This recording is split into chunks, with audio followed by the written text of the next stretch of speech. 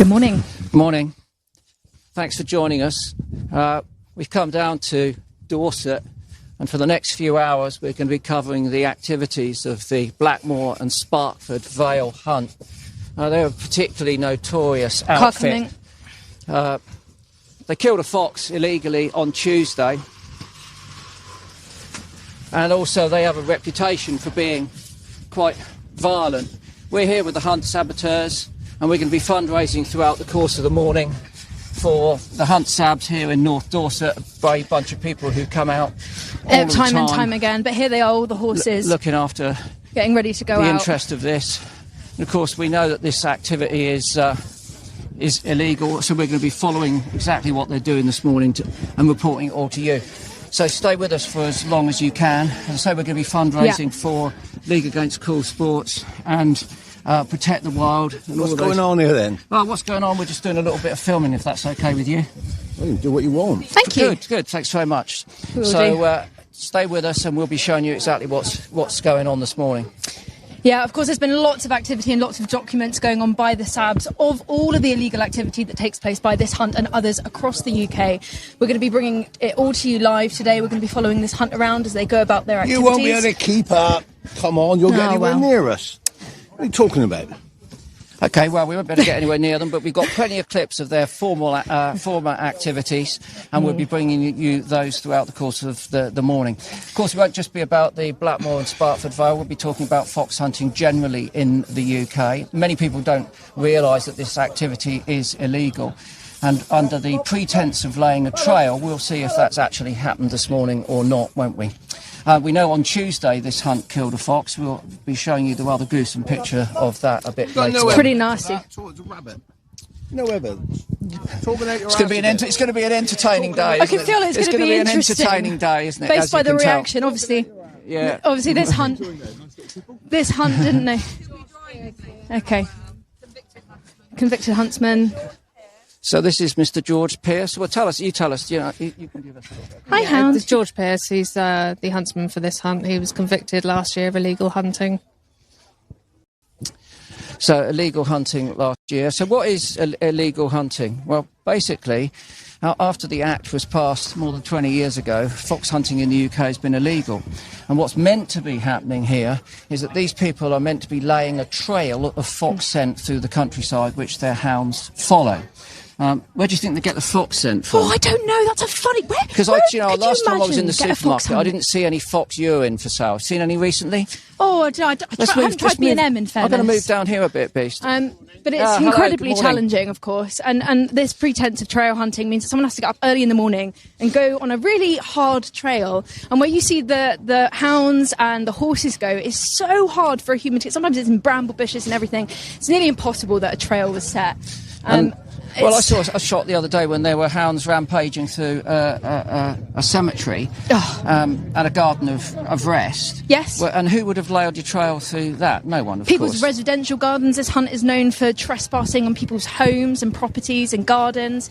There's all kinds of illegal activity that's documented. It happens every single year, time and time again, and we're tired of it, which is why we're here to peacefully document what's going on. We're just going to stand, we're going to watch. We're going to be with some of the hunt sabs that are here time and time again, giving so much of themselves to this pursuit.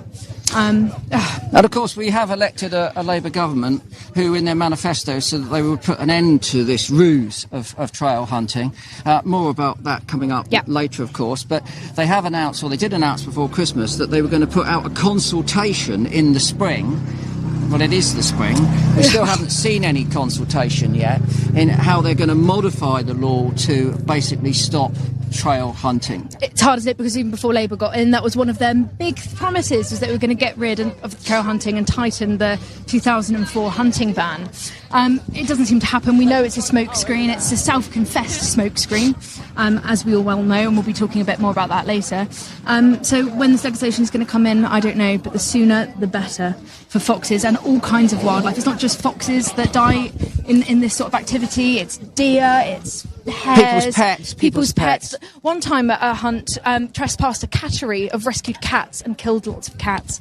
I mean, it's absolutely devastating. Not the hounds' fault, of course. We'll be talking about the hounds as well. It's just a sad affair for any animal involved. This is I just want to get some stats out. Oh, he loves his stats. Here we go. I love my stats. So, got the paper. Here we go. Right, so I've just got in my hand a piece of paper here, and this was some data that was collected by the League Against Cruel Sports, and they started collecting this in August of last year, and they stopped in December.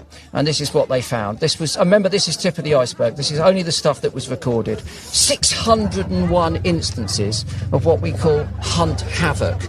Now, hunt havoc is when the hounds are running onto railway lines, onto roads, or they're trespassing into residential areas. 264 reports related to suspected illegal hunting, and that's a 16% increase on the previous year. 211 foxes reported to have been pursued, again a 10% increase on last year's figures. 82 reports of trespass and 140 reports of road interference. So that was just from August until December, and remember, those were only the things that were actually reported, so there would have been a lot more of that sort of activity as well. This is a great new report that's been put out by the League Against Cruel Sports, and I should add that we are going to be fundraising, as I said, for the League Against Cruel Sports, Protect the Wild, the Hunt Saboteurs Association, and for the brave people that were out with today, the North Dorset Hunt Sabs. Yeah. And there are links in the feed where you can click on and support those groups. Our mission, of course, all of our collective mission, is to finally drive a nail in the coffin of this horrible, cruel, unwarranted, savage activity which has no place in 2026. The irony is, looking out over this field, and I just took a second there just to look at everything going on. I mean, there are children, really young children in this field, and they're all sat on horseback drinking wine before they go out and savage UK wildlife. Port, possibly drinking port, who knows what, But it's, I don't know. You don't know your port from your wine? I don't know my port from my wine. I'm not a port drinker. No, you're not a port drinker. I'm not a port drinker. No, you'd end up with a big red nose if you drank that much port. Yeah, I know, I would. It's not okay. But it's just a really surreal thing. I mean, obviously, they've got beautiful horses and lovely hounds, which, have a very sad life. You look at the conditions that they're kept in. It's just so surreal to watch it. I mean, it feels like you've gone back in time by 500 years. Hey, it doesn't feel like something that should be allowed now. B, see this guy down here? Oh, yeah. His name is Ben Summersgill. Oh, right. And this guy over here. Yeah, seen him. And he basically was recorded by the Sabs just last Tuesday, retrieving the body of a fox that had been ripped to pieces in a hedge and wrapping it in his coat to hide the evidence. Of course. So that's the sort of people we're dealing with. This is a man, I presume, who comes out and gets vicarious enjoyment out of watching wild animals get ripped to pieces by dogs. Yes. And this is 2026. It's bonkers, This is isn't it? 2026. Do you know what I'm saying? Yeah. This is not the medieval age. No, I know. This is 2026, Time of a biodiversity. Who's this is? Hey, blocking the road. On that move now, there's a lorry stuck. It's not. Nothing at all? Don't know that. It's a sab one. That's not our one. No. So, the gentleman there is concerned that a vehicle is blocking the road, but it's not one of ours, so it's probably one of his. Anyway, there we are. We'll leave them to deal with that. So, I mean, again, you can see this morning, this is quite a well-supported hunt. I don't know how many riders there are. It's here. a lot, actually. It's quite a few. I mean, could have a count. Let's have a count. I'll have a count. Well, you have a count. Okay, 1, 2, 3. I mean, 4, obviously, 5, we were at 6, the 7, 8, last 9, year. 10. And 11, that was a pretty big meet, but this 13, definitely 14, feels 15, bigger. There's lots of supporters as well, and obviously everyone within the hunt has varying different roles. You've got the hunt master that typically leads with the hounds. You've got some hunt master over there to the left. Is it? Oh yes, yeah. And you've got different people. You've got the terrier men, which come usually in a kind of a what's it called, a quad bike. To keep the hounds together and everything, and you've got some people that are out more socially. There's different roles within the hunt, and you see as it goes on what position people play. But it is, I don't know, every time I'm here it doesn't get any more disturbing. We've also got some drones today. So we'll be following them. It's quite often difficult to stick with them the whole time by sticking to the roads and footpaths, bridleways that where we're legally allowed to be without trespass. But we can cover their activities using drones. So we'll be looking at those if they get away. The interesting thing will be monitoring whether these hounds, which are just here behind the camera at the moment, will actually be following a trail which has been laid, or whether they will just be going out looking for foxes, picking up their trail and following it. Beautiful dogs. Very sad. Oh, dear. Oh, what a dreary day. A dreary Saturday. And that's Mr. Mayo, I believe, there, the ruddy cheeked gentleman. Is that right? That's Anthony Mayo. He's a master.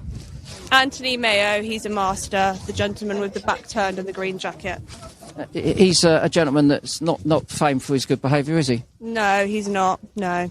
Can you think of anything else about Anthony Mayo? He's basically in charge of the day. What the hunt do, where they go, is down to him ultimately. His son has been convicted of ABH. He is also here today. ABH meaning? Actual bodily harm. Yeah, of course. So that gentleman has got two sons, Henry Mayo, who's the one in the navy jacket, and Charlie Mayo, who I believe will be here today. And Charlie Mayo was convicted of actually bodily harm with using the end of his riding whip to smack over a sab, and he had to have stitches in his head. So he was convicted in court a few years ago. So that's the son of one of the masters. You come here quite often. I mean, these are not the most savoury bunch of people. No. I think between them all, they've got about 14 convictions. So that's illegal hunting, assault, road traffic offences, and this hunt was in court, I think, either in the last 2 years for fox hunting, and that was on Channel 4 News. So, yeah, that made the headlines. So they have been convicted of illegal fox hunting. Why do you think there are so many people here? Is this people coming here because they actually want to fox hunt rather than trail hunt or drag hunt or any of the other practices? Yeah, there's no doubt with any of the support here, any of the people you see having teas and coffees and pork pies, they all know what the deal is. They know that this hunt never set any trails. They don't even pretend to set any trails. And week after week, they'll be chasing foxes, unfortunately killing foxes. So yeah, there's no ambiguity in the air about what they do. Thank you. I'll come back to you later on. And I should say that the young lady is one of the North Dorset hunt saboteurs, and they come out to pretty much all of these meets. A large proportion of them are female. They're regularly intimidated, and they suffer threats, verbal abuse, all sorts of violence. So any money that you can raise, click on the link in our post now and donate to them. Money is spent on equipment, maintaining their vehicles, and a lot of the work that they do is actually recording the activities, which you unfortunately can see posted on social media. But I always say, if you don't look, you don't know, and if you don't know, you won't want to fix it. So it's a gruesome watch, but ultimately it's thanks to the endeavours of these brave people who come out and get it. It's not easy to watch. I mean, a lot of the time when we see clips of these hunts taking place, it is, you need a strong stomach to watch it. But at the same time, without these people documenting it, there wouldn't be convictions in law, in the courtroom. They provide evidence for this sort of thing to happen, as well as, of course, public awareness of what's going on, which is critical and why we're all here at the moment. But yeah, it is a strange thing to do. And obviously the violence that Chris has mentioned earlier, the incident where someone was whipped on the back of the head, causing having to go to hospital. There's so much other stuff, using horses to push you into fences, into hedges, urine in the face. I mean, we'll go into all of these incidents later, but it's not just, the wildlife crime, it's also assault on people.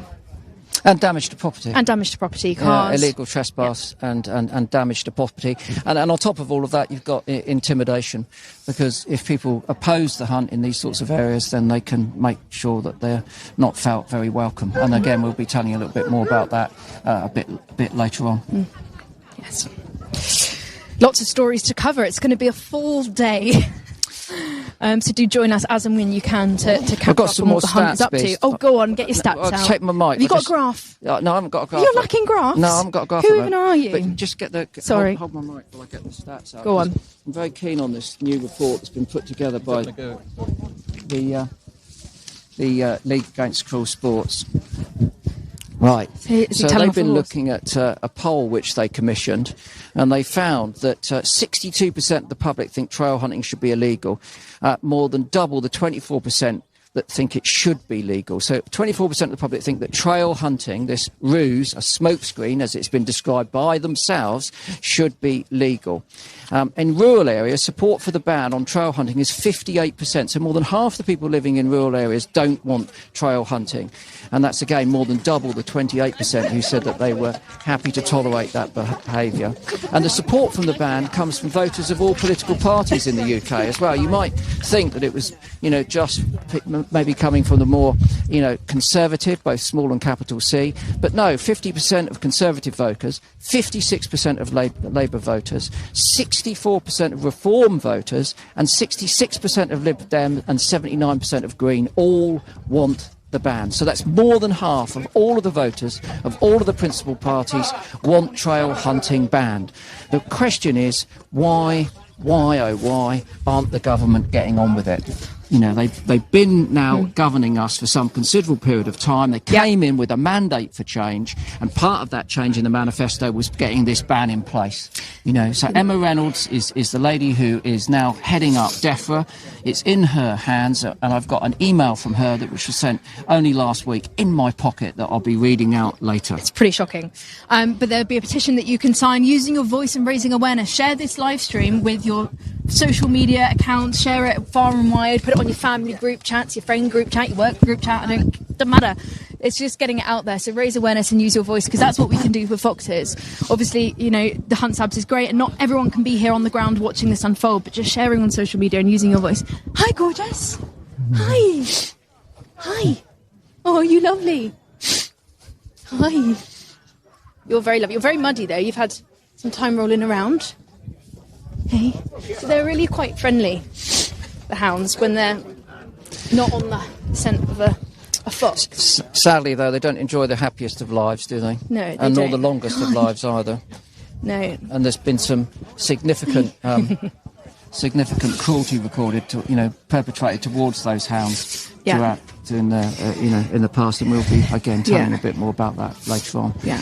Anyway, they were slow to start this morning, Beast, aren't they? I think we might have surprised them this time. Yes, I think we probably There have. was a few surprise faces. Obviously, when we say that something's coming, obviously last night Chris and I put something out on our Instagram that, tomorrow morning we're going to be up to something. We can't really say what we're going to do, because we can't really give the heads up fully of where we're going to be and what we're doing. Because obviously plans change and everything else. So, we're not keeping it in the dark for suspense. We're keeping it in the dark for good reason. So I think we did actually manage to surprise them this morning, which was good. Yeah, okay. Which is good. Well, the other thing that went round, which was sent round by their own teams, actually, was that they weren't allowed to have any terrier men out. The rest of this season, no terrier men. Because whenever you see a terrier, which is normally carried on a quad bike, the terriers are used to flush the foxes should they go to ground. So if they go into fox earth or a badger set or anywhere they can hide, a burrow, they would use the terriers to drive them out. And that would obviously be, no doubt about it, illegal fox hunting. Highly illegal. And that had been continued all the way through up until, I think it was before Christmas this year, when the Masters of the Foxhounds Association put an email around, which I saw, to all of the hunts saying, no more terrier men, no more terrier men. Well, I know that. I think there is one in attendance, at least, I think this there morning. might be some terrier men. There's a quad bike. They're getting ready to do some speeches before they set off, so things are starting to happen. Okay. So the hounds are on the move.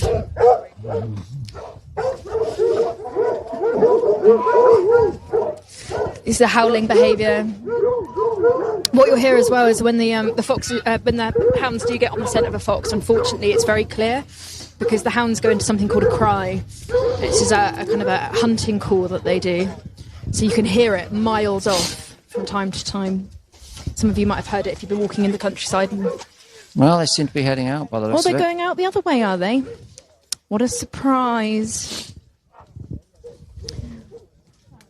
I'm so surprised by that.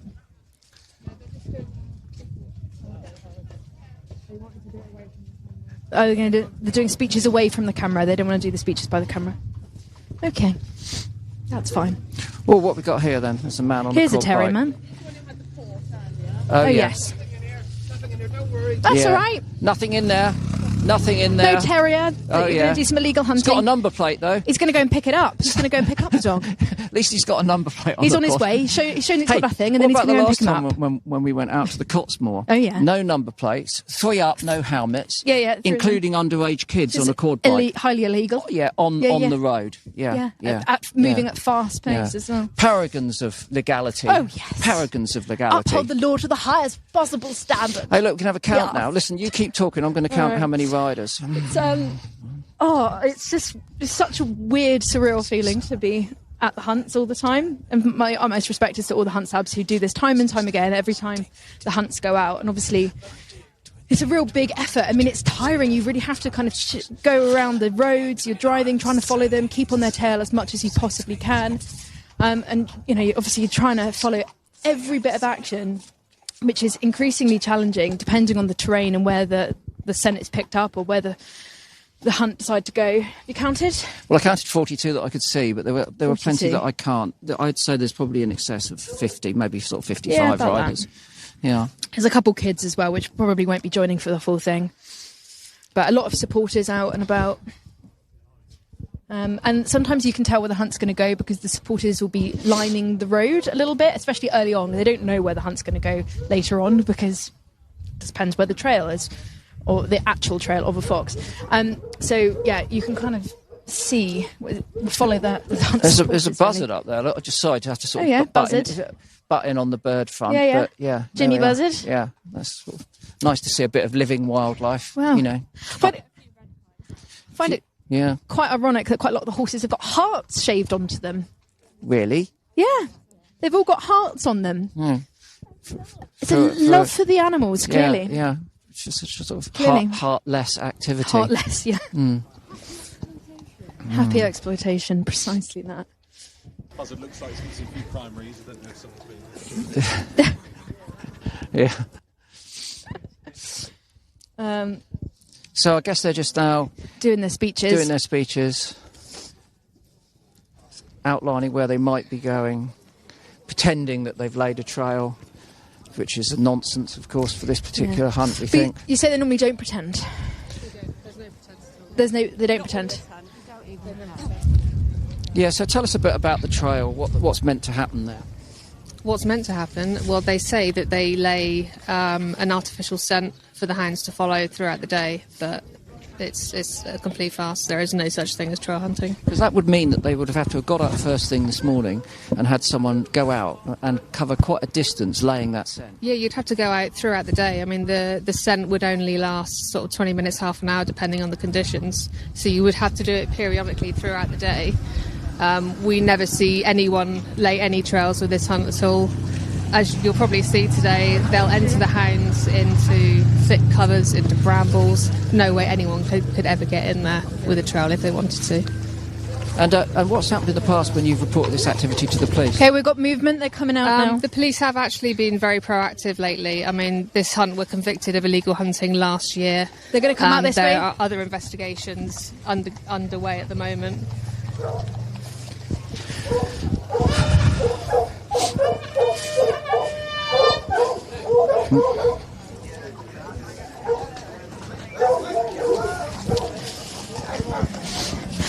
See, all the horses are going off now, followed by the hounds.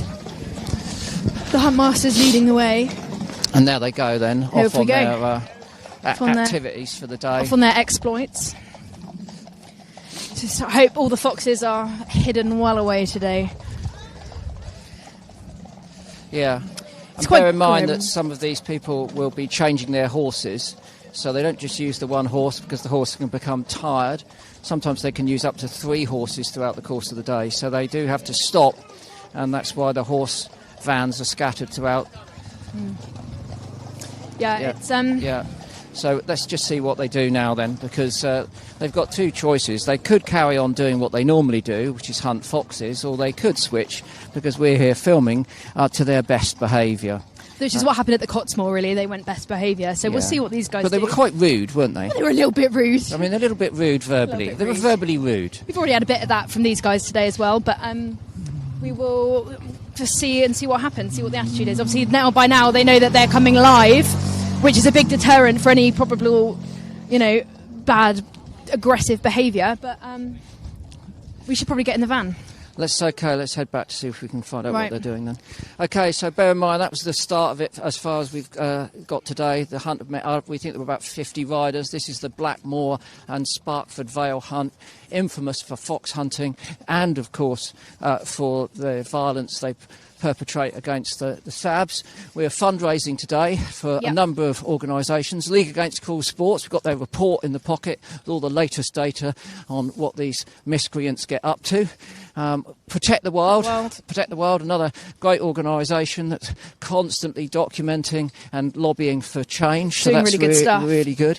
And then, of course, the people we're with today, North Dorset Hunt Saboteurs, who are a fantastic bunch of people, always out here in all weathers, risking life and limb. They really and then do the Hunt face the brunt of it. Saboteurs Association. So Right. do think Go on, about then you guys donating to these people because they desperately need your support. Chris, wait a sec. Right. Got load on up. Okay. Oh gosh. There we go. That. Okay. Got quite a few SABs out with us today, so we should be able to keep on top of them. Okay. So now we've got to try and find them. This is where it all really begins. We can drop that down. Put that down. Okay. That was, All right, so where are we off to? start. I would suggest going, so they've gone south towards a brook where they'll draw for foxes, and it'll end up in a churchyard because they love hunting foxes through churchyards. If we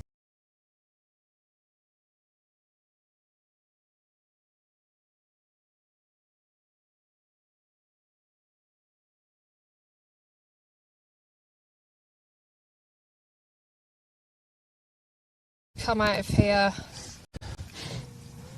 Should we go? Wait a second. Should we go left? Because if we go down to the right, we'll get tangled up in all of their vehicles. If we go left. It's quite a long way round if we go left. Okay. Actually, no. Go back out onto the main road, sorry. So go left and on. here. Yeah. Okay. Sorry, lots of country roads are on this part, so we've got to figure it out quite carefully. And the worst thing that could happen at this point is that they block our van in, because that means obviously we can't chase and we can't live stream. So we are making sure. And whilst we're moving, the signal might go a little bit, so do bear with us. We're going to broadcast as smoothly as feasibly possible, but it may go in and out slightly when we're inside a moving car. So bear with us, and we will definitely be coming back and forward. Okay, should we do some stats then while we're in the vehicle? Oh, let's do a few stats. What you stats have you haven't got? done any stats yet. I haven't done any stats. Listen, so well, you this- are the stat king. Yeah, sometimes. Hey, listen, I'll tell you what you could do. Yeah, on you then. do some stats from that one, All right. which is the one that was published a couple of years ago by Protect the Wild, but it's still got some shocking stuff in it. Yeah. Okay. Go left up here. Oh, right. So I've got a few highlights here. In fact, these highlights are not specific enough for my liking. I'm going to flip to the next page. Sorry. Well, I know. I know. I know. I just got quite late last night. Yeah, you know, clearly. Sort of like He's normally really good. I have to do it to the decimal place normally, and that has no stats. Right. So this is a report from the 2022-23 season, and during that year, 15,180 estimated hunt meets occurred. Over 15,000 meets in a year, which is bonkers. 46% of registered trail hunts of 15,000. 15,000 hunts. That's the first many times during the course of their season, throughout the course of the winter. Yeah. And these are only the documented ones. Yeah, in the last week, these guys have been out at least 3 times.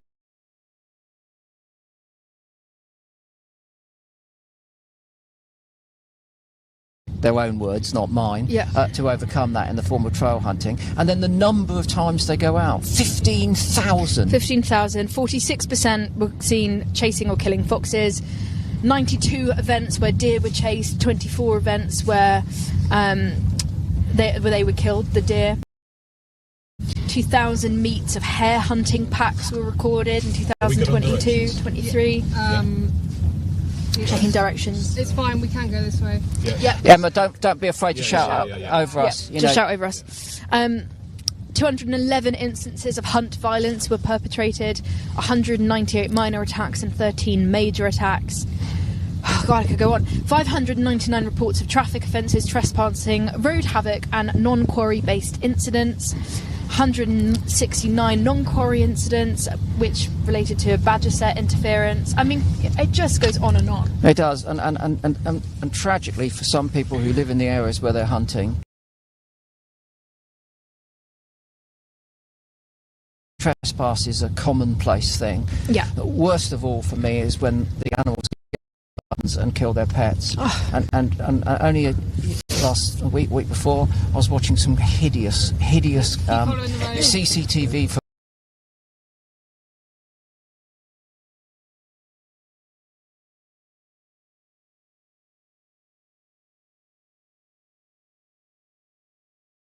footage that someone had recorded in the garden,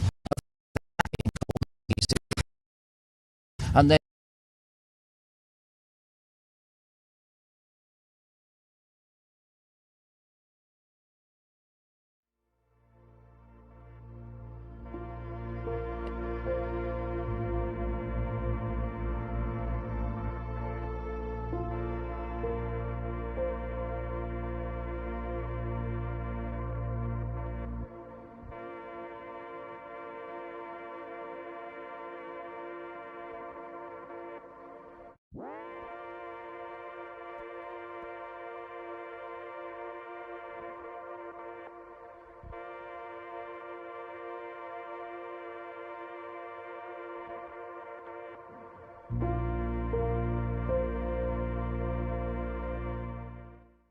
thing has changed. Right up ahead, so they kind of come to a stop. Perhaps there's quite a few cars. Okay, let's bail out then and see what we can see over that hedge, shall we?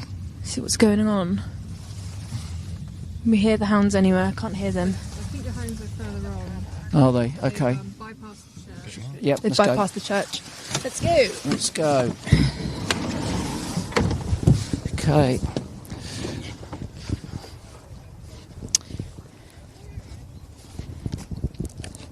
See what's going on. It's quite a high hedge. Can't see too It's a much lovely from here. hedge. And there's a Well, it's brow not on the actually a hill, lovely so hedge, but it's not very it's visible. all we can pretty much see. You've got a couple horses. They're moving on.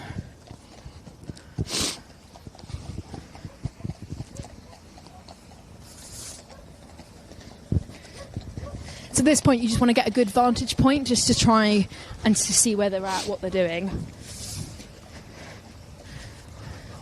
But yeah, everything's kind of on the move a little bit.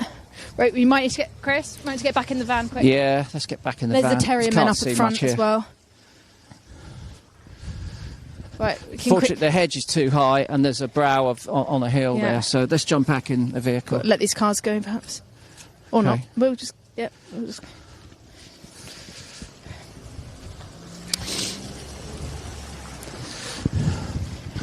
This is one of the hunt followers Hunt here. followers, yeah.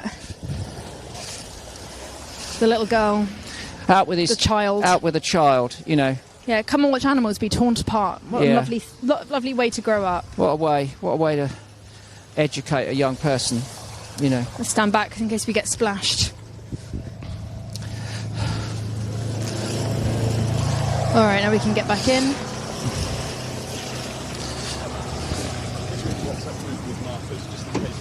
Good. Everyone in. Oh, quick. Go run that That's way. right.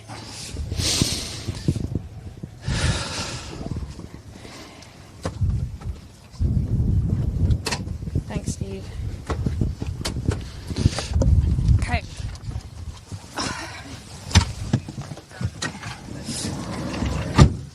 Okay, everyone in. Seatbelts on.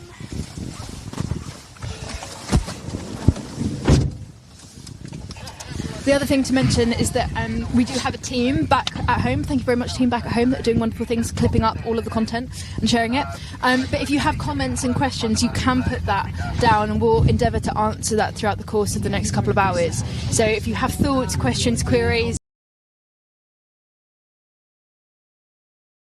outrage, disgust, then please let us know. Oh, we've got it here. have someone that may have a drone later on, but we'll keep you updated on that as things go on. This is awful. Yeah, it's pretty bad, isn't it? Selfish in every imaginable way. Oh, we got up to the left. Oh, there they are. Yeah. Oh yeah, they're running across the field. It's about 500 They're metres quite far away, out. so it's quite a way off. There's trees there. You can't quite see them with the camera. Running from Buckshaw Break, headed towards Colbridge Farm. Over. Okay, If we go all the way down here, we'll keep moving. Yeah. People might shoot out in front of us. yeah, if you can carry on straight over this road to where that red car is. These guys might come out.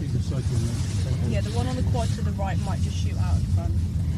Maybe this door isn't closed. Oh, yeah, okay. Okay, what else have we got? So yeah, keep on with your questions. It's Any more questions in there, Beast? I mean, just horror, I think, is the main thing at the moment. People are really shocked this is going on. Someone's watching from Melbourne, Australia. That's lovely. Hello. Hello, Australia. Hold on, that'll be quite late. Yeah, what time is that? Well, that's great. Thanks for sticking Yeah, with us. appreciate that. Melbourne, Australia. I like Melbourne. I've never been. No, I went there once, yeah. I've never been to Australia. Yeah, it's nice. Yeah, I'd like to go. Okay, it's getting into. You can see them there, right against the hedge line, Colbridge. Oh, yeah. running they've up gone the a bit- hedge line. A right at the end of this road, please. Yep. You can see just heads floating across. Really tricky to see. They're quite far out. Indy's too tall. Indy's very tall. His head. He's sat at the front, so he's blocking the view. We're just kidding. Oh, Yeah, look, there we go. here's quad bike, no bike, helmet, moving pretty fast, standing up. standing up on the road. Oh, that's one of those guys, isn't he? It's one of the Violent Brothers. Yeah, there's quite a few notorious families known for this hunt of doing pretty well. We've got deer running. Where are the deer? So again, that's something we haven't mentioned so far, Beast, is that obviously the hunt havoc, Yeah. just having this number of horses and people and dogs moving through the countryside disturbs lots of other Yeah, wildlife. it's not just about the unnecessary killing of the foxes, it is about the impact. I mean, we obviously talk about responsible dog ownership, responsible cat ownership all the time. You know, we love the poodles so very much, but at certain times of the year they're always on a lead in certain areas. But having a pack of hounds running through the countryside in this kind of way is it's disastrous. And I have to say that So much. wasn't it this hunt that killed a badger recently? Was it this hunt or was it another? Is there a badger? But they'll be out every morning before the hunt, blocking the badgers.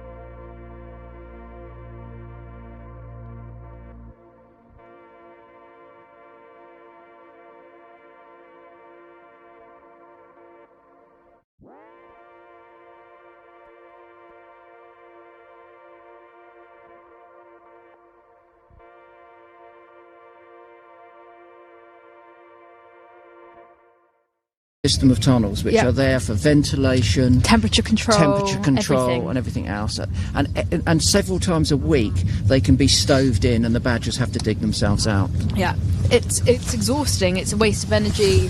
God. You know, you see the deer fleeing for the Cotswold. We saw hare fleeing. I mean, someone's asking on the on the chat, where are the prosecutions? Why isn't this being prosecuted? Wow. Well, it's quite complex, really. Yeah. I mean, if you can get the evidence, which sometimes the hunt sabs are able to do, which is incredible credit to them, it goes through a long system, and it takes a long time to get a prosecution, if at all. And unfortunately, a lot of people associated with the hunt are often quite high up, quite high ranking. It's also it's not a crime priority. It's not a crime priority, unfortunately. And as a consequence of that, you get know, a little slap on the wrist, Yeah. Glenn perhaps. says, I'm a few miles away from Surreal. They're a law of their own. They're a law unto their own. They're People are just saying that they're a law of their own. completely lawless. The locals hate them out there. They really do. Yeah. a lot of local communities really suffer from having them. Okay, what's the plan then? So the hunt are somewhere immediately in front of us. So it's unlikely that we'll see them from the road. Okay. So should we follow down in that direction, or? It's a dead-end road. Oh, it's a dead-end road, so we don't want to go It's down dangerous going down there. There's a chance if we walk out into this field on the left, we might see them down the hill. there. Okay. Well, why don't we spin the vehicle around so we don't get blocked in this dead-end road, and we jump out and see if we can see them? Yeah. Should we try that? Yeah. Marcus, you up for that? Yeah, when we're going to get out. We get But out. we don't want to go down here because We might not get back out we again. may not get back out. Okay. Okay. Here we are. Okay.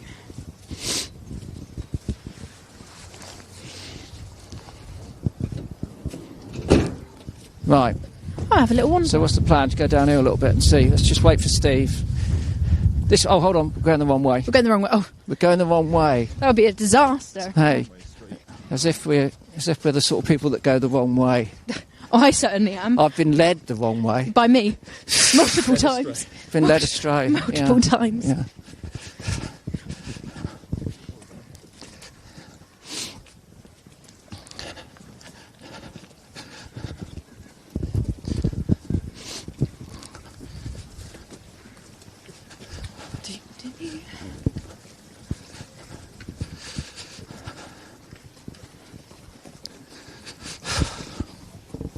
Snowdrops out there, look. I noticed that earlier. 2 Oh, yeah, a kites. couple kites. 2 kites. And look, snowdrops. Look at these. Beast. I know they're beautiful. Spring's in the air. It's coming, isn't it? I love snowdrops. Yeah. Let's be distracted temporarily by a beautiful little plant. Some nice, Look at that. and especially when it's covered in the raindrops as well. These 3 beautiful petals. Stunning. See? That's great, isn't it? Smells good down here as well. I love a snowdrop. Right. Love a snowdrop. Go Sign on of a hope, footpath isn't it? down here. No, is that right? Yeah. Public footpath. Feels like we're going into a garden, but it's a public footpath.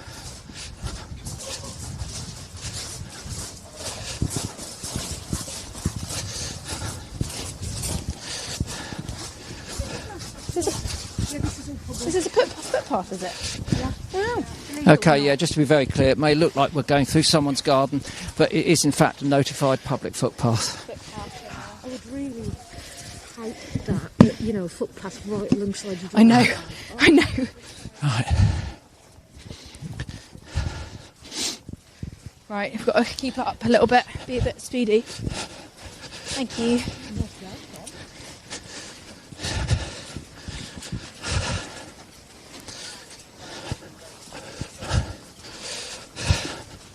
Imagine this, so you've got a lovely, beautiful cottage here, Yeah, looking out over some of the countryside, yeah. and then you've just got hounds running through it. Oh, Although, to be honest, it's not the hounds that's the problem. oh, there's a couple there, look. Yeah. Quad bike in front of us. Yeah. Keeping a bit of an eye on what we're all up to. They're watching us.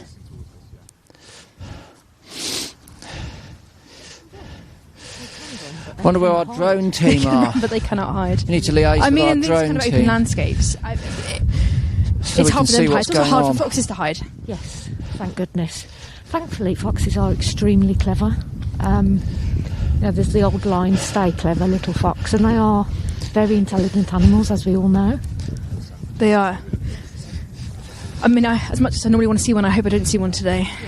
They've entered the hounds into this long copse here. Yeah. These 2 riders, Yeah. they're on point, Yeah. hoping. Point means. So if a fox runs out of the wood, they will either send it back into the hounds or they will alert the huntsman. You can see the hounds just on the hill there. Yeah. They're inside searching for a fox now. Okay, Chris. Yeah. Let me explain what's going on. Come over here. So they've set themselves up quite nicely, clearly. In this bit of woods, you can see the hounds running around in a second. Just see the huntsman's horse there. So they've entered the hounds into that cover. There's 2 riders on point at the end, which means on point means that they will either send a fleeing fox back into the cover, or they will alert the huntsman when a fox breaks cover and runs. What about the quad? You've got the quad bike that's looking. Yeah, he will also be looking out for fleeing foxes. So they're positioned to basically run the fox back in the direction of the hounds if it comes out. Yeah, typically, I mean, especially during cubbing season, they will try and keep the fox within the cover so the hounds can get it. During main season, they like a longer chase, so they'll just be alerted to where the fox has gone, so the huntsman can put the hounds on the line of the fox. So do you think it's fair to say that, that they are definitely illegally fox hunting at this point? Definitely. No doubt at all. There's no doubt about it. Well, they know that we're here filming. Why don't you think they've sort of stopped that? They don't care. They think they're above the law. And that's why we need it banned, because the current law is just not good enough.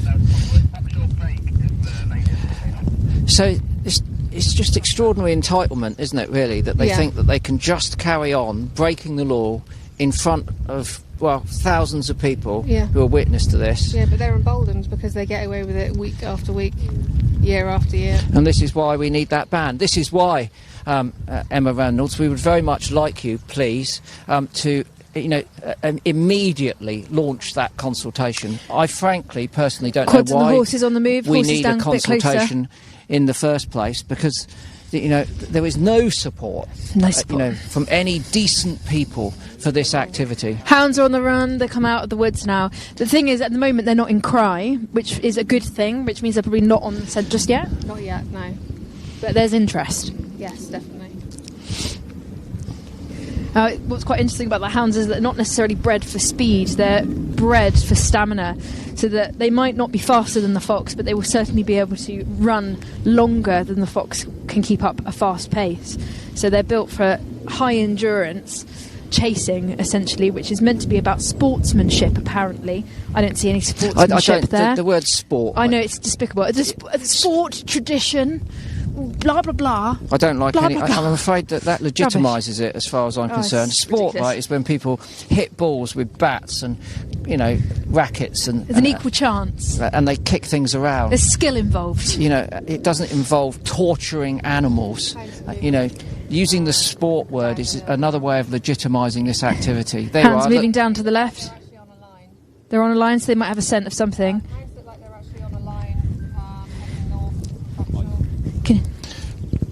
Can hear the horn going as well, which just means they're directing the hound. Can anyone get up to Pole Bridge, that yellow road up there, over? Yeah, copy that, landing's on the way. You see them on the top of the hill there now. They're all coming. There are some deer in there as well. There's some deer. Can you see 2 deer? Yeah, can you see there? Oh, I can see a deer, yeah. 2, is it roe deer? Yeah, they look like roes. The hound's now going back up. There we go, the hunt's gathering again. So can we presume that they have permission to be where they're running around at the moment? Most of the time, yeah, they get landowner permission, but this hunt do trespass as well. If a fox runs on land they're not supposed to be on, they won't hesitate to follow that fox. So that looks like the whole gang, doesn't it? They're on the edge of the wood now. So what would be the plan now? They've searched through that small spinney or copse. We'll draw in there, so now they'll be deciding where to put the hounds next. So is this the practice? They go from like copse to copse, spinney to spinney, with the hounds, set them in there to see if they can pick up a scent. They'll go to areas where they know foxes will be found, and they'll do that throughout the day, go from cover to cover. Okay, well we might as well hold our ground because they're coming vaguely in this direction at the moment. They're coming a bit closer now. Yeah, over. They are near the stream below Football Creek at the moment. Slightly interested. I'll let you know direction in a moment. Copy that. Is anyone at Pole Bridge at the moment? Over.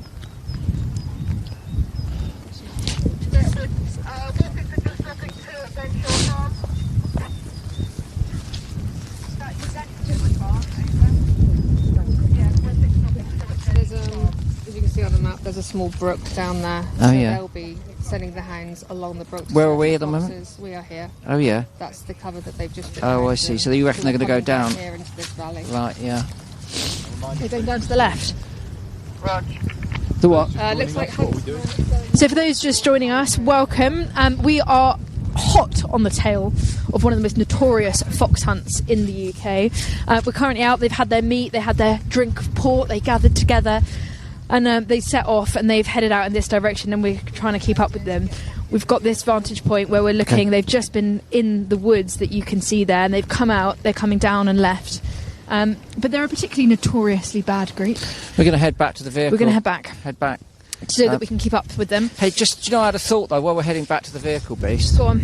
Like, imagine fox hunting didn't exist, right? And then someone sat down this afternoon, right, and said, I've got a good idea. Yeah. What we'll do is we'll get a bunch of horses Right. to, ride across the countryside with a whole pack of dogs that are trained to kill foxes, and we'll call it a sport. Oh, yeah. And it won't matter about the animals getting ripped to bits, in a times of a biodiversity crisis when people should be looking after wildlife at all. Yeah. Is anyone interested in sponsoring this? Is anyone interested in getting this If you going? pitched that idea to me, I'd probably suggest you might need some help. See, when you bring it back to basics, right, it's just madness, isn't it, that this continues? Just chasing things. It's so violent and it's so brutal. When you see it, I mean, some of the footage that the hunt subs have got and things that they have to witness, it is barbaric. It's a really nasty thing to see and put yourself in front of time and time again. Right, this is a footpath.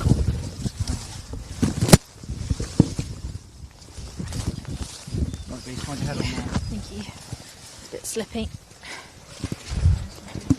Right, the camera. You good? Yeah? Sure? Yeah. Everyone else?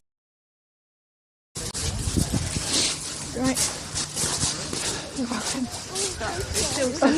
It's just slippy. There we go. You're good. You're right, Steve. Okay.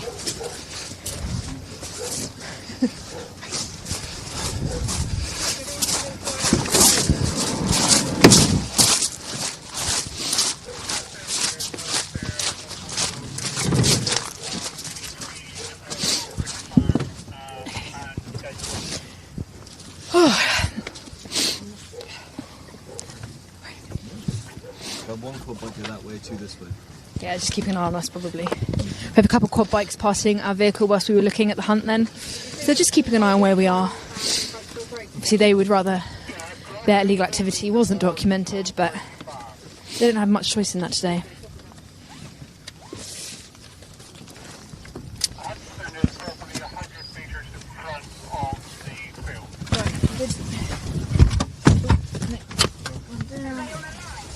Okay.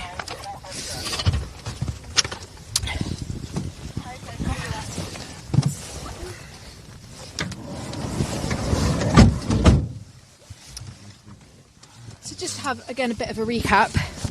What's currently going on is what they would call trail hunting. Now, let's be clear, there is no such thing. We're just straight on. There is no such thing as trail hunting. It is a smokescreen for illegal fox hunting, where people go out on horseback with a pack of hounds and they chase wildlife throughout the countryside. Of course, it's usually foxes, but deer, rabbits, hares, everything is impacted. In fact, I was just hearing about a terrible story about what happened to a deer. If someone wanted to tell us. So this happened a few weeks back with this particular hunt, the Blackmore Vale and Sparkford hunt, and a deer was running for its life. As far as I know, they weren't actually in pursuit of that deer. It was just, another accident of the countryside. But it got caught up in some fencing, and the huntsman had to, he decapitated its head. Very gory, had blood all over him in order to kill the deer. So more victims of fox hunting. It's not just the foxes, it's the badgers and the badger sets, it's the terrier dogs they put down the holes, it's the hounds themselves, it's the horses, it's people's livestock, it's people's pets, it's all of it. Yeah. And not forgetting you guys as well. Yeah. But we volunteer to do this. Yeah, we don't so we know fully what we're signing up to. So why? A lot of us are all females as well. So why do you put yourself in this position time and time again? Why do you volunteer as a hunt sub? well, I think there seems to be the hunt like to put across that there's like a town and rural divide, when that's complete make-believe. Like, we all live in the countryside, we all share this space with the animals, and once you know it goes on your doorstep, you feel, you know they're going out every Saturday, you know they're going out in the week, so you just feel compelled to go out, just to, because who else is going to be there for the fox? There's no one else. So We've got I always think as well that, Here we are. you know, Here we go. We'll come back to that in a second. Marcus, make to reverse. Yeah. Here we go. So this is the start of the hunt. The hounds are coming up. Okay, all right, stop the vehicle. Let's just let them go by, and we can film it. Out your door, Fabes. Okay, stop right there. Okay. There we go. So here's the hunt going past. You Open can the see all the door. hounds. There we go. Jump out. As they're going past. Here they all go. About 50 riders, as we counted earlier. Lots of hounds. They were definitely looking in the woods for a scent earlier on. This is the first start of it.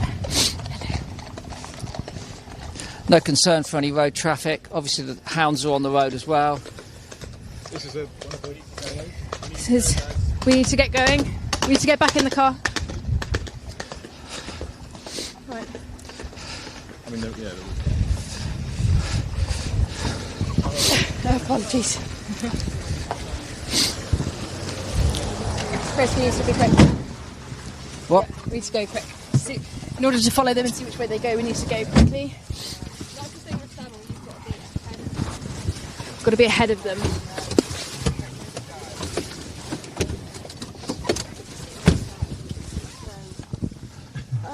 Pulled in to let them go. She's not. She says we're on her drive, but we just. Well, we are on our go. drive. Big deal. We pulled in to let the. Yes, she is. Fabes, do you want to get them out this door? Like they're really racing now. Trying to keep up with the hounds. Yeah. Galloping on tarmac. Not good for their joints at all. If we can get ahead of these group of riders. There we go. Off we go. Okay. Door. Okay. We'll try and keep up with them. Oh dear. They cover a lot of ground very, very quickly, don't they? Running today. They are. they are going to be trying to get away from us. They're trying to get away. They're trying to run. You can run, but you can't hide. 15,000 cameraman, times. Fabian Harrison. 15,000 times a year this happens. You know, Yeah. 15,000 times. It's unbelievable, isn't it? Yeah, and 40% of all of those hunts that go out were documented actively chasing or killing a fox. 46% of that. It's a significant proportion. You know, imagine that, you're a little fox, you know, you've got your own territory, you're at this time of year building those pair bonds, you're establishing and mating, you're very noisy, having a lovely time, and a few times a week you're completely chased, driven out. That's going to have impact on your reproduction, it's going to have impact on your ability to go and hunt for yourself. You're going to be exhausted if you're able to get away, that is. You know, the lucky ones that are able to escape if they're being in pursuit of the hounds and the hunt. Okay, just go back to this report that was published by the League Against Cruel Sports recently, and it talks about support from the ban coming from all the political parties. 56% of Conservative voters, 56% of Labour voters, 64% of Reform voters, 66% of Lib Dems and 79% of Greens wanted the ban implemented. That's the ban on trail hunting, which would put an end to this insidious behaviour, we hope. And the chief executive, Emma Slawinski of the League Against Cruel Sport, said, "This polling shows that people from across the political spectrum, from both town and countryside, have seen through the lame excuses being offered up by the hunting world and want to see trail hunting banned. The time for change is now, and we urge the government to act and push ahead with the consultation to ban trail hunting, We've got horses coming up which behind. they Quick, first close. promised to deliver last year and then early in the new year." And we don't have that consultation on the table yet. No. Why would you ride your horse so close to a vehicle? I've got no idea. They really are. Poor horses. We've got some comments coming in, and please do make sure that you send in your questions and comments. Just found a petition to stop the ban on trail hunting. Yes. To stop the ban. Yes, to stop the ban on trail hunting, which has 47 signatures. Yes, the support. Which has got. Oh yes, I see what you mean. Sorry. Yes, I understand. But we actually have an alternative petition which you can sign. It's a League Against Cruel Sport petition, which we would urge you to sign. You don't have to just sign one. You can sign as many as you sign like. as many as you possibly can to end this cruelty.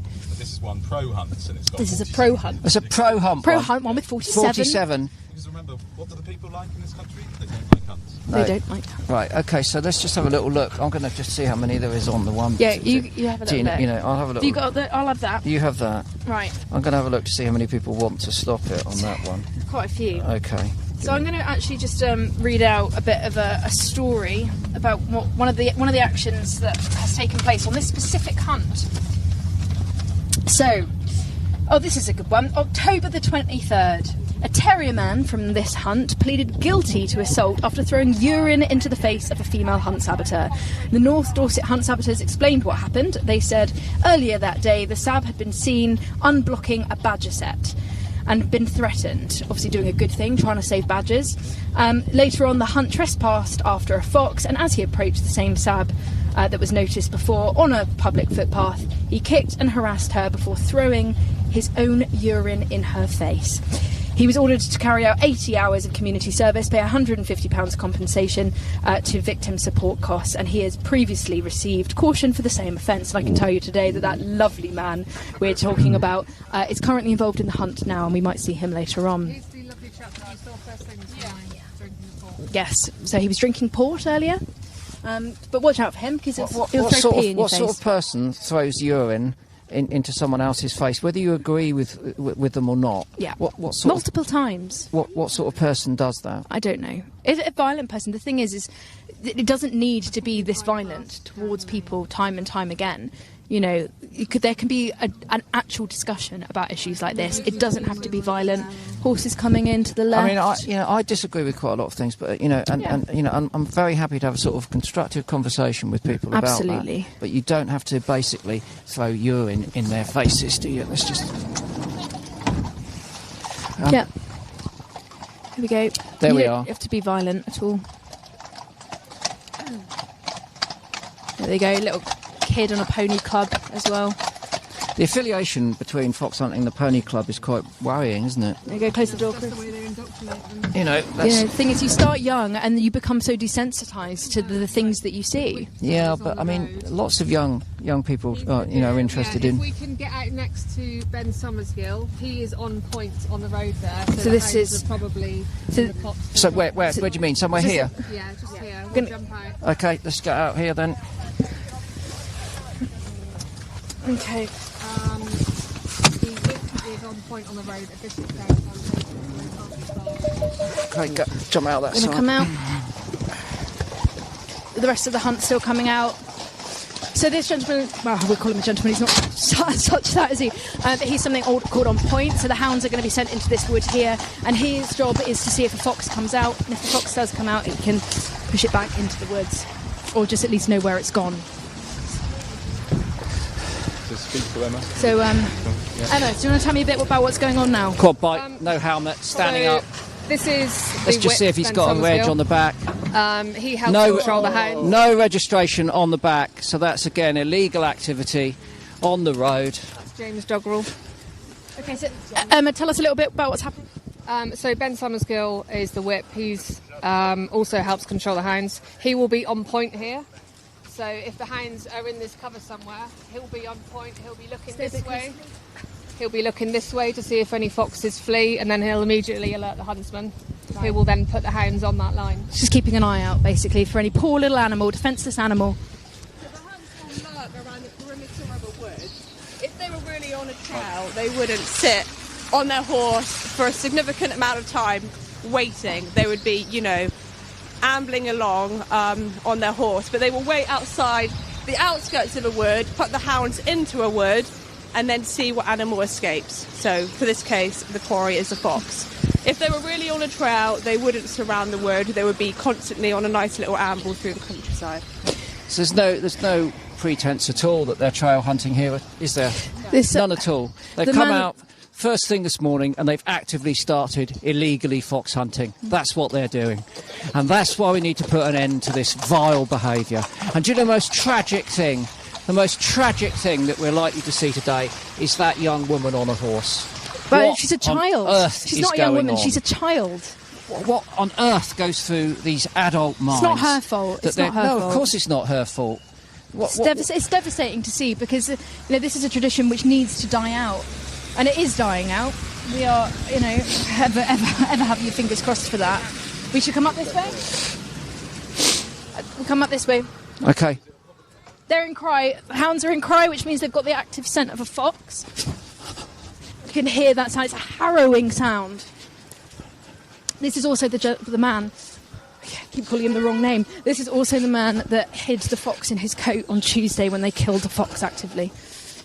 The man that we're coming up to. We've got a clip of that as well, their illegal activity that happened literally on Tuesday. You can hear the hounds in cry.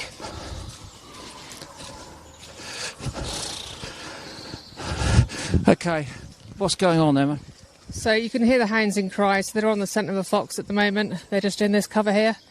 Did anyone lay a trail through that? Did anyone get up this morning and lay a trail through there? It's unlikely, isn't it? I'd say it was actually impossible to lay a trail through a piece of woodland like that. In the dark on a winter's morning. In the rain as well. In the rain. So this isn't brambles. trail hunting. This is nothing more than a self-confessed smokescreen for illegal fox hunting. That's what's happening here. No ambiguity about it, and it's time that it was put finally to bed. Look at this. The hounds have stopped crying. For now.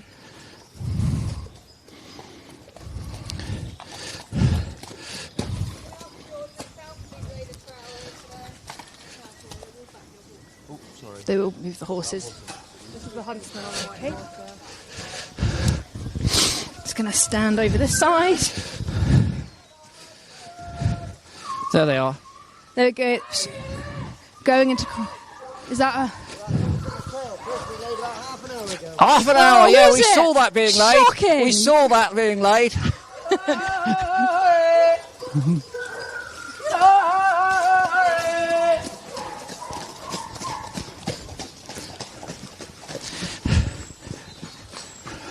You see, honestly, do you know what, right?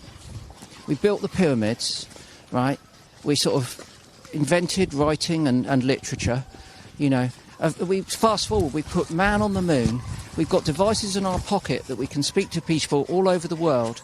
The powers that we have as an organism in terms of our inventiveness, our innovativeness, our creativity, our imagination are unparalleled. And yet, Got the horn, they're going left. we have this. Rampaging through the countryside in the midst of a biodiversity crisis, terrifying wildlife, shouting and whooping like they're with on a the pack trail. of dogs intent on pulling a fox to pieces so that people can think that that's a great way of spending their Saturday and have fun. There is something seriously wrong with some members of our species. There really is. It doesn't get any more complex than that, does it? What on earth is going on? Honestly, it's like being in Game of Thrones, isn't it? Or something like that. Some bizarre throwback to a medieval time. It's just, honestly don't know. Just the anger and the frustration. We're going to keep going on. Yeah. So this is where they say that they've just laid a trail half an hour ago, which, by the way, is not a long enough time. Yeah. Do you fancy beast? Listen, do you fancy, getting in there? Do you know what? I just thought I might have a real quick run through all these brambles and high and vegetation. over these barbed wire fences? Yeah, don't worry, I can leap over that. Yeah.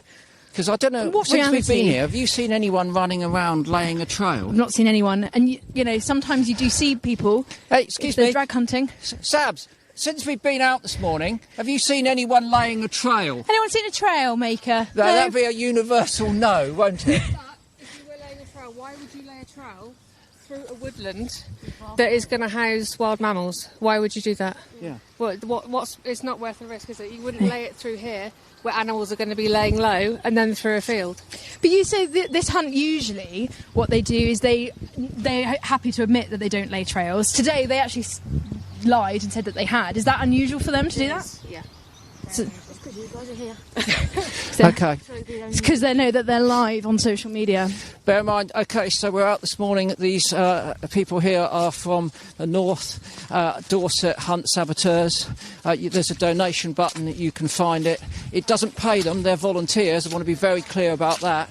What it does cover is the cost of their equipment, maintenance of their vehicles, fuel and so on and so forth. Without their extremely hard work in, awful weather conditions, putting themselves at risk of violence continuously, we wouldn't be able to see what these hunts get up to on a week-by-week basis. So please think, I know times are tough at the moment, but any small amount that you can donate towards them will assist everyone in putting this horrible, horrible habit finally to bed. It's a tough job, it really is. Thank you. Right, let's get back in.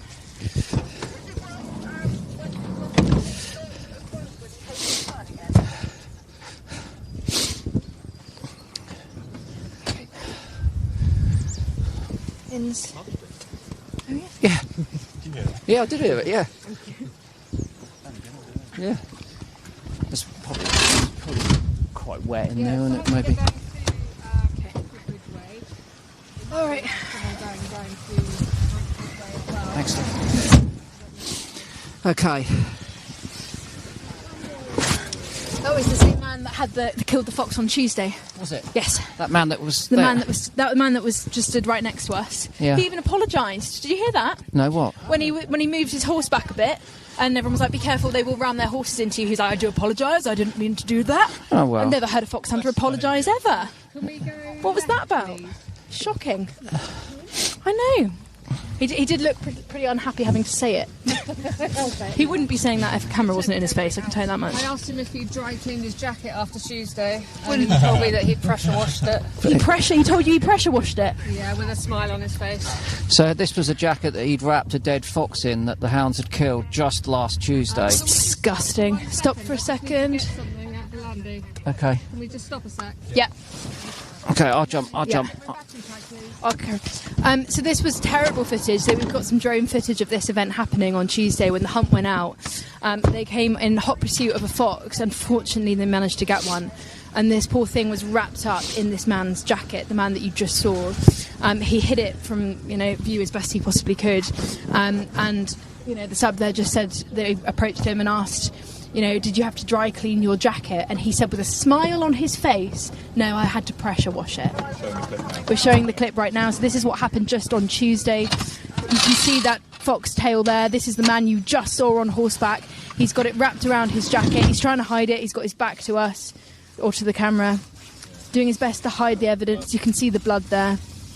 To say I had to pressure wash that is just despicable. I mean, how can you go to bed and sleep at night after doing something as terrible as that? It really is shocking. And I know these, are graphic images, it's hard to watch, but please don't look away, because if we look away, this simply continues, and we must face it head on so that we are able to stop it better. It's not nice, it's not often comfortable, but it's necessary, the fact it goes on. Right. What about some stats? So, go on then. Yeah, I'd take that. Go on, give me your best stat. Oh, hold on, I haven't got the stats. I've got the stats. I've got the stats. Give me the stats. I need some stats here. Right, let's go back to some of the activities of this particular hunt, shall we?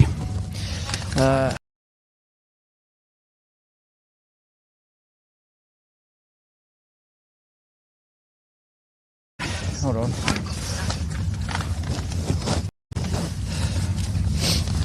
Sorry, we need to turn around. Right, so the highlights. In the last 3 years, this specific hunt, this is the Blackmore and Spartford Vale hunt in Dorset, has had 15 criminal convictions. The last fox was killed, as we've been speaking, on the February the 1st, and another on the 3rd, that's last Saturday and last Tuesday. The footage is that you might be able to see, because we have that. And it's also possible that was a bagged fox. And this is something we haven't mentioned, and that is that sometimes if they don't find foxes, they previously captured them. Yeah, this is just even... I mean, if you think it can't get worse, it gets worse. That they catch foxes, and they'll put them in a sack or a box, and then they'll take them out and release them once the hounds are in the vicinity of those animals, so that they chase them. A bagged fox. Possibly. It's not confirmed That's yet, not and the police confirmed. are investigating. It's not but confirmed. Police it's are investigating suspected that. a bagged fox. This hunt have been known to kill 3 foxes in one day. We should say that this is, without any ambiguity whatsoever, illegal behaviour. It's illegal to kill foxes in the way that they're doing. And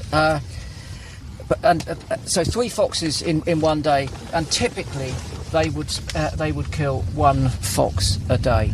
And they also killed a badger in February of this year, and that's what we know about. This is just what we know. Yeah. I mean, I'm sure larger numbers of foxes and other wildlife are killed by this hunt. Give us another consistently Blackmore and Spartford Vale. Another dark low light. A low light. Low light. Right, let's hear. I've got a whole list of them. Yeah, because there's so many. Because they're such nice people. Right, let's have a look. Which one should we go for? This one, 3rd of March 2025. One of the Mayo brothers and someone called Mr. Bashford, who are incredibly active in this hunt, pleaded guilty to willfully obstructing the highway. A fox was chased over the road from the sewage works. A sab was chased through a public car park by them, and then she tried to follow and was blocked off by the hunt. Who had unmounted, so they block major roadways essentially, and often get charged for doing that type of thing. Charlie. On another one, this is the big one. We'll save this one for a bit. This was a big win actually against the hunt, so we'll be talking about that later. Just trying to find the hounds. Keep listening out for them. They are on the road adjacent to us on the left. Okay.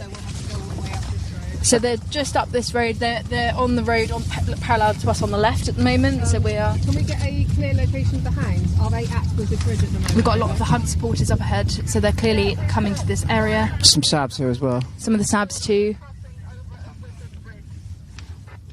Crossing to what direction? Over.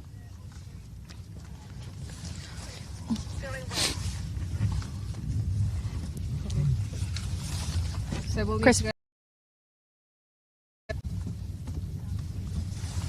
Should we keep Go going? up this road. Yeah, keep going up the road. He's one of the representatives I was talking about earlier with the Portman hunt. Landowner representatives. Yes, that's an interesting title. But often people come and post just people that work for the estate or the landowners, and apparently they're landowner representatives, whatever that means. Hands-on as well. Oh, and they can be hands-on. What can they do? Absolutely. Is swearing, just violent through and through, really. And they feel emboldened because they think we're trespassing. Trespass it's a civil offence, it's not a criminal offence. As SABs, we do stick to the footpaths at all times unless they are in pursuit of a fox, and then obviously that is where go off the footpath to save the life of a fox. But on the whole, we do stick to the footpath as we can. They don't like it, and the only way that they can express that dislike, to put it mildly, for us is to be violent towards us. It's quite sad, really. I suppose they're trying to deter you, aren't they? Because if they think if they can intimidate you off, you're not going to turn up next time. And because raising awareness for what they're doing is, is shining a light on illegal activities that the government at some point will have to act on because it is their moral duty to. But so we wear body cameras, we have these handheld cams, so we try and film everything. The body cams is for our own personal safety. We've only just started wearing this in the last recent years. The body cam, the handheld cams we've always had. So yeah, they will try and block our view of filming. When the hounds are in cry, you might see it today, they will rev their quads and their car engine so loudly to block out the sound of a hound. This gentleman coming up here, Henry Mayo, the gentleman you were just talking about who was blocking the road when he saw a fox. So all of this equipment that you've got on at the moment, I mean, all of that is the things you need to do your job. And if people are able to donate, this isn't going to pay you directly. It's going to pay your volunteers, and it's going to support equipment, vehicles, and everything, so that you can continue to raise awareness. Yeah, fuel. We use a lot of fuel going back and forth on all the country roads. The handheld cameras, they do get pinched as well. Our body cameras, our straps to go around the body cameras, and one of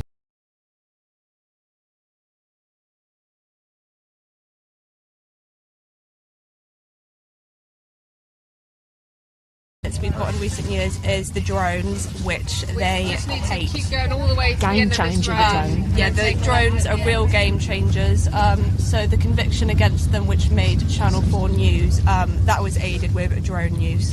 So they really are like the eye in the sky, and they can cover so much more distance than we could cover on foot. But obviously the person with the drone does become a target.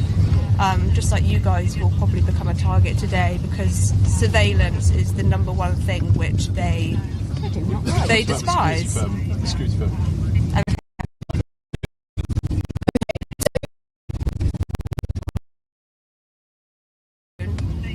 Not really with this hunt, but other hunts can be enough to actually stop them in their tracks.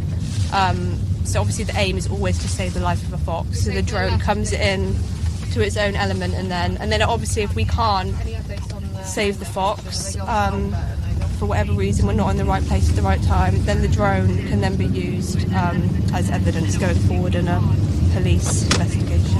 And I think that's equipment. if it wasn't for the drone, we wouldn't have got the Pelsham Farm case. You know, it just wouldn't have stood up in court. There wouldn't have been enough evidence. You know, so thank God for drones. Yeah. The more equipment, the better. The drones. Emma? Carry on straight. Of course, drones give a completely different perspective. You're able to see how a hunt moves throughout the landscape a lot easier. You can see exactly what's happened and how they're doing it, which obviously can inform you about how you're going to sab it next time. So drones are a really important piece of equipment. They are expensive, but the more drones that are used, the more convictions that take place, like we're seeing on the Channel 4 expose, which was excellent, by the way. It's one of a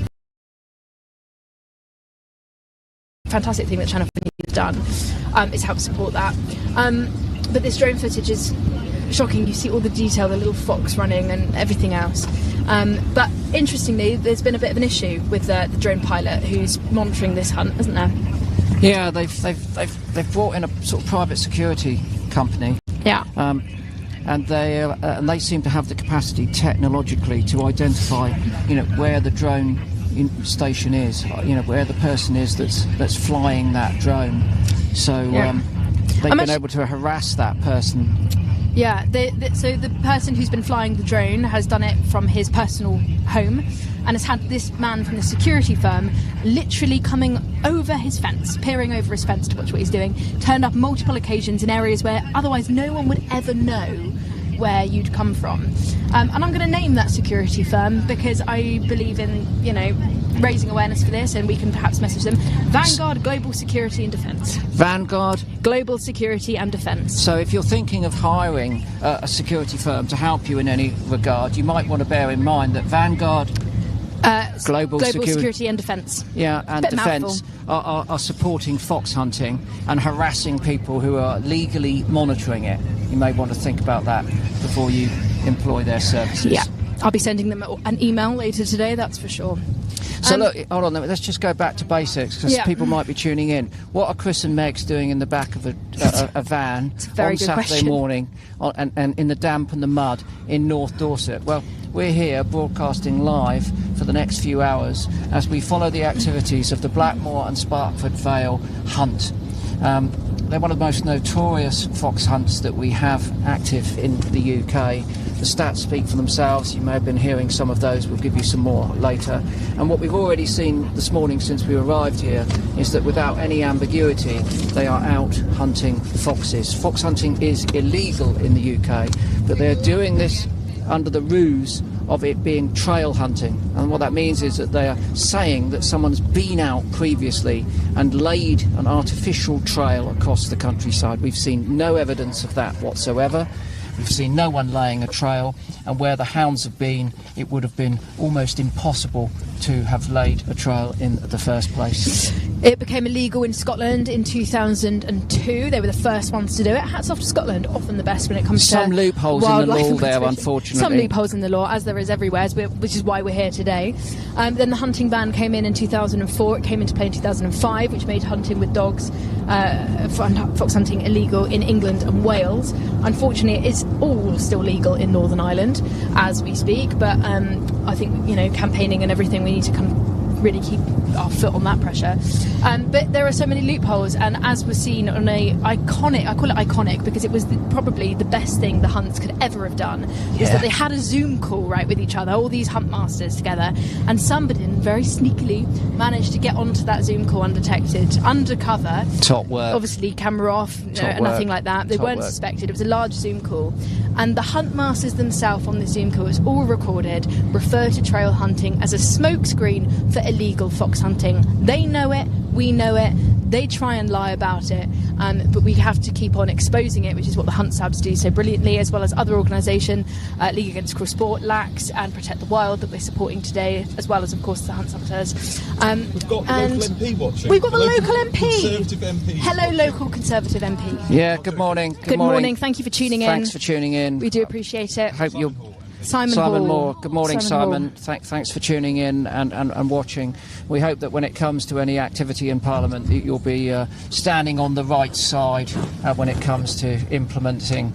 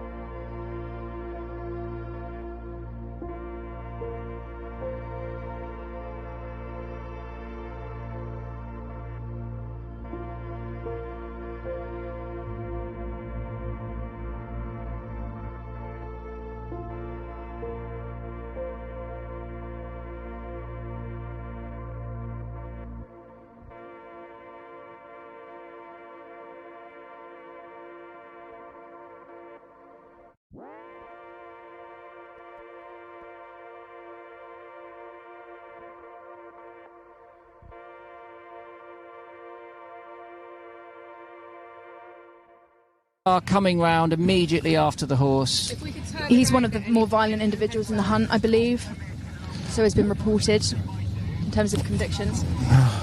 It's just like... it's mad. It's wild, isn't it? It's crazy that we still have to be out here doing this. I mean... It's, it's mad, and the time that the hunts have take, I mean, they've got nothing but my respect being here doing this.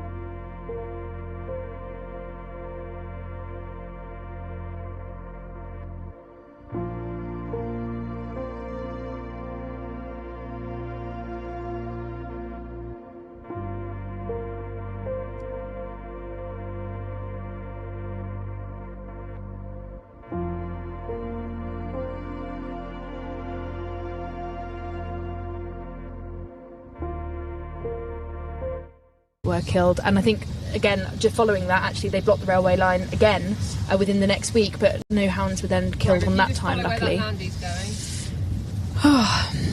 Anyway, send in your comments and your questions. We really, are happy to answer everything that we can. Your frustrations, your thoughts on the subject, or anything you would like to know.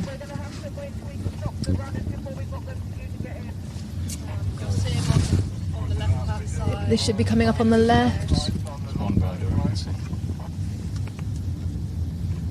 It's madness, isn't it?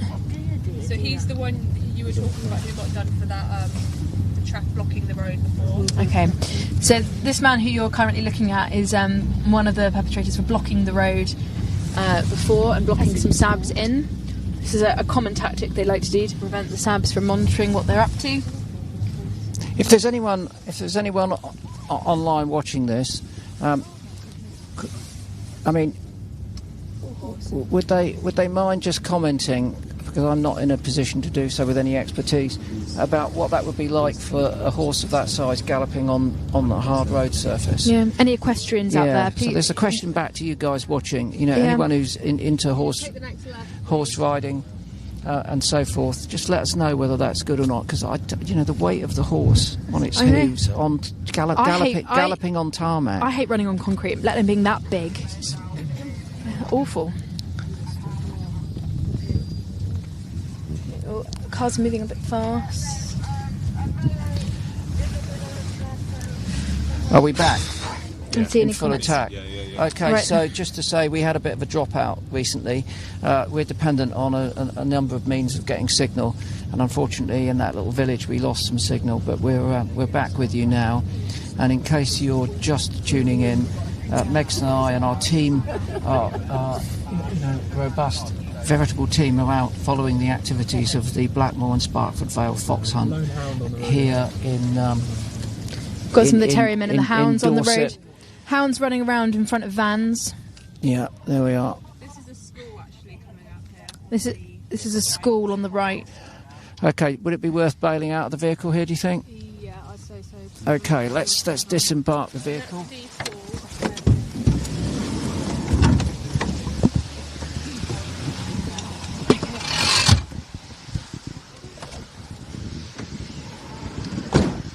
Get out and see what's going on. Right. Look, dog on the road. Hounds, dog on the road, right Dog by running the on the cars, road. running. You've got some more hounds at the back as well. More hounds coming across here. Turn around. Just dogs on the road. Get all of this, folks. Oh my goodness right in me! front of Look the cars. at it. Chaos. Just chaos. Just chaos.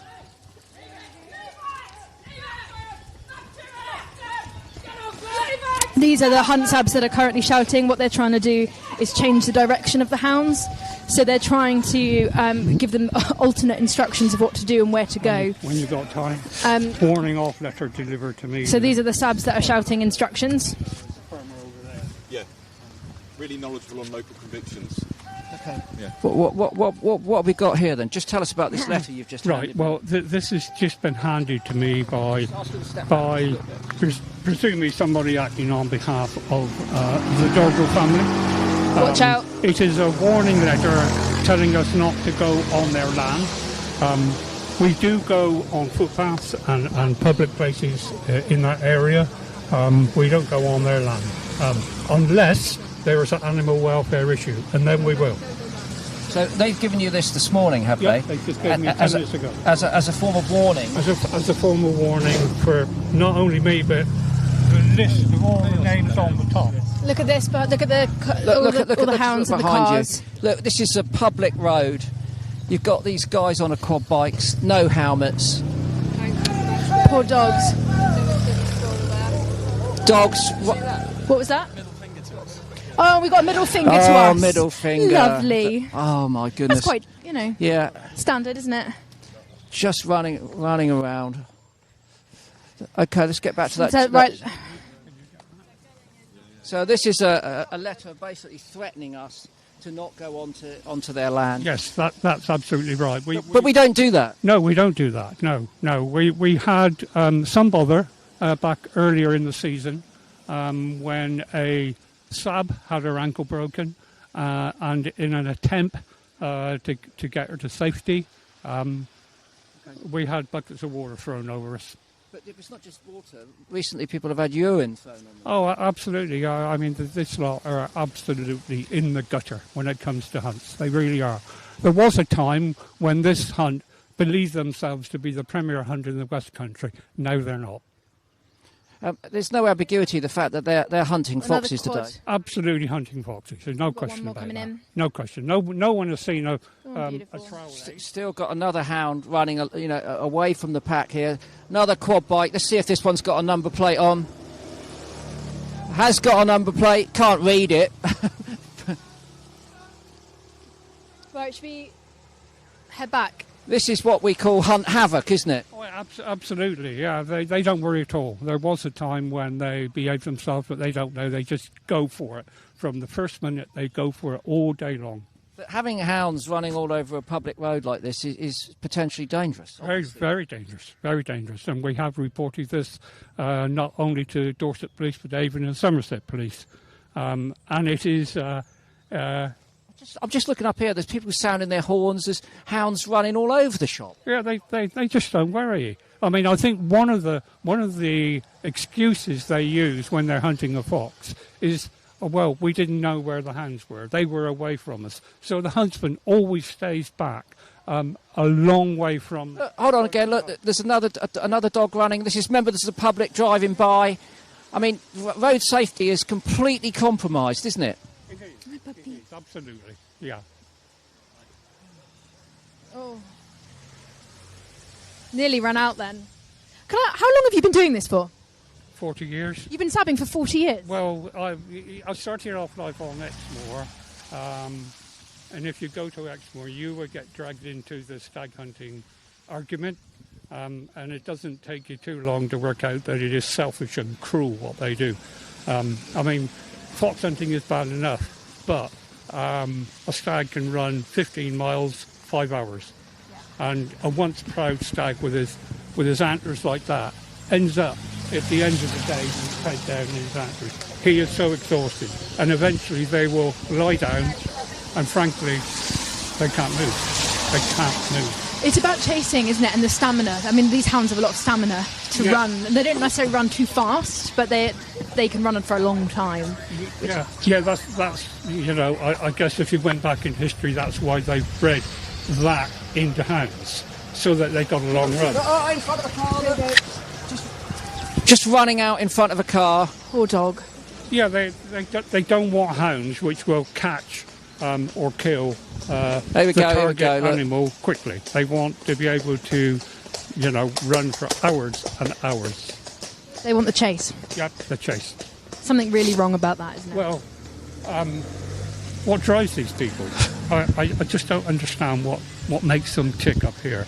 Most people are animal lovers in this country, and we just hope those animal lovers in this country will push forward with a ban that we sorely need. Well, I think it's a good thing that we don't understand, or you don't understand what goes through their head, because if you were to do that, well, it would be... In fact, a vet said that to me, 30 years ago. He said, Kevin, if you knew what made them tick, you'd probably do it yourself. And you're absolutely right, It's good you don't have this mentality. Yeah, absolutely, yeah. Right, let's get going. We'll see you in a minute. It's just wild seeing all of those dogs.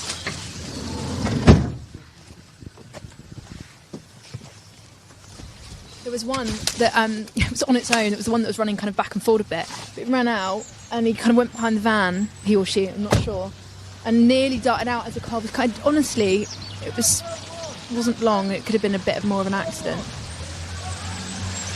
There's a bit of verbal abuse there, was that? The guy just driving by was a member of the public, was just saying out the window, the hounds are everywhere. The hounds are everywhere.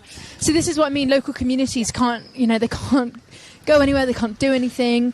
They're intimidated often by the hunt as well, if they say anything, negative about them. So, local communities will help support, as that man just did then. Right. Madness. You right? just swapping your mic batteries now, Chris. Okay, so my mic's Not that one, but just on the receiver.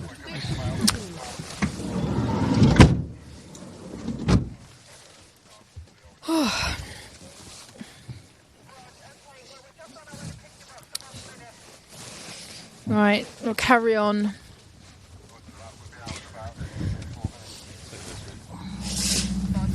Just doing a quick battery change, so bear with us. We've got multiple batteries this time, so we are going to go for as long as this hunt lasts.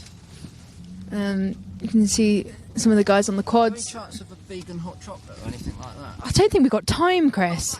I mean, I was just sort of thinking of Vegan water. chocolate with some sort of with a vegan muffin or something. I mean, I know you. Sab's got a cafe Well, round here. I mean, it's funny you should say that. They're brilliant people. It's funny you should say that. No, that's just water. But I have heard rumours, everyone. I have heard rumours. Yeah. That a very kind Sab. Yeah. A very, very kind Sab. Yeah. Has spent ages baking vegan scones. Vegan scones. There's vegan scones. Or scones. Scones, whatever. Yeah. Would you put? Well. Oh, don't go there. Would you? We'll endorse it. You could get. Do you God, know what? God, do I say it? You could get put in the stocks for saying scone or scone. Or, No, scone. But I was cream thinking or jam. cream or jam. Which way I around? mean, don't ask me. I'm not saying vegan cream. For once, I'm keeping my the mouth horses shut. Again. I mean, I'll say anything about fox hunting, but I'm not talking about scones. I'm aware that scones and jam, but they're not in our car, unfortunately. So you have to wait for your snack. Anyway, got more important things to do for the time being. A flask. Flask. They're posh, these people down here in Dorset, you know. Oh, yes. Bunty and Emily. Oh, yes, well, of course, they're still up with their tricks, aren't they? Middle finger again. Now, I've heard their staff won't work for them, you know, at the moment because of certain disclosures. Yes. The BSV files. The BSV files are being released, and someone's going to comb through them. Oh, my God, there'll be millions of files by the sounds of it. Yes, millions of files of BSV files. And I'm dreading what's going to happen to Bunty and Emily. Oh, poor I'm absolutely dreading it. I think the reputation will be dirt. The reputation is struggling, isn't it? I think they will, yes. The reputation is rather sinking, if I do say myself. Okay, enough Bunty and Emily. Look, we're back on the road. Yeah. You've got to have these little breaks. Because we are live streaming for hours, do bear with us if we lose our minds momentarily for a second. It helps keep us mentally stable. Keeps mentally stable and morale up. On a dreary Saturday morning, chasing illegal activity. Don't mention Sebastian. Don't mention Sebastian. We don't mention Sebastian. Why would you bring him up? Well, whatever happened in the barn stays in the barn. Is that a footpath? Can we go up there? We don't know. The group's gone They up are. there. They're on the right-hand side somewhere. If we carry on down a bit more. Carry on. Down. Okay. Okay, but well. If they've gone straight that way, let's carry on. Right. We want to get ahead of them, as opposed to behind them anyway. I know what happened in the barn. Oh, don't tell us. We don't want to know about your barn escapades. I know what's happened. I know. I know what happened in the barn. Enough of your barn. I don't want to hear any more. Honestly. I have to start calling you Christopher if you keep talking like that.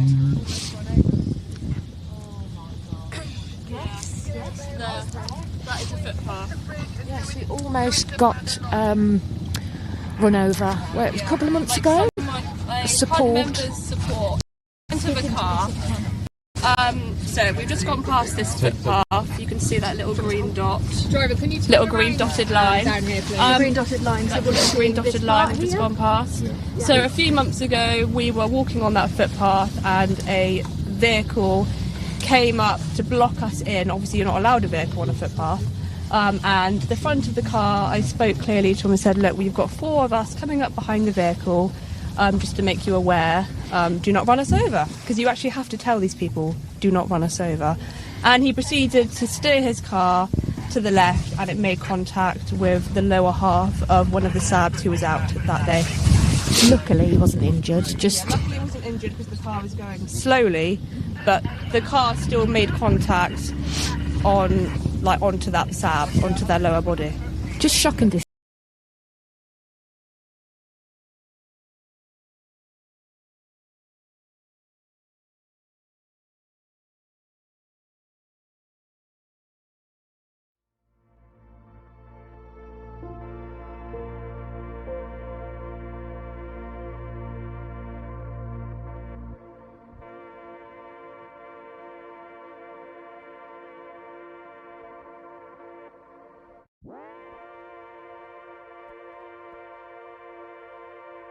Stats, yeah. Stats. He's got the stats.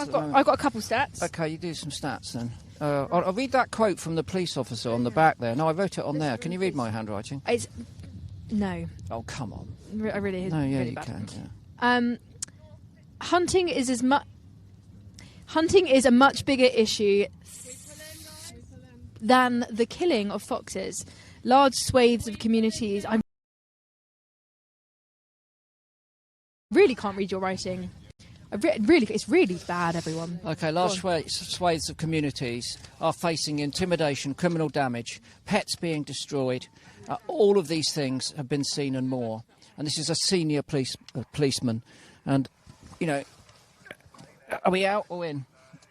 If we carry on going up back to the main road and then take a right, please. Okay, so we're still on the move. What's that, Beast? I'm looking at this is the letter that was given by Mark and Lucinda Dogrell. Oh, yeah. Basically a warning of not to come anywhere near their land. Okay. Their land. Given their land. Their but again, land. you know, the hunt subs will remain on public footpaths unless a criminal activity is taking place and they are in pursuit of a fox. Trespassing is a civil defence, as was mentioned earlier, and you always try and avoid it. You don't want to do that. You're kind of shooting yourself in the foot by doing that if you're doing it all the time. But obviously, in pursuit of an actual criminal offence, if a hunt is chasing a fox, which they often do, then they will pursue. But this is quite a threatening letter from one of the landowners who are heavily involved in the hunt, and we've seen some of that family in the hunt today. It's a couple of horses up front. Yeah. Don't come on our land. Don't come on our land. Our land. Don't come over here on our land. Thanks for your letter. Our land. Our land. Right, I have such issues with that, but anyway, that's another time. Okay, look, I'm getting through this one. I've got some more stats here. Can you take the mic? I can. I'm just going to have a look at... Oh, you're going to have a read first. So Mark Dogrell, that letter was written warning to stay off the land, used to be the huntsman. And he rode down a sab with his horse. But that was quite a long time ago. And I do believe if he did that now, not that he rides, yeah. I think things have changed that he would not get away with that. Right. Yeah, I've got a statement here as well. Hunts after the ban, and in which they claim to follow a trail and that any hunting was accidental, has been described by Chief Superintendent Matt Longman, the national lead on fox hunting crime, as a smokescreen for illegal fox hunting. He also described illegal hunting as prolific. And then the disappointing thing is, if you'll forgive me while I turn over the page here, one of the most damning things is, and this was a statement from Emma Slawinski, who's the CEO of the League Against School Sports, the most damning thing is that the government has been in office for 573 days, so it's not quite up to date, but it wasn't long ago, and counting, and I don't think they passed a single piece of animal welfare legislation, despite all of their promising the most ambitious programme for animals in a generation. It's all further research and consultations, despite their manifesto commitments and a huge majority. And, you know, that's what we're dealing with. You know, we're dealing with promises that were written down and that people voted for when it came to improvements in animal welfare legislation, and here we are on a Saturday morning driving around North Dorset watching illegal fox hunting. Come on, Labour, do what you said on the tin.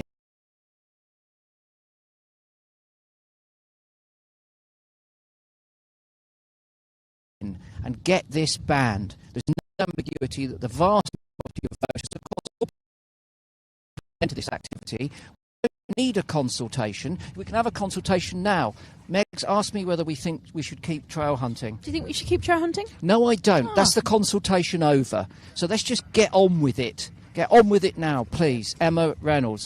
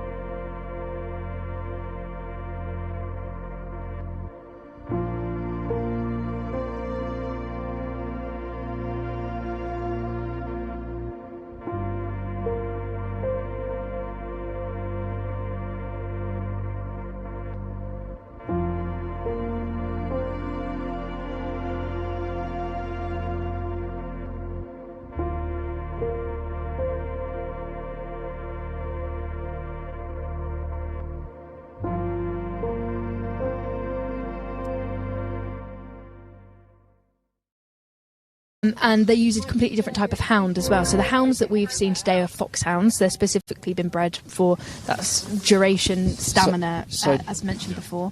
Well, the hunt is up ahead. So do we ought to reverse back out of here, do you think? We're going to reverse back out. Drag hunting, on the other hand, use a different type of hound. They use bloodhounds, which sounds like a bad name, but they're floppy ears. And these are a type of dog which constantly have the nose to the ground. They've got no stamina whatsoever. They're not very good at running, and they're not very good at chasing. So drag hunting is quite different to trail hunting. And some hunts have switched to doing it. Some hunts have, and we used to go out, didn't we, in the New Forest? Yeah. You know, monitoring the activities of the New Forest hounds. Yeah. And I mentioned earlier that I was commissioned to do a study into their activities in the 1980s, and we followed them ever since. They've switched to drag hunting. Yeah. They have bloodhounds. They lay an artificial scent. They genuinely lay the scent, and they go out and ride around the New Forest. Yeah. So they still get their activity, you know, in terms of horse riding, the enjoyment of being in the countryside. Because I think the majority of people that do go on these hunts, there is a social aspect to it. They want to come for a ride for the day. They pay a lot of money to do so, actually. To go out for a day and have a membership to a hunt is quite expensive, so there is a bit of a divide there. But it is a social thing for many people. And a lot of them, you see some groups will hang back. They're not even really interested in the hunt itself. They're just out for the ride.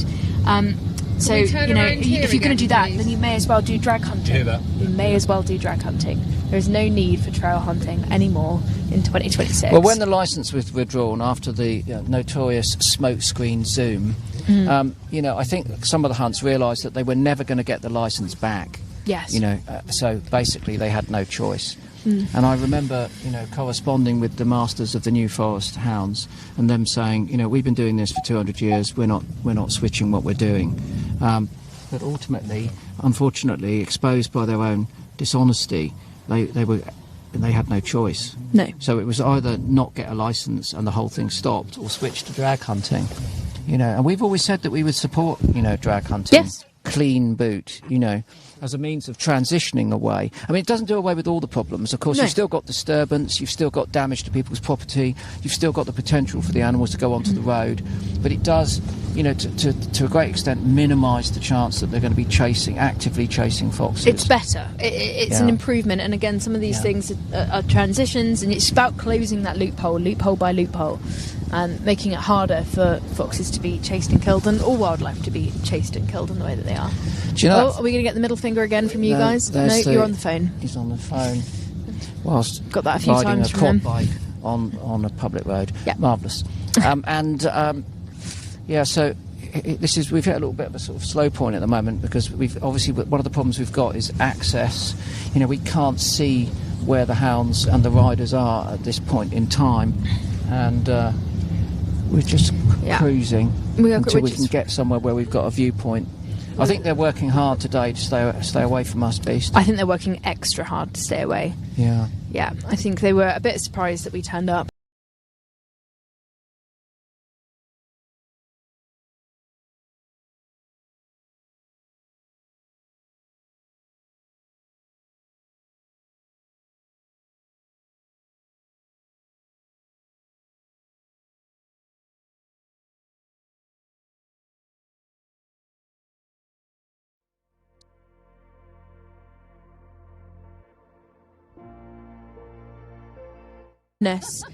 Call the security immediately.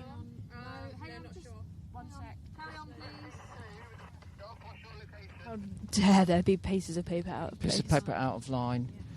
Someone had used a type of glass that they shouldn't have used. Oh, I don't like it when that happens. It wasn't me. I promise. It wasn't me. Oh yeah, of course, yeah. And Go on. and the windows were all left open as well. Someone had let all the heat out of the kitchen. Who would do such a thing? Currently looking at our wonderful cameraman behind the camera, who's coughing. Yeah. Anyway. But to be fair, your house is rather hot. Yeah. Like the Saharan desert. Yeah. Your Well, house. so's the whole of the New Forest now that the heat's been let out. So you didn't have to pump the heat in the first place. Okay, enough banter. If you're just joining us, the reason we're talking about releasing heat from my kitchen illegally last night is that Megs and I are in the back of a van and we're following the activities of the Blackmore and Sparkford Vale hunt in North Dorset. We've joined the North Dorset Hunt Saboteurs, excellent team of people who work tirelessly to expose the illegal activity of this and other hunts in this area. And we're broadcasting live. Please tell your friends what we're up to. Yeah. Try and get as many people to tune in as possible. We found when we first did this last year that a lot of people didn't even realise that fox hunting was illegal, and they thought that it had all stopped. But, you know, we know that at least 15,000, I mean, it's inconceivable, 15,000 hunts go out during their season in the course of the year.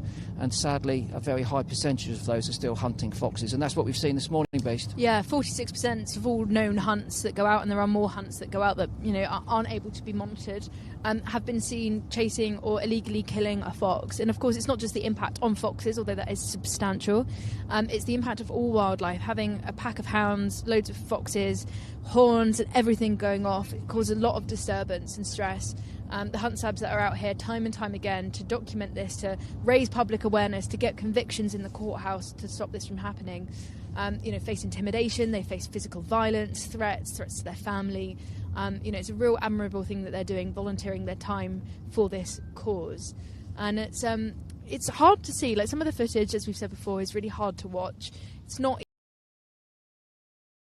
easy, but, you know, because yes, it is hard, but if we look away, it still continues. It's just that we don't know about it. And if we want to get it to actually stop, if we really care enough about it to stop it from happening, we've got to open our eyes and confront the hard truth of what's going on. Yeah, and it is still going on. The government, the Labour government that we voted for, promised us a raft of animal welfare reforms, and central to that, in many people's eyes, was that they promised in their manifesto to stop the trail hunting, which we know is a smokescreen, not my words, but the hunters' own words, to cover illegal hunting. Now, the government in the latter part of last year said that they would be announcing a consultation in the spring. That consultation hasn't been announced.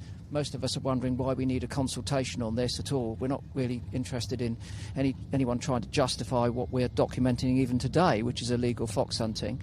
And through the hard work of the SABs, League Against Cruel Sports, Protect the Wild, a raft of people, we know that this activity is widespread, prevalent and repeated in the UK countryside.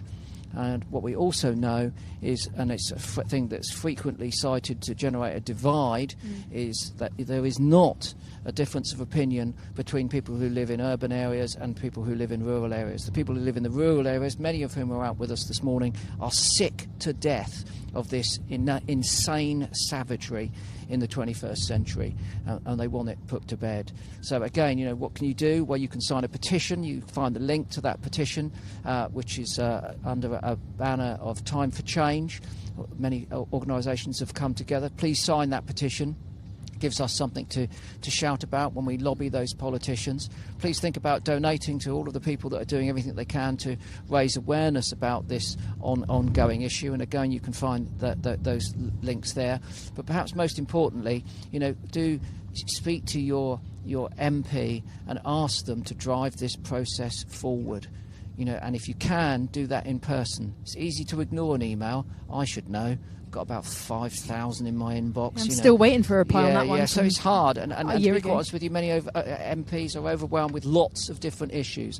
If you've got the time to make an appointment to see them in one of their consultancies, you know, that would be absolutely brilliant. And be, you know, all the information is available online, which presents without ambiguity that illegal fox hunting continues, and it's time to put an end to it. Yeah, without a shadow of a doubt. Simon Moore. Simon Moore, we believe. It's Hall. Simon Hoare, who is the MP for this constituency where at the moment we believe is watching. Simon, you know, you've seen what we've been broadcasting, hound havoc all over the road, risking, you know, the health and welfare of other road users, and of course the welfare of those dogs if they were struck by a vehicle. Also, the activity that happened on Tuesday, we've got the footage from when this hunt actively did kill a fox, wrapped it up in a blanket, in his jacket.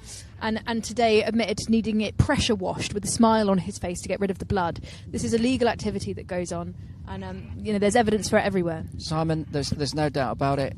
There isn't any way I can see that you could possibly support this, and I think if you hold a view, what are we good at? Humans, we're good at so many things. We're creative, imaginative, we're inventive. The one thing we're not so good at, and we're all guilty of it, I think, is we're not good at changing our minds. But this is an opportunity, Simon. If you have an opinion over fox hunting, I don't know what that is, but if you do have an opinion over that, maybe this is something that will open your eyes and get you to change your mind and take a different stance. If you were formerly tolerant of it, I think you can see today there's no reason to be tolerant whatsoever. Sparrowhawk up there, look at that. Male look sparrow. Oh, wow. Beautiful. Oh, there it goes. Look, flying low. Oh, you beautiful bird. Distraction for a sparrowhawk. Sorry, warranted. Worth it though. So you were in the good flow then as well. Yeah, I was in the flow. You were in the flow. But no, I accept that. Best bird in the world. Best bird in the world. Yeah. Sparrowhawk. No ambiguity about that either. The best bird in the world? Yes, best bird in the world. Male sparrowhawk. It's an okay bird. No. It's okay. No. It's okay. What are you saying? They're fine. Well, what's a better bird than a male sparrowhawk? Are you kidding? In full adult plumage? Oh, come on. Have you seen a barn owl? A barn owl? Have you seen a barn owl? They've got a tail. I love a barn owl. Have you seen? They've got a tail. They've got heart-shaped faces and yeah, discs. they've got a weird heart-shaped face. Beautiful. Beautiful. Look at Hobby. This is a bat falcon that Fabian is putting in the mix. Bat falcon. Yeah, that is a sexy bird. I'll give you that. It's got a nice indigo plumage. Listen, right, okay. Now you've asked for it. Oh, he's zooming in. No, you've asked for it. Oh no, please no. No, you've asked for it. I'm sorry, everyone. Right, sorry. Sorry, everyone who's now involved in this. Put in your comments if you disagree with us. But I'm sure you'll agree the barn owl is far superior to everything. I will not hear otherwise. Indy's looking at me. I know what he's going to say. He's going to say goshawk in the front. He's wrong too. Right. No, goshawk is pretty cool. You're all wrong. Right. Okay. Now, just give me a second to just give me a second to scroll through. Oh, gosh. And I'm going to find, without ambiguity, a contender for what will have to be the greatest bird in the world. Without ambiguity. Just scrolling through. Give me a minute. Oh, got quite a lot of bird pictures. Oh my goodness! You got rid of it. I'm sorry. No, scrolled all the way down. Pressed the wrong thing. And then it disappeared. Right. Oh my goodness me! Oh my goodness me! What have you got? Right, zoom in on that. Dark face, Eleanor's falcon. Now come on. Do you know what? It's the body shape for me. The body shape? Yeah. The body shape? Don't get me wrong, it's a beautiful bird. I like, the plumage. I love that yellow eye-ring. I just think... Oh, come on. I don't know, they're just a bit too long. What? It's a bit too long for me. It's a bit too narrow. I'd say... I don't know, there's something weird. Holds a torch to a male sparrowhawk, the dark phase, Eleanor's falcon. It's pretty. See, some people go for stuff like that. That is a resplendent quetzal from Costa Rica. But look at it. It looks like something out of Versace sale. It's just overdressed, overblown, and overrated. It's a bit too much. I'll give you that. Yeah, that's not good, is it? It's a bit of contrasting colours. I'm a fan of a contrasting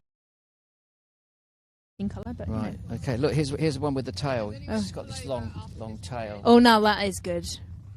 I love that tail. Okay. Right, we're going to pull over after the bridge. Any news on what's happening, where they are? The hounds are in cry just down the road. I was hoping that our drone pilot would be here, but he's not at the moment. Okay, should we jump out? So the hounds are in cry, which means they're on the scent of something just down the road. We're going to hang back and see if they're heading towards us. I'm going to jump out if you don't mind, because I am right in a puddle. Here. We've been in here for a while. We've been talking about birds and snacks and everything in the middle.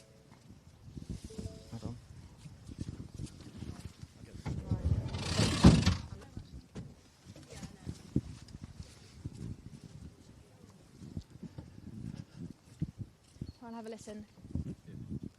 Yeah, they're all in cry. They're over here. They're all over here in the corner.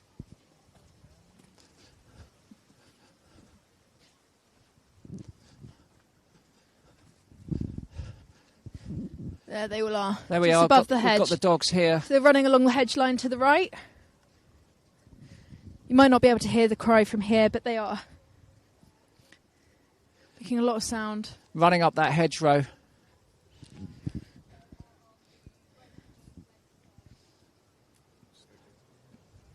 Is it a better view from up here?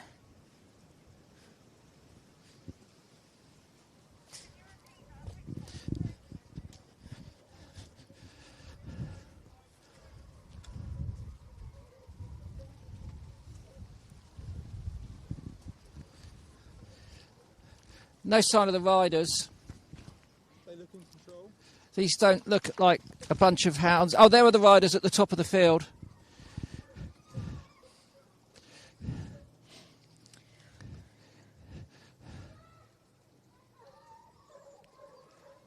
Look, they're on the scent of. They're definitely on the scent, aren't they? Get back up there quickly. They're on the scent of something.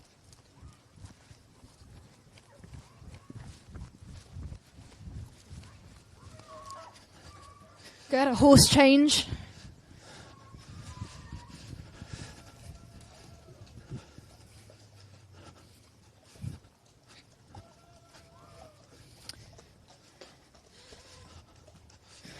They're definitely on the scent of something.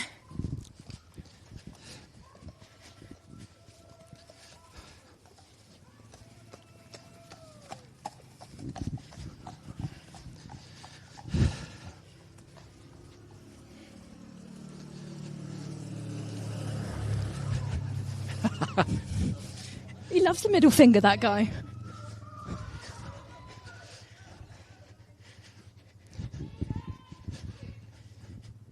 So what you can hear is the sab shouting, "Leave it." So they're trying to instruct the hounds to give up the scent.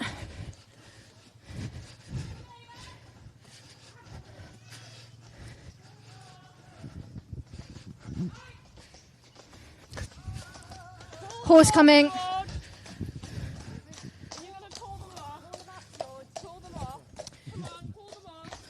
What's going on here then? What's going on here then, I wonder? What's going on? Was there a trail led Has someone in this laid a vegetation? trail through there? Has anyone laid a trail through there this morning, do you know? What's it got to do with us? Well, if you haven't laid a trail, it's illegal, isn't it? It's a legal activity, isn't it?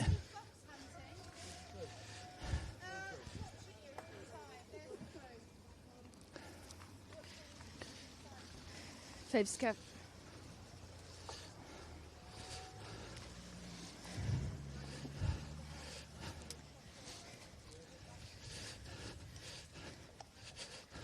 There you go. What's it got to do with you? It's despicable. It's a terrible attitude to have, isn't it? It's, I'm going to break the law. It's got nothing to do with you. Right. Should we go up? Let's carry on walking. Let's follow on. The dogs, the hounds are up here, yeah.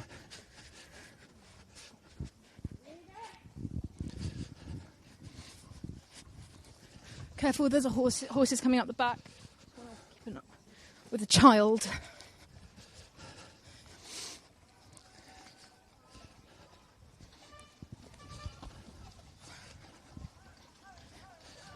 Some of the hounds coming up the back.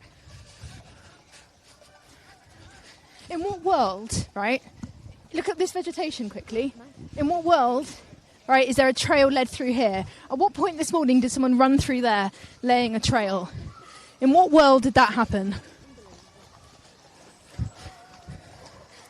They just take advantage, thinking, absolute rubbish. It's like I've gone back in time. It's like I've got a TARDIS or something, right? Yeah. It's like I've got a TARDIS and I've gone back in time to an Gone back age of 500 medieval years. savagery, where a bunch of entitled lunatics, possibly sociopaths or psychopaths, Careful, horses. are riding around the countryside, taking vicarious pleasure out of chasing wildlife and then watching it getting torn to pieces by dogs. Oh no, actually, it's the 21st century and I'm in Dorset on a Saturday morning watching this carnage. In what world, right, is this normal? When do you wake up in the morning and think, I know what I'm going to do today? I'm going to get up, sit on top of my horse and chase animals around the countryside in the midst of a biodiversity crisis. I mean, it's so out of touch with modern society. It's so out of touch with the state of the planet. Like, what is the point? What is the point? If you want to go horse riding, go horse riding. If you want to go and watch wildlife, take your camera out. Have that challenge instead of a chase. don't need to be doing this.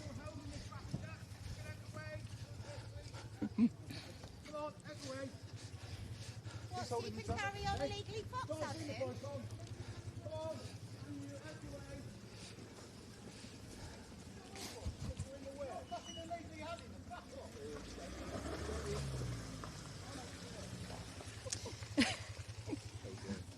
Rain's coming down. We're just going to stand to this side.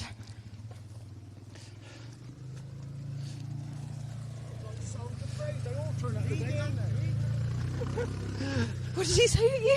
What did he say? Didn't hear what he said. Songs of praise. Right. Right, let's get back in the vehicle and keep following them. Let's get up here and see what they're doing. Let's just see what they're doing. Let the cars go. Hello. You all right? Yeah, she's just in this field here. Yeah. Are you the man with the whirly gig? Great. Right. Okay. Amazing. Okay. Let's find somewhere to park then, and let's see what we can do. Okay. Okay, thank you. Let this car go. Or not.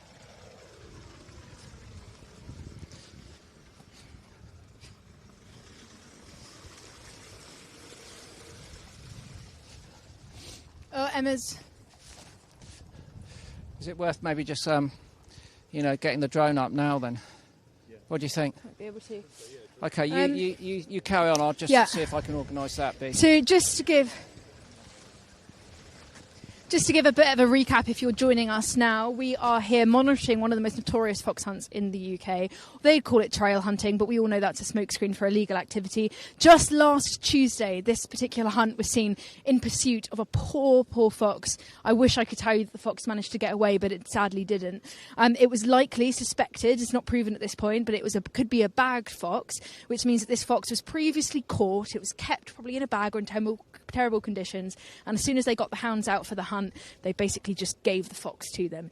Suspected, not proven. The police are investigating that. But anyway, it was a very close pursuit, which is why it's thought that could be the case. And this poor fox got torn to shreds. And one of the men who we've seen on the hunt today picked up the fox in his jacket, wrapped it up quickly to hide the evidence from the cameras as best he could. But it was too late. The evidence was caught. And we've seen him today. And when one of the SABs asked him, did you have to go and get your, outfit, costume, whatever it is you want to call it, dry cleaned, he said with a smile on his face, no, I just had to pressure wash it. I just had to pressure wash the blood of a poor animal out of my clothes, and then I'm going to get up and do it again.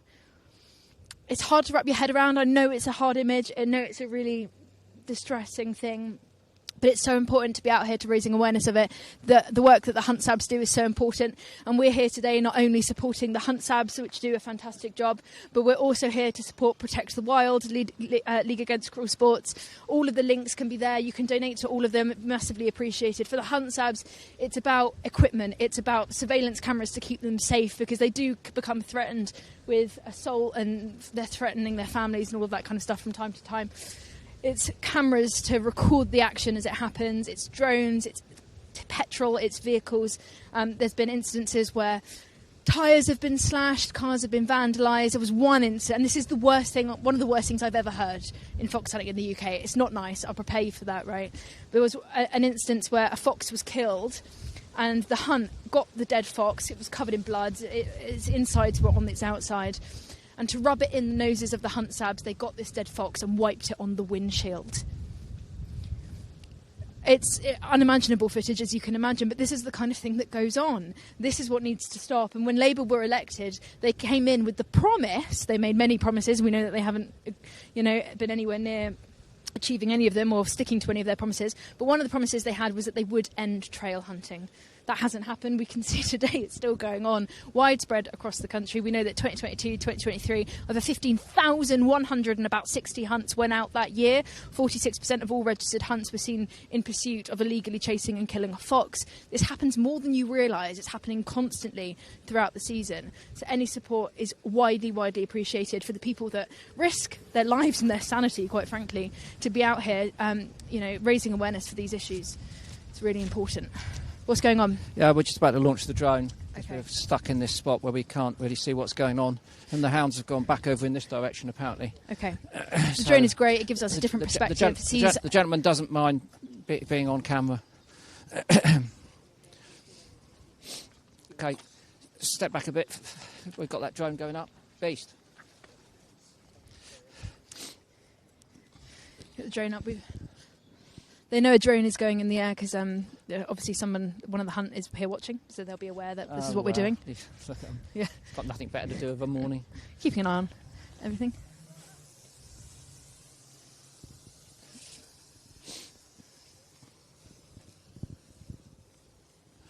Up it goes.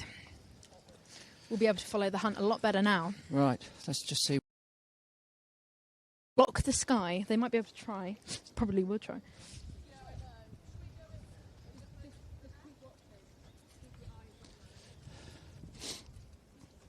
So I think they're in this wood here. Has that got thermal on it? Yes, yes. Oh. Which makes a world of difference to finding them. So this gentleman is using a thermal drone at the moment to identify obviously the hot bodies of the hounds, the riders and the horses. And if they're under the cover of woodland, and this looks quite dense, then that should reveal them. And we mentioned this morning that we're fundraising for a number of people, North Dorset Hunt Saboteurs. If you have been kind enough to donate anything this morning, this is the sort of thing that your money will go towards. All of these people are unpaid, they're volunteers, but of course increasingly we get more evidence of illegal fox hunting using this sort of technology. Drones, expensive items, obviously everything's being monitored on camera, takes fuel to get here, so if you can afford to donate anything to North Dorset Hunt Sabs. We're also collecting for League Against Cruel Sports, Protect the Can Wild. you hear the horn going on? The Hunt Saboteurs. What do we got? Any luck? Not I yet. see a hound, but just the one hound at the moment.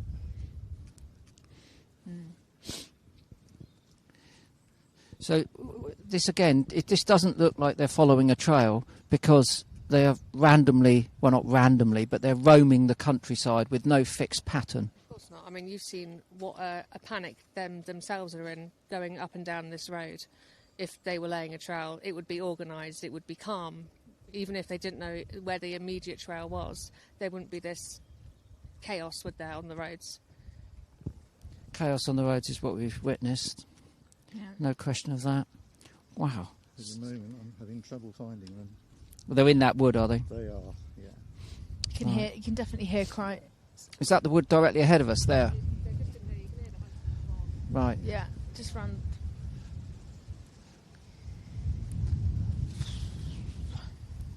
And we've gone, it's worth saying as well, like, we've driven the same roads multiple times. We've turned around in the same spots multiple times. If you're laying a trail, you don't go back and forward on yourself lots and lots of times. You do one kind of line, because otherwise, I mean, the hounds are going to get confused on the trail if you're zigzagging and crossing all over the place. Yeah.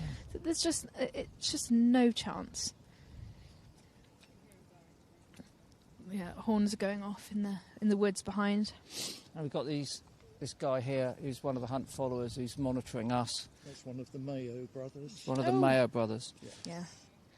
Read a bit about them. The Mayo brothers have been responsible for a number of crimes, haven't they? Yes.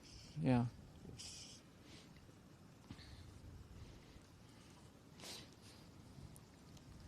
Was it the Mayo brothers that were involved in a fracas outside Wetherspoons?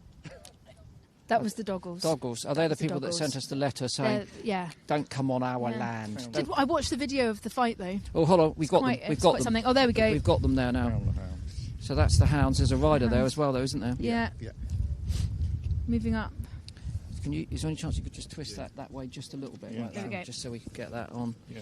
We haven't got a live link to the drone, but you can see what's happening on the screen there.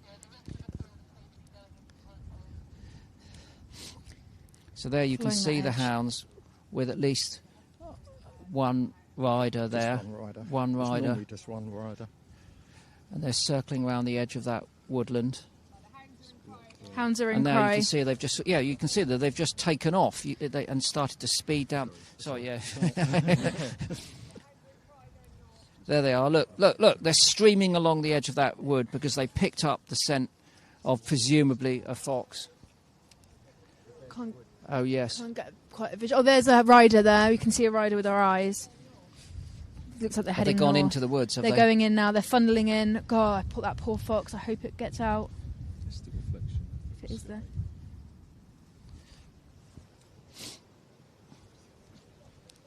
Is anything better face cam?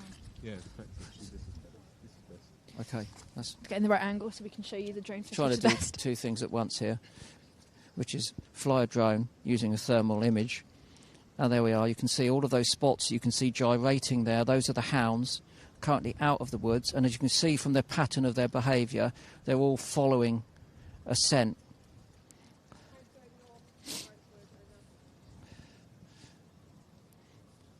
I can hear them now. Yeah, you can see the riders riding to the left. Oh yeah, I've got a rider there. Yeah, it's a couple. They picked up the pace a little bit. What do we think's happening here?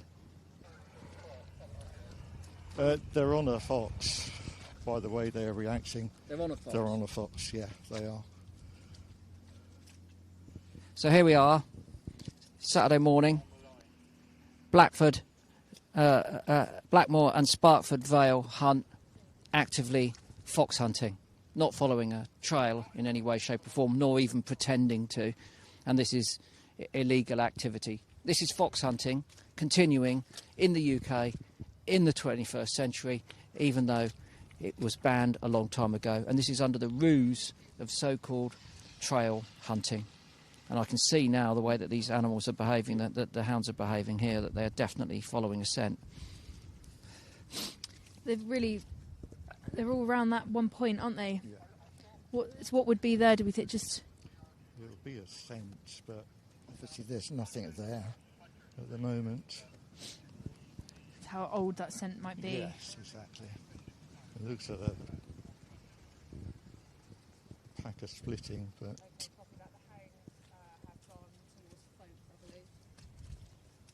Have they carried on north?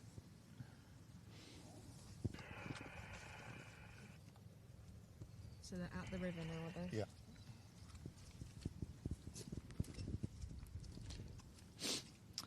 Right. They're travelling fast, aren't they? They are. Yeah. Can hear them. They're coming back towards us.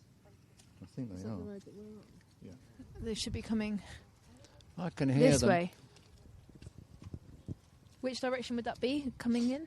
Oh, look, we've got more people taking our pictures. Yeah. That's all right. If you smile, You yeah. can smile.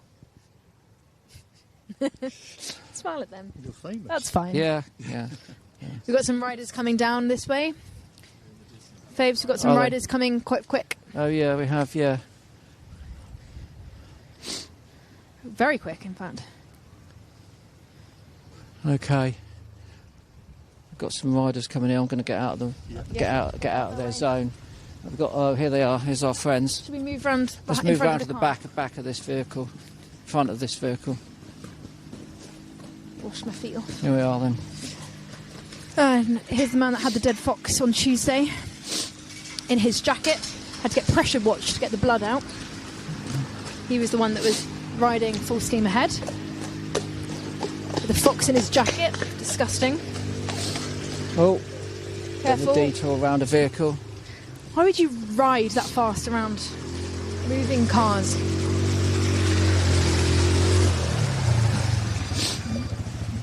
And the rest of them come. Be careful, because they'll probably spin their quad and cover you in mud. Oh yeah, they could try that. couldn't That's they? fine. There's our mate. That yeah. Yeah. That's fine. Oh, sorry, folks.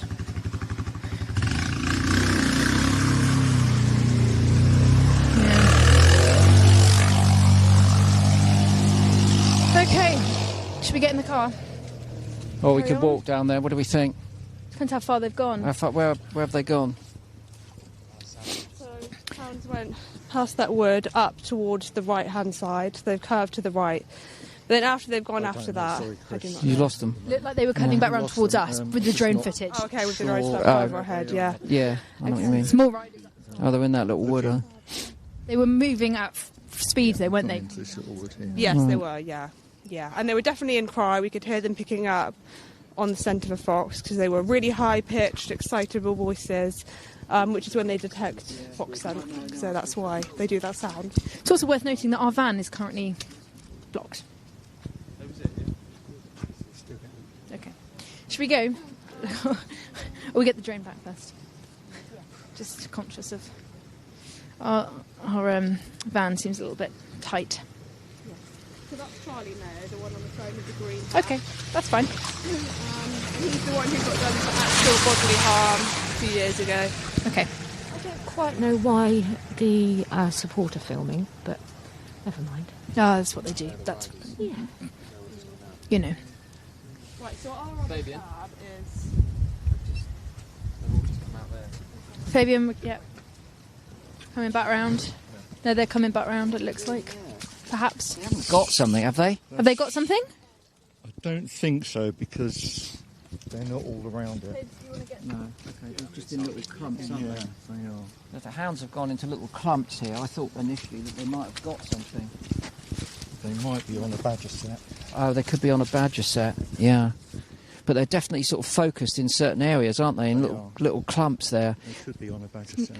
So this is what we think might be happening. So we've got the thermal drone looking down into the woods. We're trying now, look at that.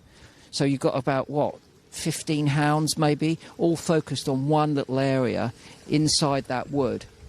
We don't think that they've killed a fox because the other hounds that are around them would also be attended. But look, but look at that. Hold on. Those are... We've got some riders coming right back towards us now.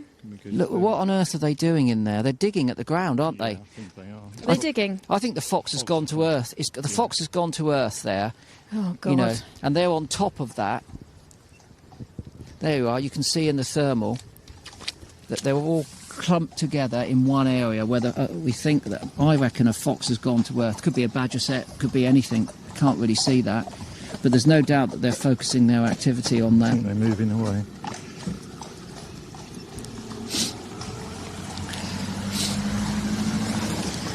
Riders. There's something there, isn't there? Yeah. There's something there that's holding their attention. Yeah. They all gathered around in one spot in the wood. We think that the fox might have gone into a badger set, and they were all focused on the hole. They've come off. They've moved off now, thankfully. Can't see because the light's shining on there. Yeah, they've gone down that hedgerow outside of that woodland. Where were they gathered? In that small wood up here. just in there, in that, just there. Just by the church. I was saying earlier, wasn't I? They like churches. Yeah. Mm. There they are now. That's the riders, isn't it? Or is that hounds? Bit No, of that's both. a bit of both. Oh, it's both. Bit of Yeah. both. It's horrible when you think the moment that they might just be on something is a real terrifying moment. I think that they followed. I mean, given the fact that they were on the scent of something, I think they followed a fox down and it got underground in that wood. It found probably somewhere. in a badger set. Managed to get out. Yeah. Oh, I hope so. Are they on the road there now again, or is that a? No, it's just a field. The hedgerow. Yeah.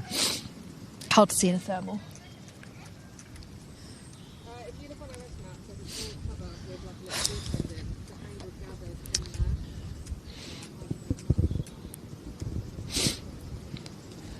Okay, if you've just joined us, we're out following the activities of the Blackmore and Spartford Vale hunt in North Dorset.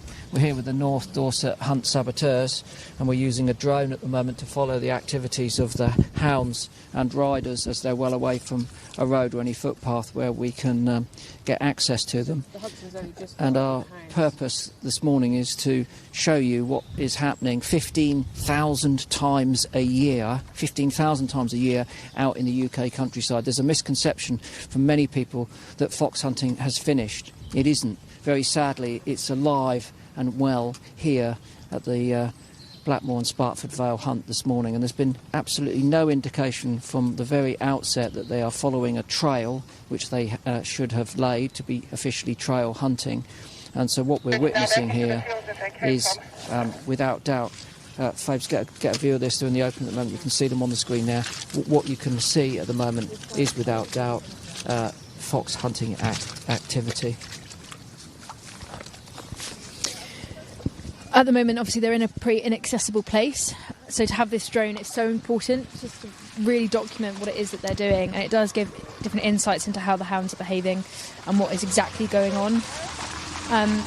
This kind of equipment is invaluable to the hunt sabs. It's so important that, without this footage, there isn't the same kind of convictions, there isn't the same kind of public pressure. So something like a drone is one of the most important things, and you can, of course, support the hunt sabs and everything that they do, because they're up against it a lot of the time. It's pretty hard. He's going to take them into this little copse here by the looks of it. Going to go into that wood? Yeah. Is that an area which they often go to? I think they like to go in any copse that they find, really. Just explore everywhere. Yeah. So, obviously, droning is really important, and obviously you're far away from the drone, so you think that might be, a safer place to be. But I hear you've had a bit of trouble recently. Yes, they've allocated a stalker to me, and they actually are using a drone tracker to track my drone and the location of where this remote control is. So yeah, there was one particular incident last week, but the police are now involved, and hopefully the man will be done for harassment. But you can't just turn up wherever you are. And still private property and acting well within the law to be doing this. Yes, exactly. Yes, I'm always on public property and never where I shouldn't be. But they're so worried about drones. As it is. Yeah. It completely changes the game in terms of exposure for them. They can't hide from drones as well as they can from human eyes. So it's a threat to them, which is why I guess they would invest in making sure that no one with drones comes. But that's quite a hard thing. It is. Yeah, it is. I hate it. I hate doing this, but it's got to be done, isn't it? To get them to court and stop them doing what they're doing. What is it exactly, precisely for you then, that makes you come out and do this time and time again after having been stalked? I hate the fact that people get enjoyment out of killing foxes, any animal, but killing foxes. Why would you get enjoyment out of that? You know exactly. It's just sick. It really is. It is sad to see the joy on some of their faces as they admit and talk about what they do, and laugh about it. That notorious Zoom call that we spoke about in the car, where they admitted it to being a smokescreen. I mean, they were laughing, and we see it all the time. You must come across it on a weekly basis. Yes, I do. I don't know what the mentality is. Just a bit strange. I mean, how do you explain someone that gets pleasure out of killing or watching a fox being ripped to pieces? It just doesn't make sense. Yeah, all life is important. Everything that's impacted by this, the hounds, the horses, even them themselves. I mean, it's got to have some sort of impact. Where you'd think. I mean, it's bad enough watching it. Imagine trying to go to bed at night after being an active participant. Even if you're someone who doesn't necessarily want to hunt as much, but you're someone who might just go along for the social side of it. Yeah. That for me is even weirder. The footage I filmed last week, where they killed the fox, on Tuesday, wasn't it? They killed the fox, and then all the field riders were just riding past without a care in the world. What's the location? It's a lack of connection.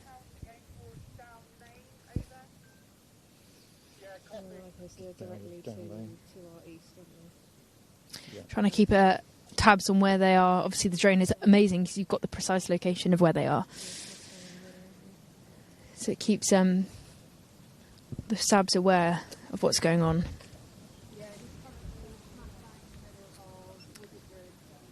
Are they in that coppice still? I think I've temporarily lost them. Where have they gone?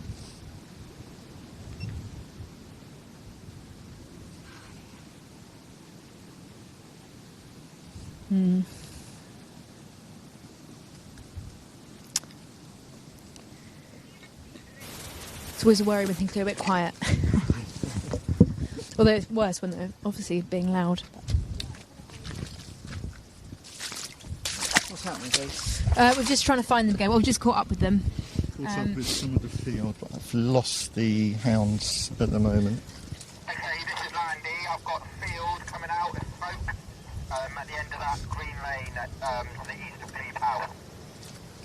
It's quite hard keeping up with them Yeah, at it looks times. like they were going towards down lane last we saw it. Yeah, that's exactly where the field was. I've not seen any hounds yet. Over. It looked like he was following the brook, kind of south-east. Maybe going to come out and hit the bridge. I wonder if they're going to go on. I'm going to do some stats. Oh, Let's do some stats. Go on. While we've got this little bit of a hiatus. So this was a study that's just been published by the League Against Cruel Sports, and they looked at hunts from August the 1st last year through till December. So this was the start of this fox hunting season. And remember, this is just the things that have been recorded. And sometimes hunts aren't followed by monitors or SABs at all. So this is tip of the iceberg, okay? Let's be very clear about that. So from August the 1st last year through to December, 601 instances of hunt havoc. Now, hunt havoc is when the hounds or the horses are out of control, sometimes on railway lines or public highways, causing, a nuisance and a risk to the public. Hunt havoc, 601 incidences of that, and that was a 3% increase from the same period last year. So, knowing that the consultation is coming, one of the thoughts is that this is them having their last hurrah.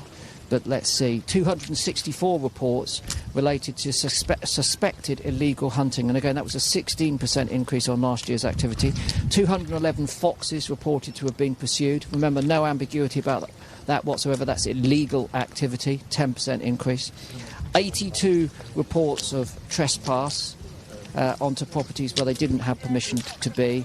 And 140 reports of road interference. And we've seen some of that today with hounds rampaging all over the road, people swerving to miss them, honking on their horns, and then as they drove past us complaining and saying it was absolute chaos.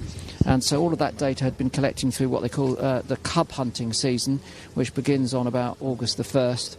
And so this was just in the first 6 weeks into the, and it was collected by the League's Animal Crime Watch Service, their professional investigators, other monitors and saboteur groups in the field. So if you think that fox hunting is finished in the UK, you couldn't be more wrong.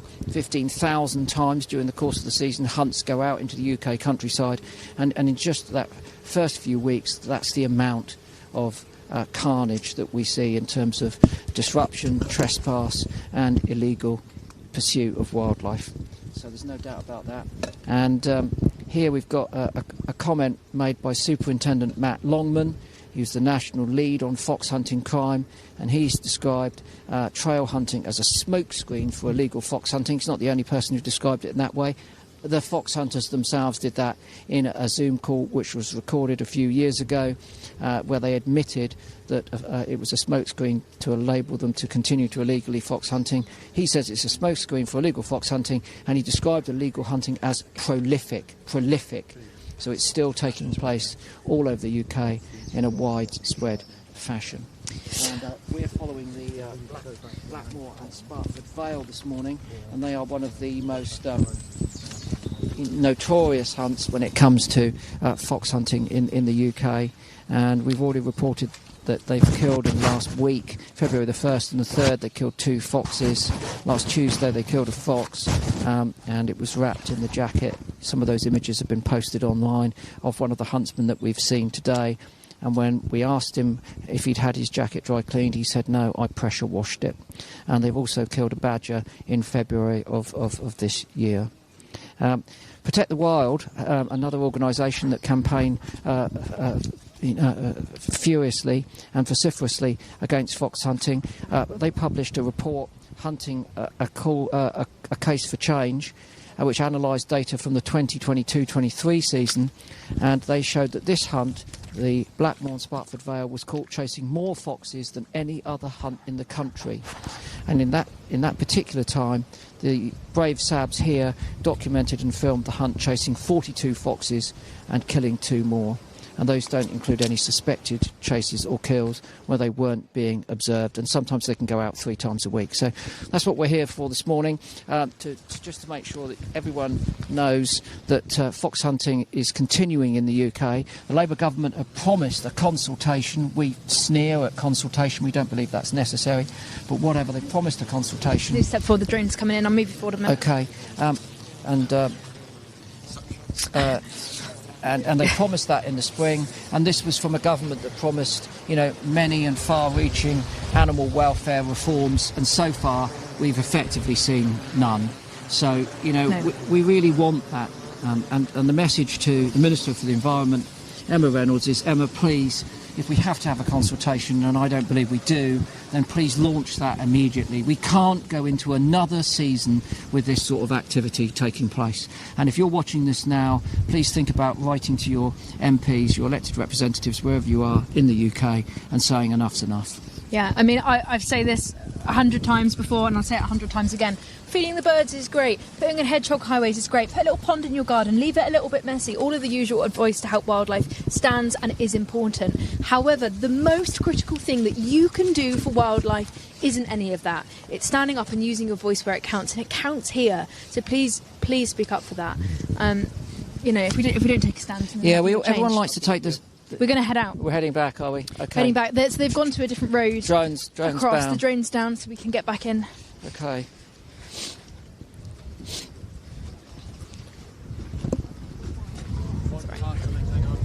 Car coming. Oh, he stopped. Okay. Sabs go first.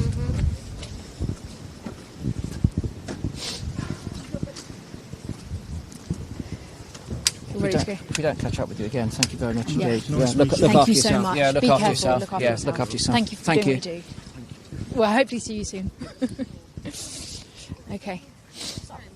You're fine. Okay. Oh, okay. Okay. Fine. Lovely to see you. Right. Yeah. Well, no. It's always useful. Yeah, it always helps. Right.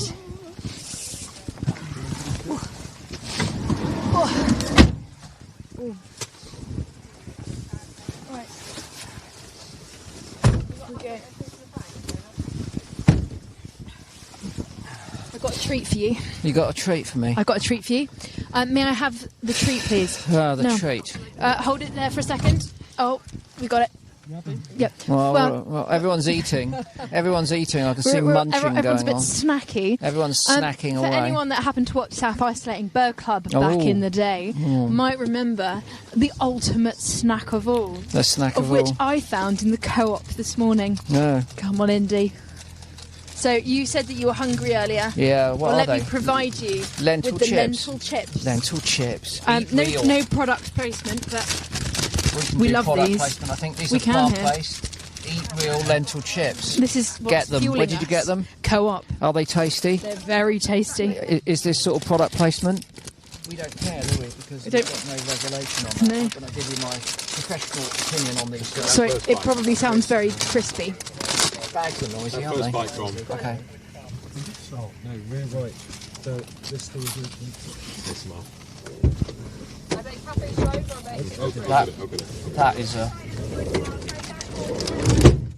is a crisp. That is a crisp of distinction. What's like this? I'm afraid we need to turn around and go that way. It's a crisp of distinction. If I was eating this crisp of distinction in my kitchens of distinction, it would be a double whammy. That's a niche joke for, well, not a joke, a quip. A niche quip for people who remember a fantastic band from the 80s and 90s called the Kitchens of Distinction. Oh, so good. I've never heard of them. Yeah. May I offer you any lentil chips? They are good though. They're very good. Confirmed. Yeah. Vegan mini egg? Vegan mini egg. We've got vegan mini eggs. Oh. Oh my So I've got What's going on around here? tasting, session now. I've got no, I don't think so. Please, I've forgotten how good these are. They're great. I haven't eaten these for some time. Fabian's eating waffles, caramel waffles. It's Snack Central. Look at that. Oh, yeah, lovely red coats flying around as well. Chris doesn't care. He's looking out the opposite window from the red coats, eating his crisps. He doesn't care about red coats. He just cares about lentil chips. I'll be honest, they're really good. God, I've forgotten how good these are. I've started something back up again, haven't I? Remember, if you have... You know. Of course, if anyone has any comments or questions about what's going on today, please drop it in the chat or the comments, wherever you're watching. We've got people monitoring. They'll send it to us, hopefully. I mean, we're monitoring as well, so we'll do our best to answer some questions. Oh, God. And the answer is, eat real lentil chips. Eat real lentil chips. You need to get like an official sponsorship. Thank you very much. That was really tasty. Vegan mini eggs for you. So people are asking for vegan mini eggs. Oh, they need to be dipped in hummus. We're eating them wrong. Yes, no, you're That's right. double, Yes, but please close your mouth when you eat. Well, I'm amplifying the sound deliberately for effect. It's ASMR. I will get him. I will. Oh dear. Right, let's see if there's any questions about fox hunting that is going on or any things like that.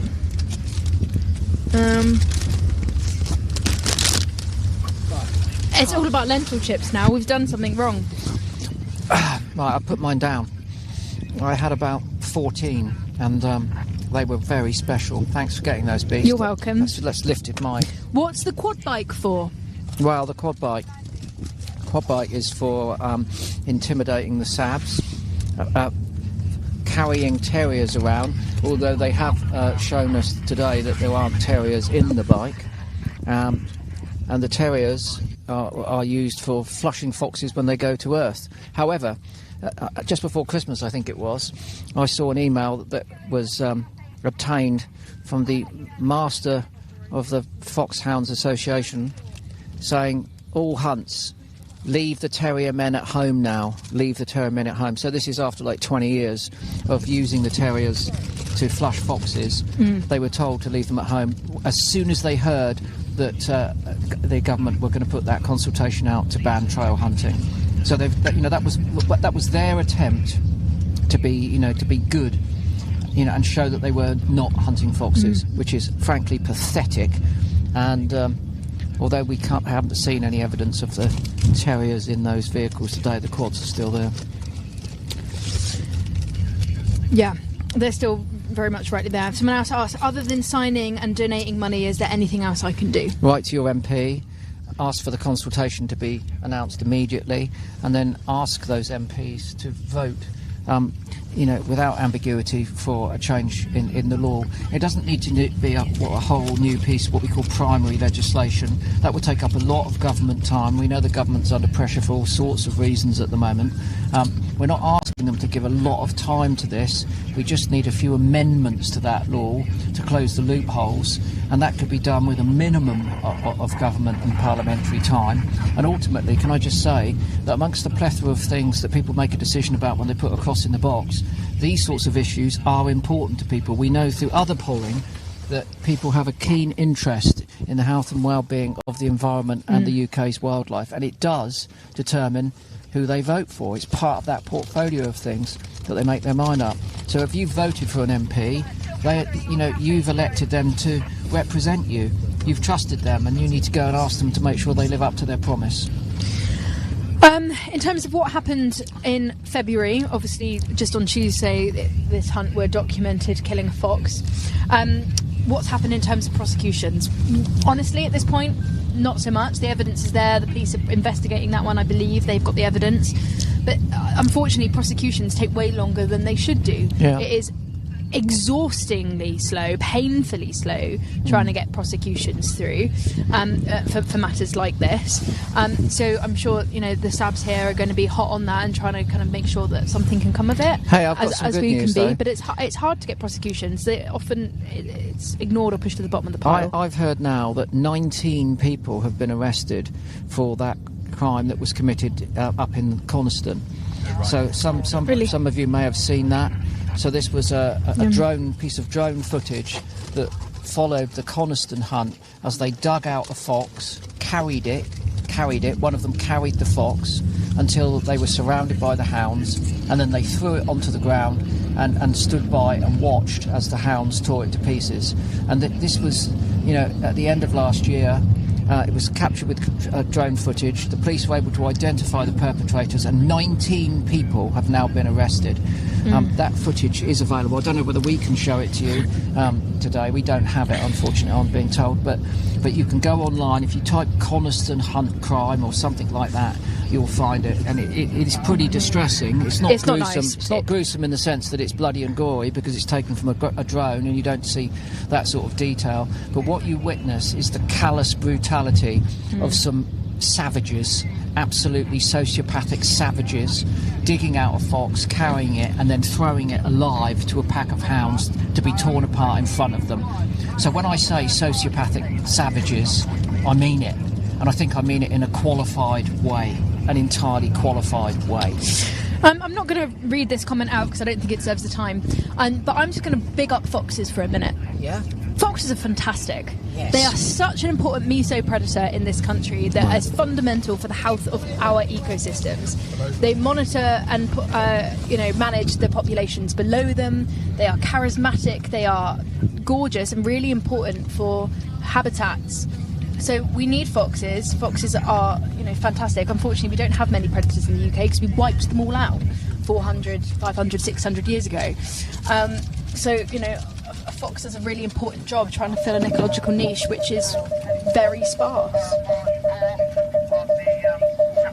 Also, they're rather beautiful. Yeah, I was just calling up a picture of a fox. Oh, yeah. That's just in case anyone wants to see a nice picture of a fox. I've got some of my own photos, which we won't show.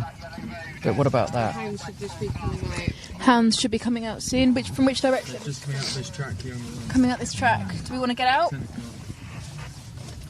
That's what we're talking about. We're talking about one of the most beautiful animals in the world. Look at that. They may cross this busy A road. Okay, we're expecting that the horses and hounds are going to potentially come onto this busy A road. Let's get out of here. Right, we're going to get out now.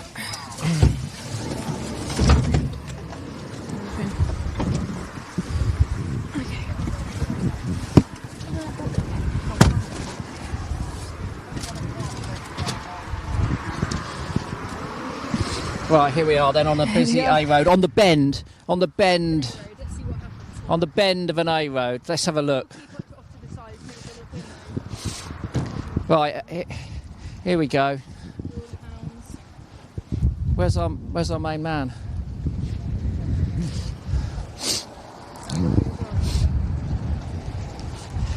Hold on, we're missing it. What's going on?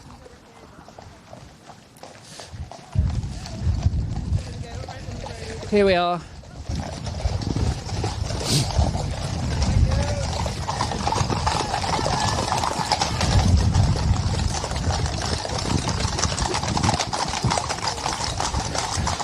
Still dragging that poor child around. Right, we need to get off the road a bit. Well, I mean, they got lucky, didn't they? There was no traffic at that point in time. And then immediately after they go round there, a car comes around the corner. I won't say that they were speeding, but they weren't travelling slowly.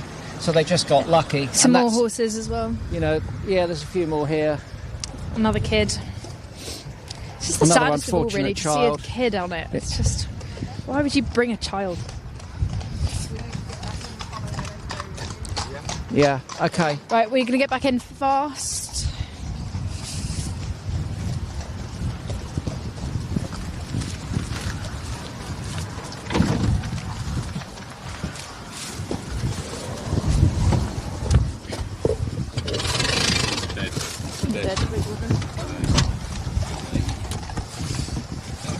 going to do a quick battery change, so just say... We're going to do a very quick battery change, so the stream is going to pause momentarily, but we will be back as quick as we possibly can. We'll see you in a second. In the meantime, I'm going to be eating some lentil chips. I think real. Fabian's You've eating got all to of eat mine. real. We'll be eating real. We'll see you in a minute.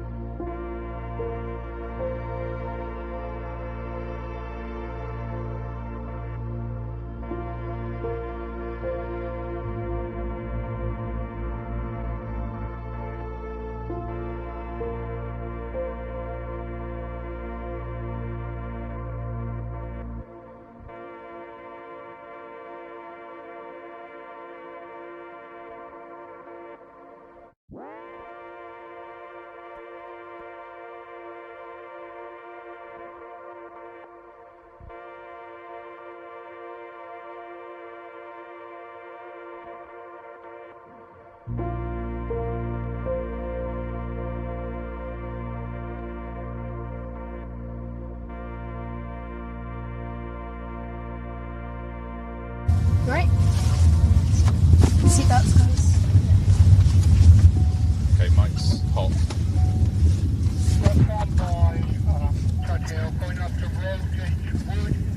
You do the intro.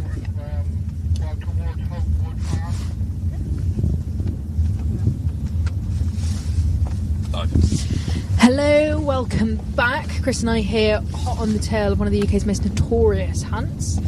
It's been an interesting morning, a long morning for us. Following, there's about 50 of them.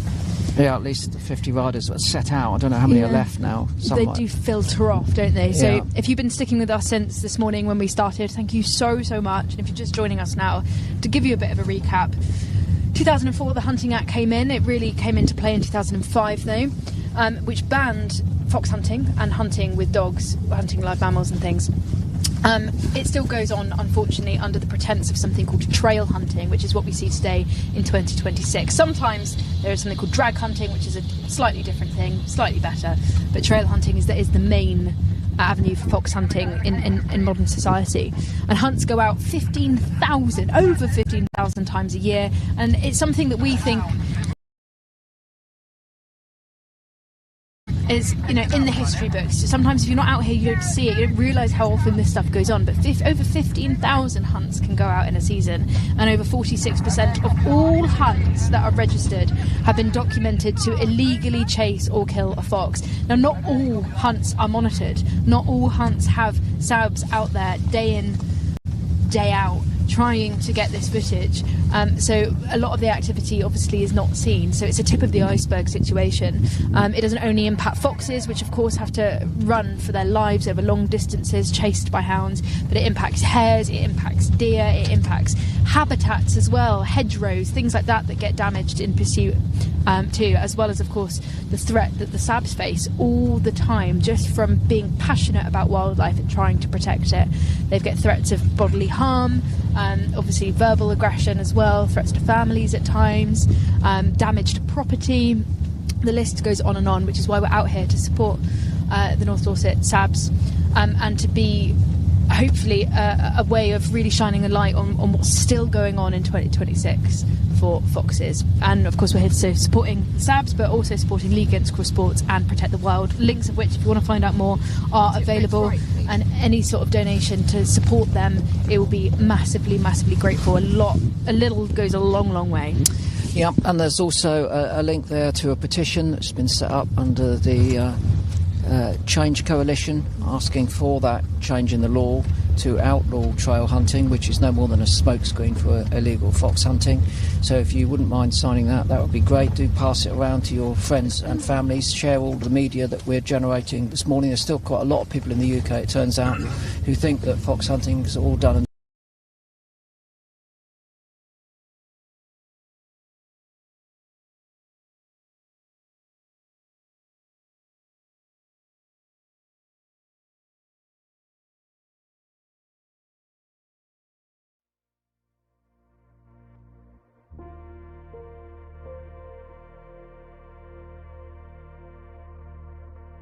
who are aware sometimes changing laws, primary legislation, can take a lot of parliamentary time. We have a very busy parliament with lots of other issues aside from fox hunting, and we respect that. But what we do see is that this would little pheasant, male pheasant, an amendment to the law and not a change in that primary legislation. So wouldn't take up too much time. It's what I'm saying to all of those people here in the Labour Party, all of those Labour MPs who have got that massive majority, is let's get on with it.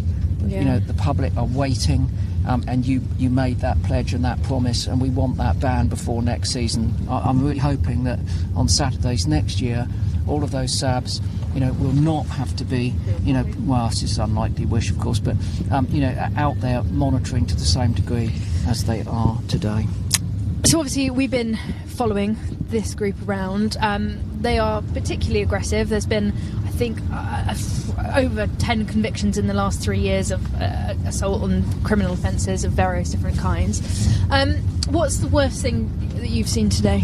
The worst thing that I've seen today is the hounds totally out of control on a public road, where any driver could have come to harm, and of course the dogs could come to harm too. And that was an example of what we call hunt havoc. And from the 1st of August last year through to December, the League Against Cruel Sports received reports from the hunt saboteurs and their own investigators and recorded no less than 601 incidences of hunt havoc. We see hounds being harmed on roads. This hunt have had hounds killed on a railway line, hit by trains. Four hounds. Four hounds killed by a And then they were railway on the line. same railway about a week later. Luckily no one died that time, but they don't really learn their lesson. They don't care. I mean, one thing's, sorry, I was just going to say, so the hounds on the road were pretty shocking. What's also pretty shocking is that these people simply don't care. They know that we are documenting the fact that they're not adhering to the law, that they're illegally fox hunting, and they just don't care because they think they can get away with it. There's no accountability. Well, it's our job to make sure they're accountable. So let's use this as an opportunity to rally together and make a difference for our valuable and imperiled wildlife. This hunt is historically known to have hunted 3 foxes in one day.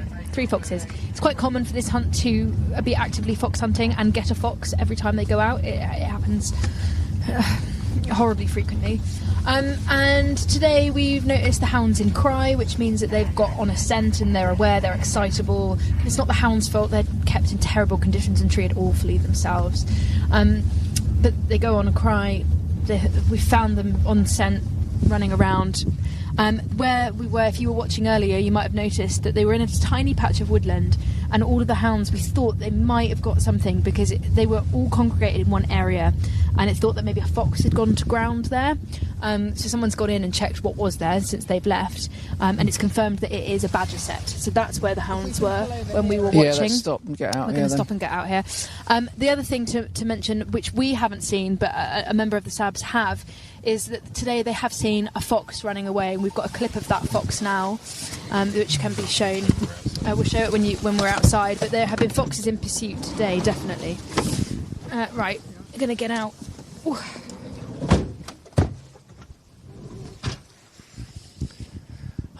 Right, here we are. Nice to stretch their legs. So the hunt followers are spread out all down this road. What was that? Oh, are they? You can hear the horns and everything.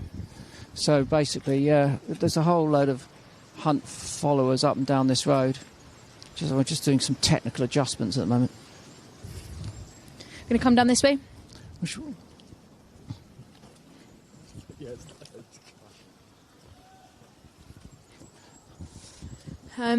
So yeah, can look. hear So the you might shouting. be thinking, okay, well, we've been watching your stream this morning. You've been out and about. We've seen a lot of people riding. We've seen a lot of hounds active in the countryside. What we haven't seen is any fox hunting. Well, we've got a little clip now, which was recorded by another one of the SABs in another group that's been out following the activities that we have. And you might be able to see that now. And again, you know, without any ambiguity at all, this is a fox fleeing for its life across the countryside. Yeah, there's no evidence. We think he got away, luckily. Perhaps we've got some riders coming up on the left. Yeah, but again, there's no ambiguity about the fact that this hunt do illegal activity all the time. On Tuesday, there was some horrific drone footage that was, I mean, lucky to be captured in terms of securing evidence of a fox being killed and being wrapped up in somebody's jacket, which was a bit of a concern, to say the least. And when we saw that man earlier on today, one of the SABs went up to him and said, "Hey, what did you do with your jacket? Did you have to go and get it dry cleaned?" And he had a smile on his face and said, "No, I had to pressure wash it." These people really don't care about their activity and the damage that they cause. It's just very sad. The whole situation is just sad. Needless. Absolutely needless.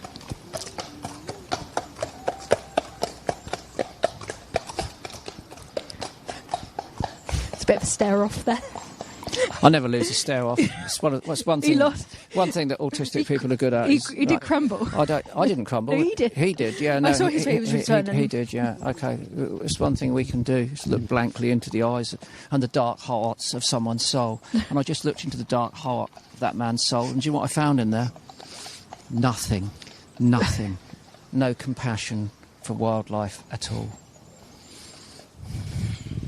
It's sad that there has to be such a big divide. I mean, issues like this are black and white. There is no grey area. This is simply wrong. But it's such a shame that it has to come to violence and aggression. You know, it's unnecessary. There's no need for that sort of attitude and that sort of behaviour that happens. You know, having proper conversations, sorting this out is the right way to go. But whilst they're allowed to carry on and the law just ignores it, then they know that they've got that blanket of security. They know that they can get away with doing absolutely whatever they want. And that some of these people that are involved in this hunt today have violent convictions away from the hunt.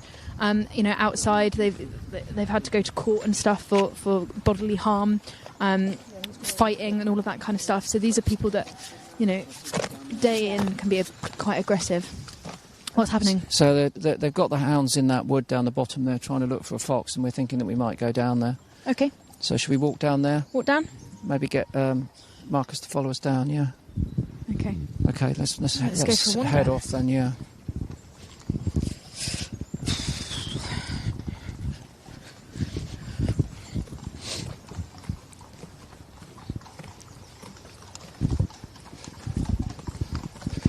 $15,000 times a year. 15,000 times a year. People coming out. Morning. Thank Good you. morning, good morning, yes.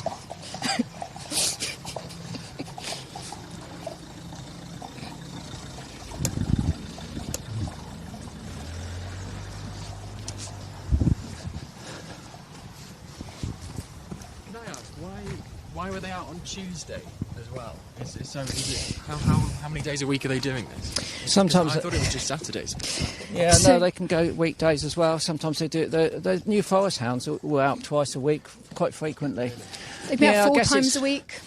You know, in the weekdays it can be quieter on the roads, and I mean, obviously it's only for that one season, so I suppose they'll justify the time. Right. You know, taking time off to do that during the week. You know, but yeah, it just indicates just how relentless it is, basically. But also, it's not a cheap occupation. Some of these people are using, you know, three horses today. That's the alcohol. horses get tired; they have to switch horses. Yeah. So they have to keep those horses, stable those horses, look after them, pay Have all of vets the bills, equipment. move them around. You know, it's a big deal, isn't it? It's quite expensive. You know, it's quite an expensive thing to be a part of, to take part of.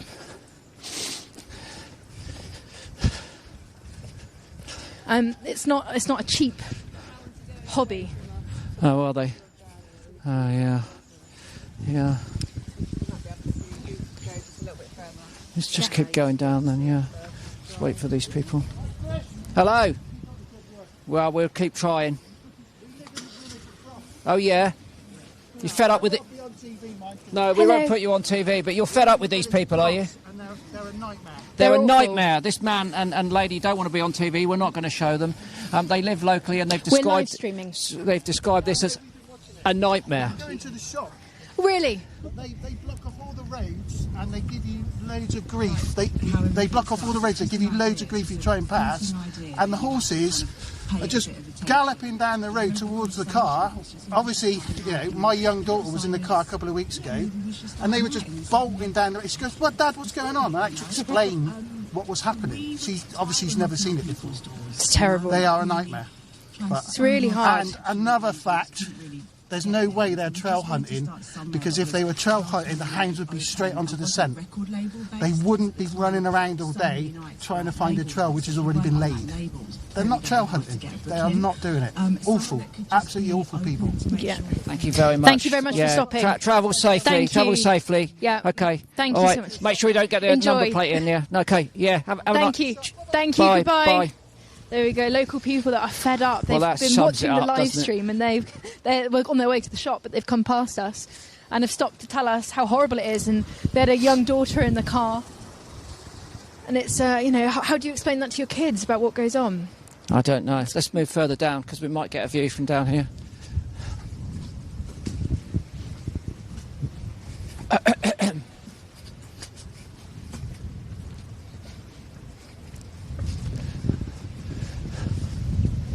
Can't see or hear them at the moment. Little lady, so just be careful. Yeah.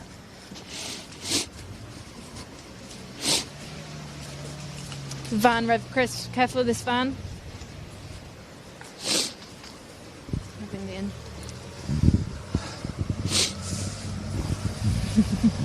What a beautiful dog.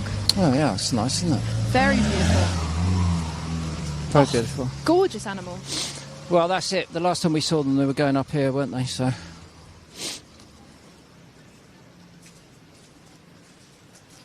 Here's from one of the hounds.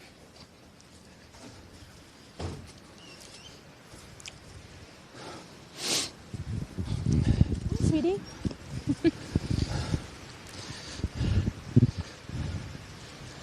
Well, this is where we need our drone again, isn't it? This is where drones come in pretty useful. Yeah. Because at the moment we can't see anything. We can't see what's going on in the wood. Can't hear anything. And this is one of the reasons why we're asking you to donate this morning for the kit and technology that these SABs are using. Because without them being able to record that, then we wouldn't know what was happening. And this is just such a case in part. And what we've seen is this particular hunt have been exposed using that drone footage. And it's led to prosecution. So anything that you can give, I know times are hard at the moment, but anything you can give would be put to good use. Remember, they're volunteers, Absolutely. so you're not paying their wages, you're just paying for their equipment, its maintenance, upkeep, and of course for their travel and petrol, all that does.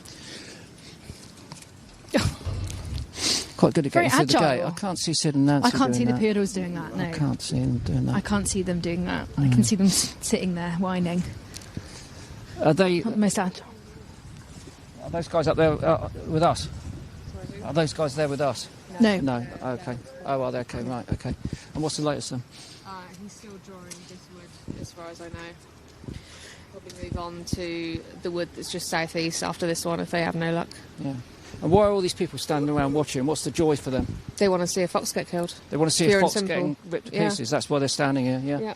Yeah. And Yeah. well, he shoots them and watches them get killed. But they will also alert the huntsman So as it's well. like a sort of a ghastly spectator sport then, basically, It where they is. come out. And they pay to come out and Oh. drive around on the road and try and catch a glimpse of foxes being chased. They actually pay money to come out here. On a public road? Pay money to stand on a public road? Yeah, they sit in the cars drinking coffee and... That doesn't seem smart. Why would you have to pay to do that? Yeah, We should say that the two people on the left-hand side here, they're with us. They're friendlies. They are. Yeah. They're friendlies. Yeah, but the two that have... Having an argument now about press control with... pest control. The I P hate word. the P word. Oh, the P word. The P word and the V P word. So yeah, so they can't.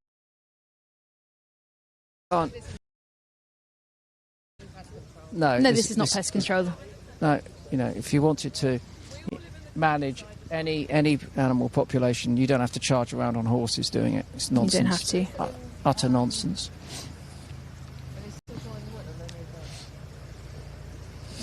Just trying to find out where they are currently.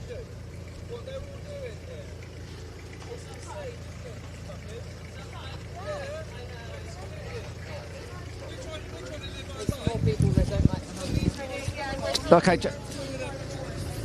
Hiya. Hiya, yeah, morning. All right, we're just covering the antics of this lot. If you don't want to be filmed, because we're streaming live, are you happy?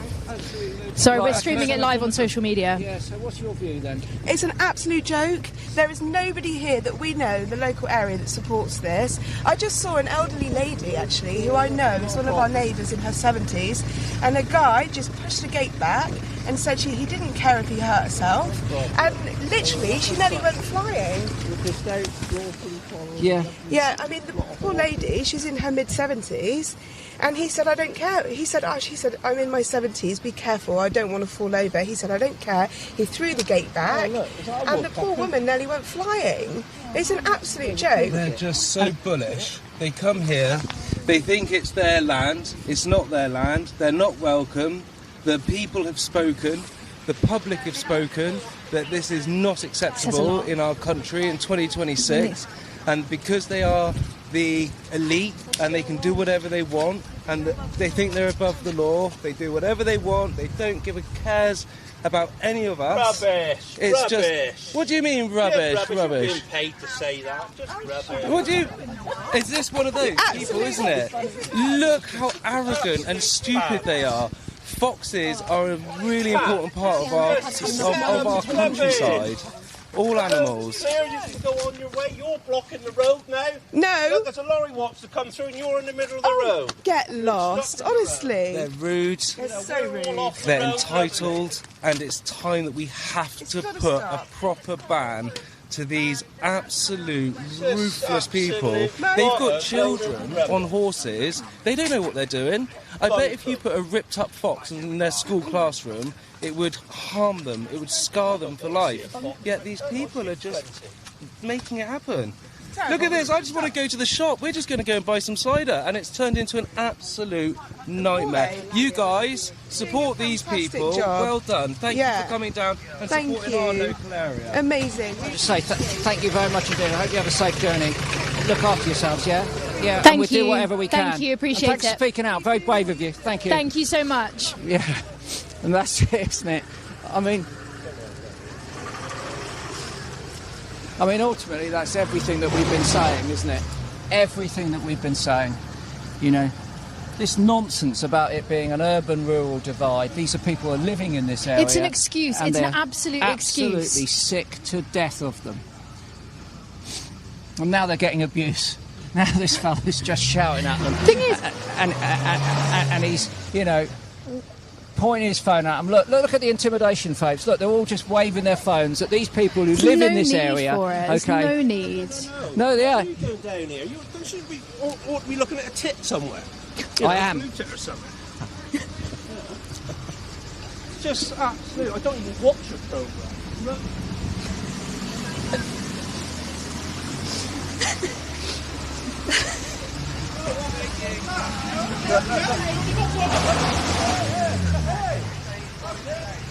Yeah. Oh, it's Marcus.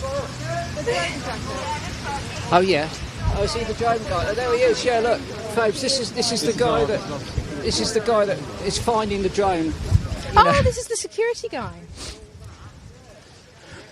He's under investigation, isn't he? I don't right now, know. or something like that. Who?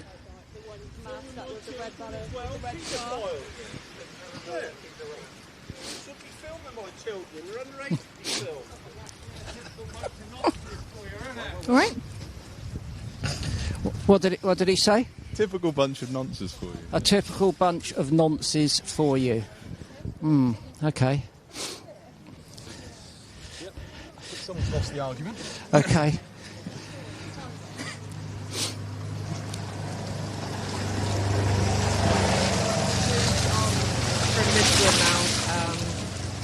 I think they're searching this one down here, which is further on. Which is that way, isn't it? Okay.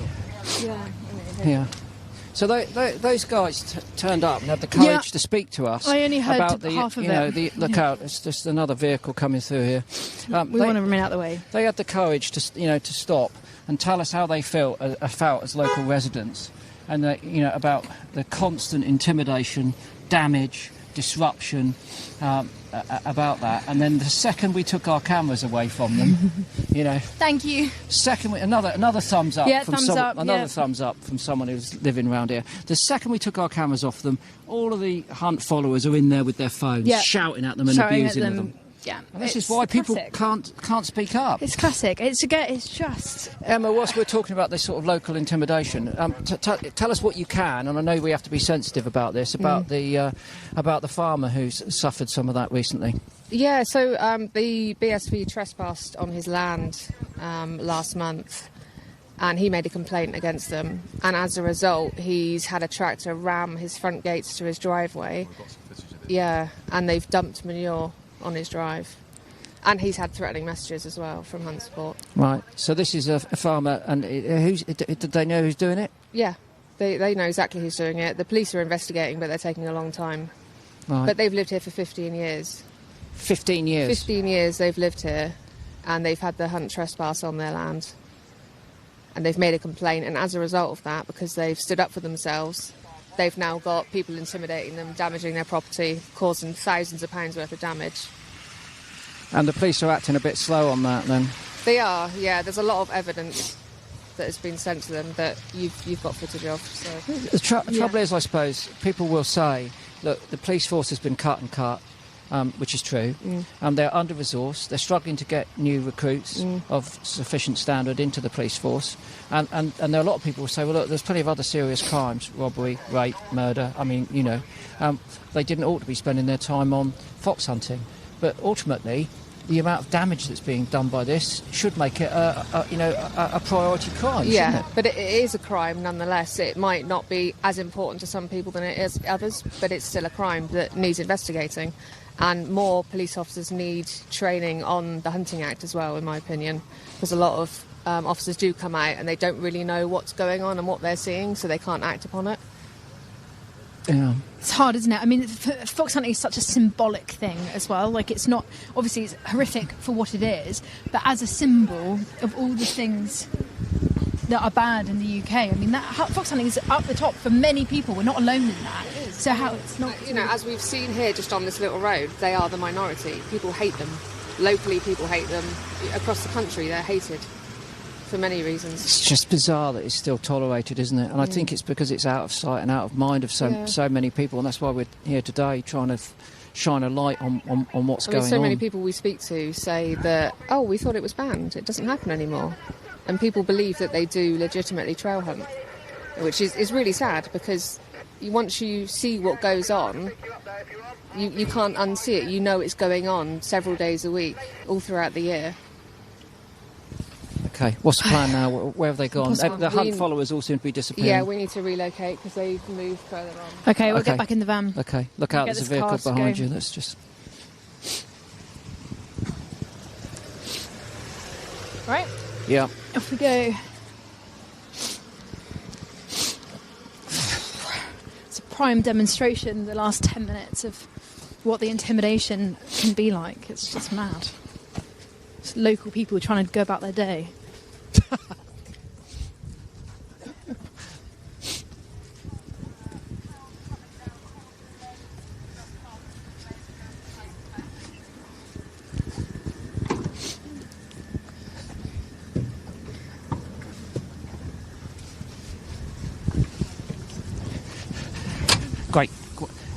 Great thing to be clipped up there, Fabes. I don't know if you noticed that one. Which comment? No, I don't think you did. Which bit? I'll tell you later. Oh, the bird comment? Yeah. He just went straight over He did, he didn't get it. He didn't get it, did he? Well, you know, the insult that we got on the Cottesmore. You got that again. You straight on. Same old, boring Okay. Name calling.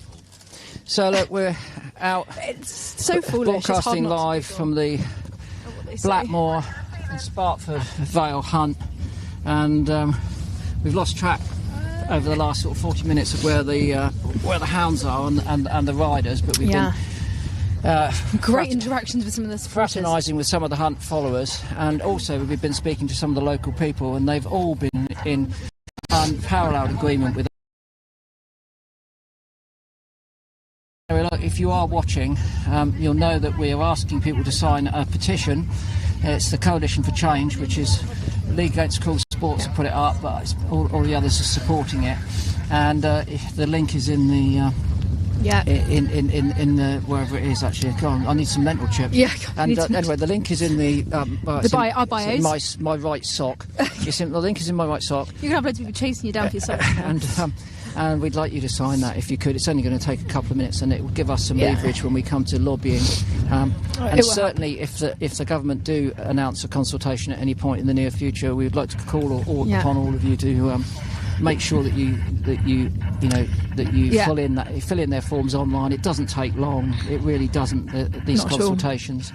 But your voice is important. That is the key thing. Your voice is the most important thing you can do. It's the most important tool you've got. So please do use it and feel confident and brave in standing up and using it. The other thing you can do is follow all of the organisations on social media. Share this live stream as well so that it reaches as many people as possible. Share the clips on social media if that's how you're watching. But follow the Hunt Sabs, follow Protect the World, follow League Against Cruel Sports, follow all of them, and you'll get up-to-date information on this situation as it happens on the ground from the brave people that are out here all the time. Yeah. Great comments. Some good comments coming in. Let's have a little look. This is why you have dash cams in Dorset, that's what Yeah. Right. Well, I can't read that one out loud, but that's funny. Your words fail me. This should be on national television. Well, unfortunately, national television doesn't seem to have.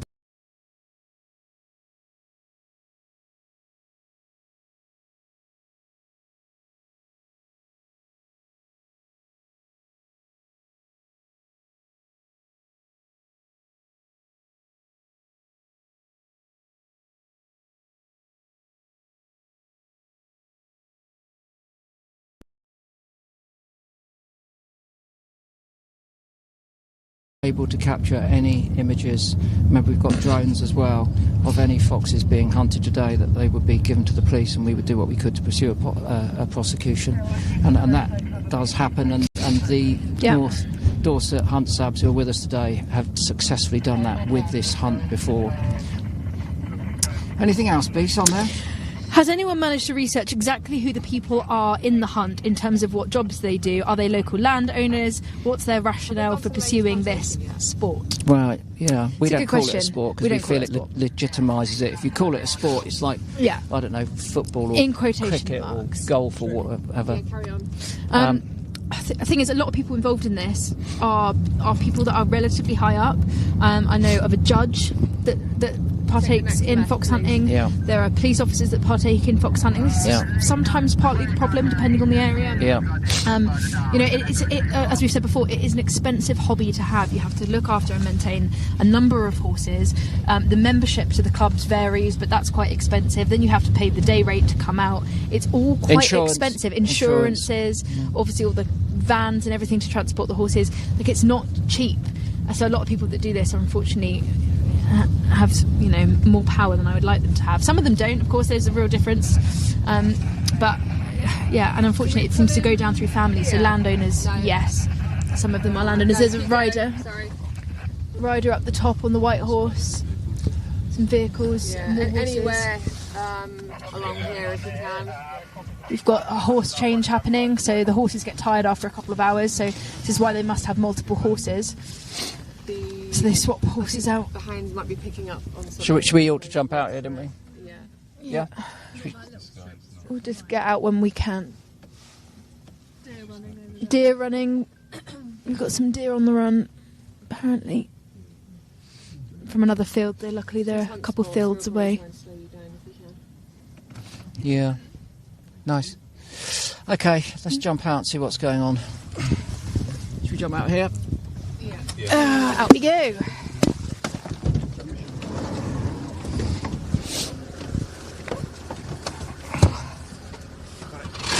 Right. There you go.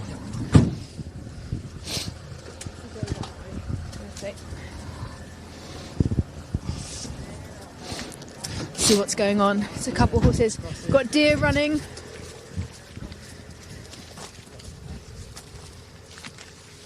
So the disturbance to wildlife is massive. It's not just foxes that get disturbed. You've got deer, hare, rabbits, all of that. There's a hare as well. Where's the... Oh yeah, just in front. Oh, you beautiful thing. I'm so sorry. Oh, you're going to jump right there? No. Oh yeah, more deer. The impact on their energy reserves, their ability to go about normal behaviours has completely changed because they suddenly have to expend all of this energy running. Right, let's head back down a bit more. More deer coming out. So there's lots of wildlife being flashed. Yeah, Beast, you see that? Yeah. Look at this animal here. This is the same one that ran up to us. So confused. It's run up to the hedge. There are hunt followers there. It's now bolted back into the field. So this is an extraordinary excess of energy being expended by an animal in the middle of winter when it can least afford to be wasting its energy. There's another one here, look, and let's be absolutely clear. These animals have been chased out of this wood in front of us by the hounds that are in there looking for a fox.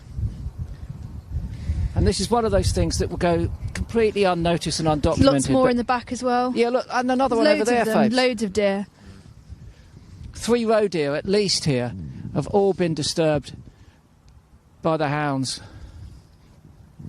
We can't see them at the moment, but we believe they're... Oh, there they are. Yeah, I can see a rider down the bottom of that field. Yeah. Yeah. Should we walk down a bit? Okay, this is the best vantage point. Okay. We're in the best spot. You can see that one rider right in that corner. Well, he's just waiting, isn't he, to see He's if the something pointer. Gets flushed out. Yeah, so he's sat there waiting at the edge of the wood. In case a fox comes his way, he can redirect it back in or alert the others of where it is. Just making out. Oh, another deer coming out. Deer coming out again. Yeah. Why is that deer? Okay. There's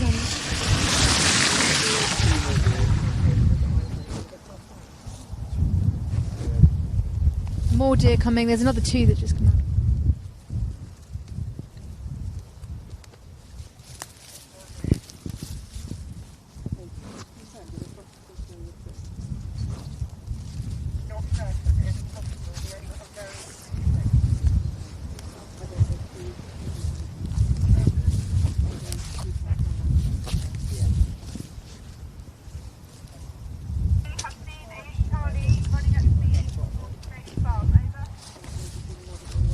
Oh god, okay, reports are coming in of lots of animals now running.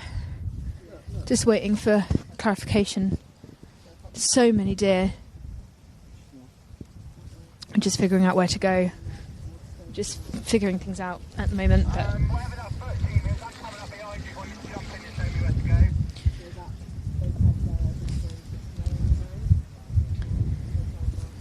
It's really tense when you're kind of waiting. Basically, we've seen a fox. There's a fox. These guys sit right down there on the edge of the wood. Yeah.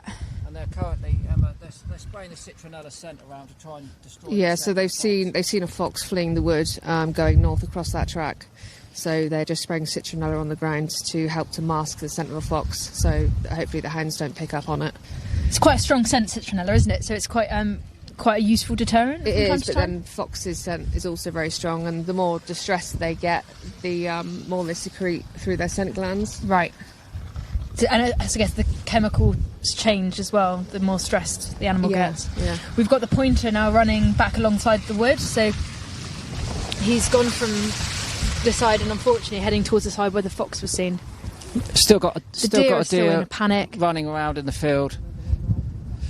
One on top of the hill there as well, another dear. Oh, so that's that we saw 3. That's 7. That's the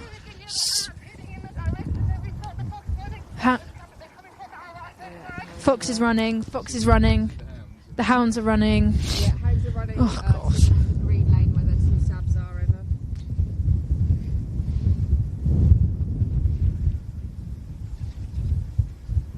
You can hear the hounds in the car now. Yeah, hounds are crying. You can hear that really high-pitched squeak that comes from the back of the throat.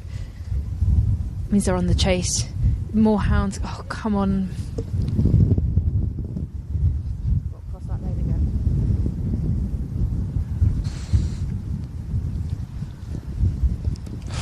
Yeah, they've seen another fox cross that track now. Another deer and another fox. Another deer here, look.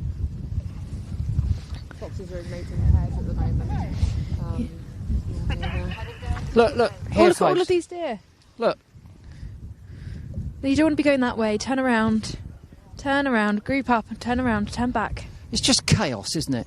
That It's absolute sound. chaos. Look at these deer. Another one here going to the right. Another one down in the bottom of the field. One on top of the hill over there. All been chased out of that wood. Sabs on green lane. Have you seen them? Honestly, it makes me feel ashamed. It's sad. It's just completely unnecessary.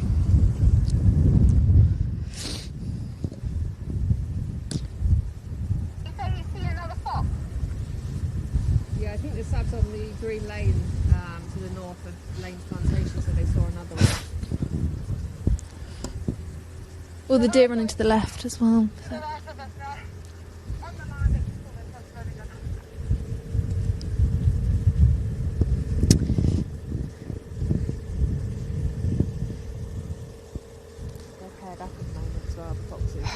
Yeah, of course. So, if you're just joining us now, I'll do a little quick update. We're here with the Blackmore and Spartford Vale hunt. They are currently in this bit of woodland just over to the left of me here. The hounds are currently in cry, which means that they've got the scent of a fox. They're on something. Now, you'd think that fox hunting was made illegal back in 2004. You would think that most people would oblige by the law and wouldn't be conducting that kind of animal abuse in 2026, because surely it's confined to the history books and it's long gone. Sadly, that is very much not the case. Under the guise of something called trail hunting, where they're supposedly meant to lay an artificial but a fox scent trail in advance for the hounds and the horses to follow. That doesn't happen very, very rarely, or it certainly hasn't happened here today. We're here at the moment. We've just seen deer completely displaced, lots of roe deer running around. They look so confused. They don't know what to do. They've been resting in the woods. That energy expenditure is so much for them at this time of the year. And foxes have been seen. Citronella has been sprayed. The hounds and where the fox was on the left, Citronella has been sprayed to try and mask the scent. Another fox has been seen fleeing the other side. So it's all over the place. It's I can't hear the hounds in cry anymore though. How are you doing?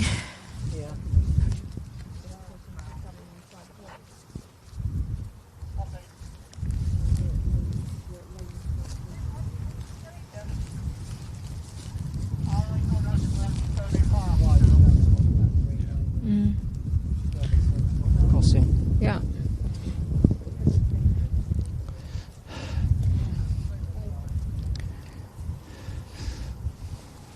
They don't seem to be very active though, those riders. No, they don't. I mean, what time is it now? Some of them might have dropped out. Some of them will be. But if they didn't bring one 10 more, to 3. 10 to 3. So they might have lost some riders, because if they didn't bring more than one horse, they might have just bailed and gone back. Yeah. In fact, there's a couple of riders on this road right now that are just stationary. I think that, it's just what tends to happen, isn't it? It sort of fizzles out a little bit. But others continue. Yeah. Should do some stats, Beast, whilst we're here on. in this moment of hiatus. Do you know what I was just thinking? I need a statistic. Oh, yeah. I need Right, okay. Need something. Well, I tell you what, we've got something I was going to show you earlier. But Oh, yeah. I've got to get it out now, And that was something that was given to me this morning. Right. And, yeah. So I was handed this morning, and this is an email, print out of an email and it comes from Emma Reynolds, who's the Minister for the Environment at DEFRA. Yeah. And this was a letter that was sent, and this is Emma's reply. And it says, "Thank you for your email. The department are consulting on what the definition of trail hunting should be in law, while simultaneously consulting on the best way to enact this ban. The department is not consulting on a full ban on hunting." I hope this has provided some clarity.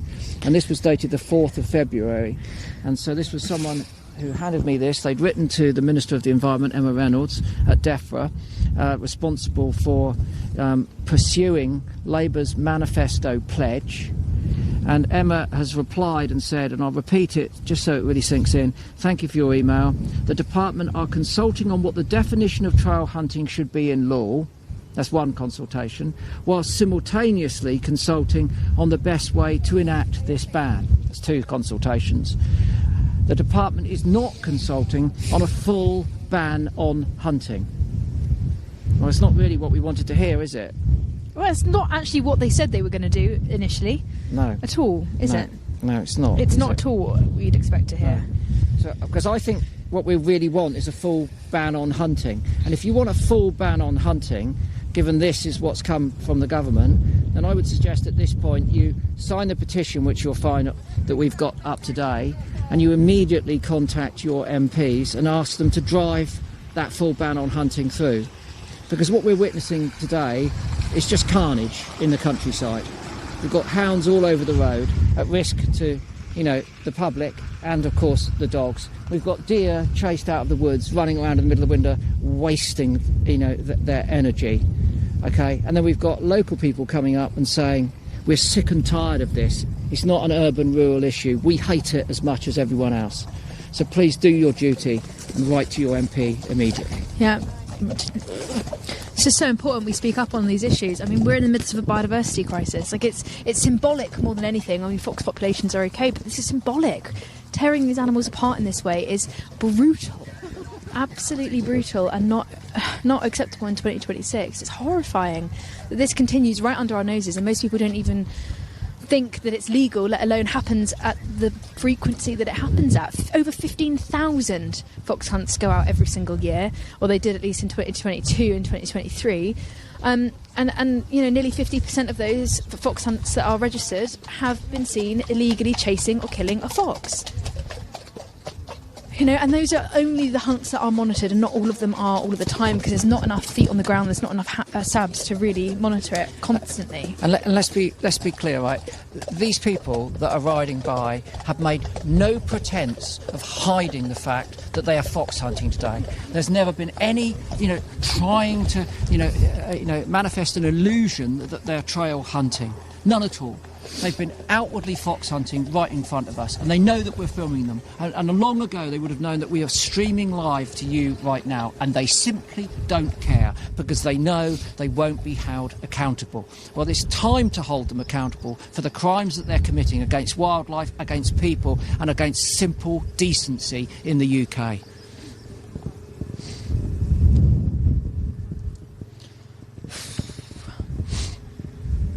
Pretty depressing, really. I'll tell you what, another crime. Go on.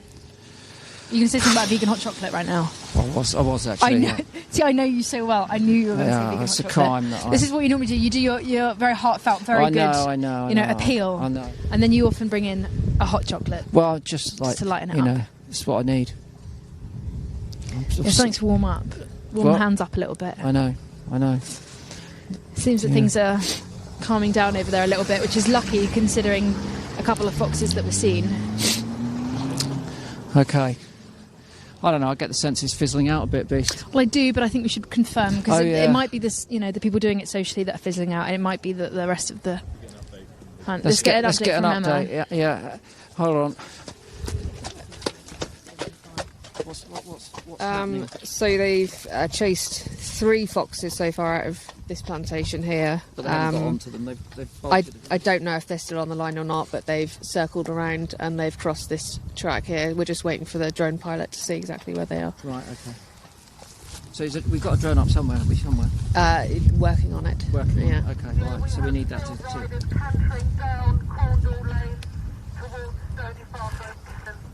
Yeah, so they've crossed Okay. back over there. So we'd be better off moving on than rescue. Yeah, potentially. Or what do you think? Or waiting here for the drone pilot. It's up to you. Oh, the drone pilot's coming here? Yeah. Oh, perfect. Okay, let's hang on then. Let's hang on to see what happens. The drones have been a real asset when it comes to following their activities for obvious reasons. And the obvious reasons being that the SABs always stick to the roads or the bridleways or the footpaths. Try not to trespass unless there's any real evidence of, illegality going on. In fact, we've had a threatening letter handed to us today by one of the people in the hunt saying, whatever you do, don't come on our land. Don't come on our land. So we won't be going on their land. We'll just be sticking to the public highway, but the drone will help us with that. What do you think? Is it sort of fizzling out a bit? So they've sort of split up? Actually, this time of day, things tend to ramp up. We've got an expression, 3 o'clock fox. They always seem to find it at this time of day. But they get more desperate as the day draws on to get their kill as well. But what about the number of riders? Have they been switching horses and things? The hunt staff will switch riders. They'll second horse somewhere throughout the day. Some of the field riders only pay for a half day. Some pay for a full day. So they do dwindle off. But so numbers might have decreased, but but fury and ardour might have increased. Yeah, it definitely ramps up. Well, it makes sense in a way, doesn't well, it? we're going to hang out and wait for the drone then. What else have we got that we can show people? We've got the really infamous incident with, in fact, showing how useful drones are, which hopefully we can play in. Okay. Which was the conviction of the 4. It was, I think there was probably a conviction from it, but it was around a farmyard, and they had no idea. Oh yes, yes. Channel This 4. was coming back from a few years ago. Channel 4. Yes. Okay, I know that incident. I remember watching it. Yeah. Okay, so let's play that in now, because I recall that. That was shot on a drone, looking down. All Do you of have the the hounds. stats? I've written some stuff down about that. Have you really? Oh, I'm prepared. Oh wow. Okay. Blimey. I do my research. Okay. Right. Which stats? The ones that I wrote. Okay. Yeah. Thank you.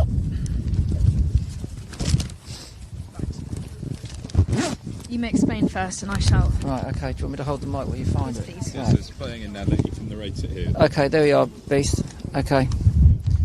Beast has got the details. So I'm just trying to find my stats at the same time. So what you can see here is, of course, the hounds piling in on a poor fox. It's a terrible, terrible incident, and you can see how important that drone footage is in getting all of that detail. It's pretty shocking to watch. It's not nice. It's not pleasant. You can see humans. The human there. Well. We need to move on. Okay. We need to move. You've got to move. We'll move, and I'll explain the detail in the car. Okay. Well, we can come back to that incident a bit later then. Okay. Right.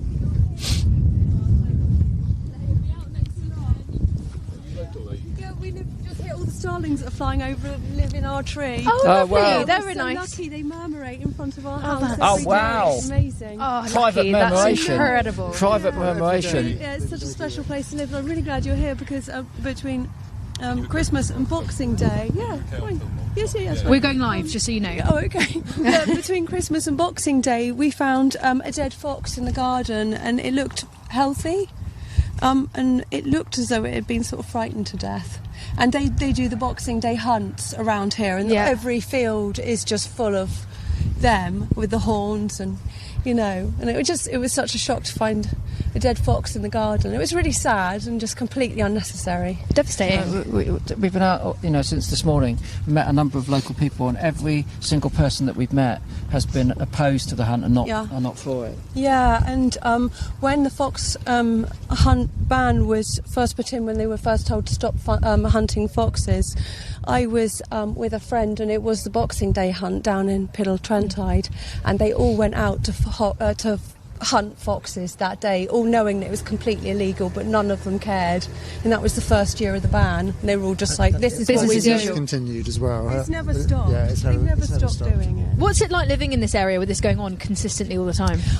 It's not so noticeable, obviously because we're out and we're busy, but on periods of time like between Christmas and New Year, that was really noticeable, and it was days and days and days they were out there doing that, and just Horrible. terrorising the countryside. Do you see all those deer? Yes, and we have a lot of deer living in the fields in front of us, and this is where they live and where they're meant to be safe. We've even got a little white deer here as well, which is really lovely. We might have got a glimpse. Oh, yeah, and it was leading a line of other deers the other day. It was very special, so, yeah. Well... Thank you very much for stopping. Thank you for speaking with us. Look after the starling. The starlings. Look after your starlings. Envious of your private murmuration. It sounds fantastic. Look after yourselves. Thank you so much. Yeah. Take care. All right. Bye. Done that. Finding a fox in your garden. Thank you.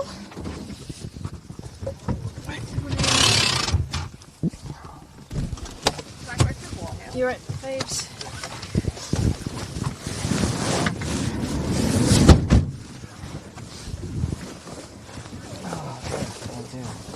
Right, what's the plan then? What's the plan? Big hot chocolate tub. So we'll have to go out onto the main road again. Okay. Right, heading out to the main road again. So what, back up here and right? Can someone give us a location of hounds? Talk about that incident. Yeah. So, just about 5 minutes ago, we played in a clip that was shared on Channel 4 News, and Channel 4 News did a great job of exposing this. But 4 men were charged with illegal hunting. This was on the 4th of December 2023 when the incident happened. Basically, to tell you exactly what happened, so after the North Dorset hunt saboteurs caught the pack chasing and killing a fox, the horrific incident was caught on the drone and was subsequently broadcast on Channel 4. Footage shows a fox being chased, seeking cover in a barn, while hunt members and surrounders just surrounded the building watching on. The footage then showed the fox running away, quickly being caught up by the hounds. The hunt master and other staff just watched on. They did not call the hounds off once. They retrieved the fox's mauled body after the attack, presumably to get rid of the evidence, not realising that they were being filmed by drone. And I think that incident was one of the main incidents that people recognised how impactful drones could be. Lead to the British Hounds Association suspension for a month. Emma. Sorry? BHSA suspension for a month. What was the story behind that? Yeah, I don't even think less than a month. Yeah. So I think 2-3 weeks they got suspended for, which is pathetic. Yeah. So 4 men charged with illegal hunting, and they got suspended for 3 weeks. Yeah. Come on, legal system. I just think that... Bad is that? The only people that are broadcasting this at the moment are Channel 4. Yeah. You know, Alex Tomo goes out and has done really sterling work with this, but you just don't get it on other mainstream media at all, do you? That's the trouble. And Alex is fantastic as a newsreader because he's passionate about these subjects. Yeah. So he's the one that and gets environmental things things generally, to be honest. Yeah, with Channel you. 4 do really well. Louise one of the best. And Alex, love them both. do an amazing job on Channel 4 just to keep this sort of stuff in the news. Other than that, you never see it. Never see it. Never see it. Fear of pushback, and it's not even pushback in terms of multiple numbers. It is just sometimes hunt supporters are louder than we are, and that's what we've got to change. That's what we have to change. Obviously polite and peaceful, but we have to at the same time use our voices and speak up when covering these issues, and be bolder and braver. I think we're all just too scared sometimes. Do you think? Yeah, I do. I think we want to say that we're helping by doing the cosy things, Yeah. I mean, it's all very well doing the big garden bird watch, and we love it, and it's a great piece of citizen science, and it generates real data, engages people with wildlife. But ultimately, as much as we've got engagement and education to deal with, we've got to be making a difference. We've got to be taking action, and what's missing from at the moment from the environmental, NGOs is campaigning. They're not campaigning. They're not raising their voices and exercising the power of their membership to affect change. They're too timid. They are. And it's really sad because obviously we're all on the same side and we all want to support each other, and we all do, and it's about being collective and, working together. But it is frustrating when the weight of campaigning for issues like this falls on just a couple of people. And it's not right when organisations have a lot of power, they've got a lot of membership, and they can do a lot more if they really wanted to. They will say that they do something, Sometimes they do. I'm but not this saying they is never do crunch anything, time. but they Listen. don't do enough, and they know it, we know it, No, and everyone else we don't knows need it. to know it. We see it published Yeah. in the State of Nature report. Yes, we see it published. You know, we live in one of the most nature-depleted set of countries in the world. We still see many of our principal habitats and species groups in critical decline. And instead of ploughing on with the same old methods, which are clearly not working, what we really need to do is pick up the baton and make a difference. And that does mean taking some forceful action and proper campaigning, and that's what we need. Yeah, You know. you have to take. You can no longer not take a stance on these kind of things. We don't have the time to be messing about. Is he getting a second horse, or is he done for the day? Done for the day, maybe. Is that a new clip of Packing the up. fox that's just been kept? Yeah. Okay, we've got a new. That was chased from that wood that we were just next Yeah, to. yeah. If we can carry on going up this road as fast as we possibly can. We've got a clip, or we're showing a freeze frame Okay. We're gonna. of We're showing a freeze frame at the what's moment just been seen, of yeah. something that's just been seen. This is one of the foxes that was recently chased just a few minutes ago. We're currently trying to catch up to the hunt and potentially these foxes. Hopefully, you know, the foxes got a long head start. But So there was three of them they chased out of that wood, chased plus all the 3 deer. foxes and over 10 deer. I lost count. There was a lot. Roe deer, There was a yeah. lot. There was a beautiful whitish one. I saw that. But you know, they looked startled and confused, and they didn't know what direction to go in. It's not. It's just eyes on hounds. Sounds like some of the sabs are running. Someone out in the field. Running. It seems like there's quite a lot going on. We're going to try. Just pulled hounds off of the line further up the road. So the sabs are currently trying to pull the hounds away from a potential scent. They're in the field. Right, here we've got some supporters, which means they're not going to be far away. No, they're further down this road. Further down this road a little bit. Oh, I've got it. Yeah, carry on. Some of them are giving up. Okay, it's just that fellow with a kid. The kid. It's the way, honestly, to see children on horseback doing this. Oh, it's sickening. It breaks my heart. Sickening. You know, you become acclimatised and used to that kind of violence. God, honestly. I just... Yeah. It's not right.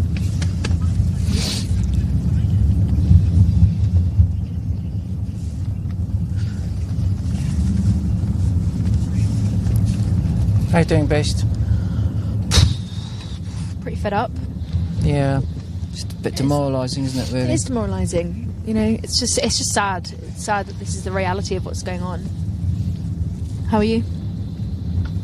I don't know. I just feel that, you know, I felt for some time that we were going to be on the edge of putting this to bed. You know, it's the one thing, there's 2 things I always say, aren't there, that I want to see ended before I die. Yeah. One is fur, the other's fox hunting. And I know they're not going to save the world, and I know we've got much bigger issues when it comes to environmental care, but they are symbolic in my life because there are 2 things that I recognised when I was very young that I wanted to see an end to. And I'm now 64 years old. You know, I went to my first fox hunt when I was 14. That's 50 years ago. I'm 65 actually, nearly. That's 50 years ago, and it's still going on. What's the matter with this country? Why do we allow things that are painfully wrong just to, you know, carry on? It's awful, isn't it? Just get on with it and put an end to it. It's just, yeah. How embarrassing. How embarrassing. There must be people in other countries looking at us and thinking, you know, frankly, what on earth are they doing? There are lots of countries where fox hunting took place, you know, going back hundreds of years ago, and it doesn't happen anymore. We are just dragging our feet, and we're stubborn. We're stubborn as a nation, and think just because we've done it for a handful of generations, it's our right to continue doing it. I think it's a societal thing, isn't it? Do you remember we live in a country where, you know, more than 50% of the land is owned by 5% of the people? Oh. I just think it's not just that, is it? Well, it's entitlement, isn't it? It's entitlement over what they believe to be their right. Well, it's shocking lack of accountability this morning. I mean, they've not made any attempt to hide that they're fox hunting at all, have they? No. Nothing. No. Absolutely nothing. No. They don't care at all. You think the moment they knew they were being live streamed, that they maybe turning around, they'd be a little bit more nervous about doing what they're doing so publicly, but Okay, they north or south of that dead end road. Yeah. Just all over the place. Yeah, they really do get to it. I just can't understand. Just being, a Hunt supporter, I'm just going to go and spend my day stood in the rain on a public path. I'm going to pay to do that. Actually, I'm going to give my hard-earned money to a Hunt group so I can stand on a public path in the rain. And not really get a good view of whatever horrible things they're doing, and then I'm just going to drive around for a bit and just stand in the rain, not doing anything. In the rain. I don't know. I can't. No, I know. That's the problem, isn't it? It's so difficult to process what goes on in people's minds. Do you know what I think sometimes? Yeah. In a sort of, I don't know, lazy moment. I think that sometimes it's almost like we're separate species. Do you know what I mean? It's hard. We've all humans have a lot in common. We've got more in common than we've got when we've got differences. And I think even when it comes to the people taking part in the hunt, we've got more in common with them than we realise. Of course we do. It shouldn't be a case of them versus us. However, when violence is taken, when then they feel very far away. I think and it's not nice. Something's gone wrong. Something has gone wrong. That's why I fear for those young people that have been dragged along here today. It's just like, how do you justify that? I think the difference is, we've come out today with the primary purpose of helping to raise awareness and support the organisations here on the ground. But we're just, we want to help save foxes. Whereas their reaction to us today has been, swearing, name calling, putting middle fingers up, and that's their good behaviour. That's on a good day because that's nothing behaviour. No, I know people have been whipped in the head and had to go to hospital and have stitches and glue. People have been pushed into gates by horses. There's a lot that goes on. Sabs are running. They've been running all day. That way. Yeah, they're just trying to get a lift round through. Right. Keep going. Are we carrying on? Carry on. Sorry. So there's a real difference there. We haven't. I wouldn't dream of saying anything bad to a hunter. But they're in a pretty landlocked area now, so the chances of seeing them are quite slim. Okay. So they're apparently, I don't know if you heard that, but they're in a sort of a landlocked area, so it's going to be hard to see them. What about our friend with the drone? Is he? He's already got the drone up from a different location. Has he? Okay.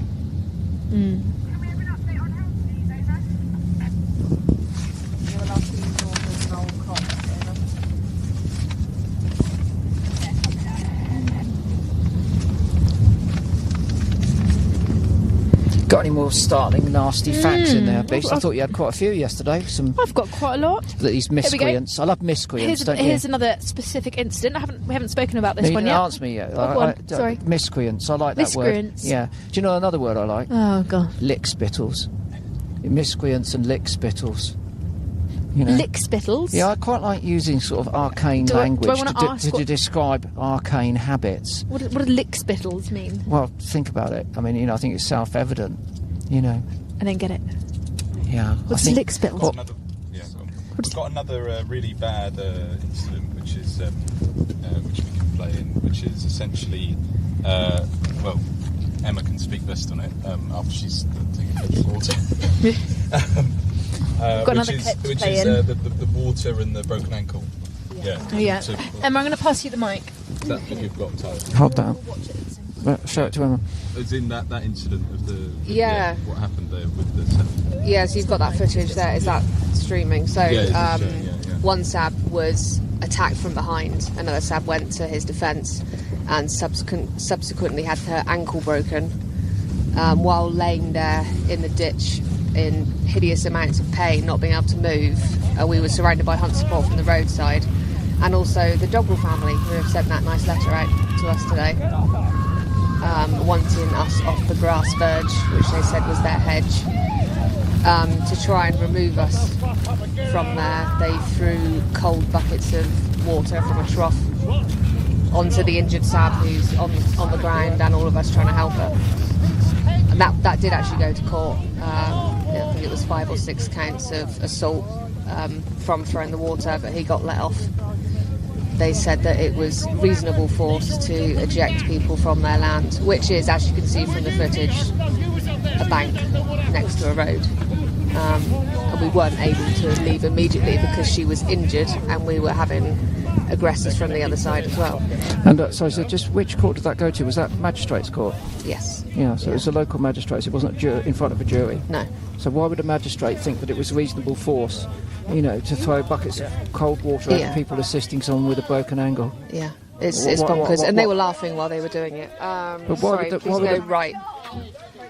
Yeah, they were laughing while they were doing it as well. But why would a magistrate think that that was acceptable? Sorry, say that again. Why would a magistrate think that that's acceptable? You asked me. We were absolutely dumbfounded by the result of that one. So was it just one magistrate? It was 3. 3 magistrates? Yeah. You take the evidence to court, you've had a person injured on the side of the road. Yeah, and they've seen all the footage. All that footage was played in court, plus more from that day. And we're being told it doesn't look good, does it? It doesn't look good from the judiciary's point of view. No, it doesn't, and it emboldens them to then carry on with the behaviour as you've seen today. Right. Yeah. This James Doggerel was also charged. He wasn't charged. He went to court for another assault same day. Pushed over a female sab. He was let off with that one as well. By the same team of magistrates. Yeah. Yeah. Because she was pushed from behind, so they said she could have tripped. There was no proof to say that he did it. Right. And you've also got that footage. I mean, if you play it, you can hear the foul language coming from him and the aggression in his voice. Yeah. So it makes you wonder really what sort of ethics and morality that the magistrates are employing. Really. Sorry, we need to turn around and go back up that road there. Turn around. Thank you. Thanks, Emma. I don't know. Yeah. It's shocking, and that footage is just the lack of care for any sort of life, whether it be foxes or other human beings, regardless if you disagree with them or not. Like, you just if someone is broken their ankle and needs help, you help them. You don't throw water over them. It's just absolutely disgraceful, and the lack of respect for life. Just the laughing about it. Laughing and smiling about it all the while.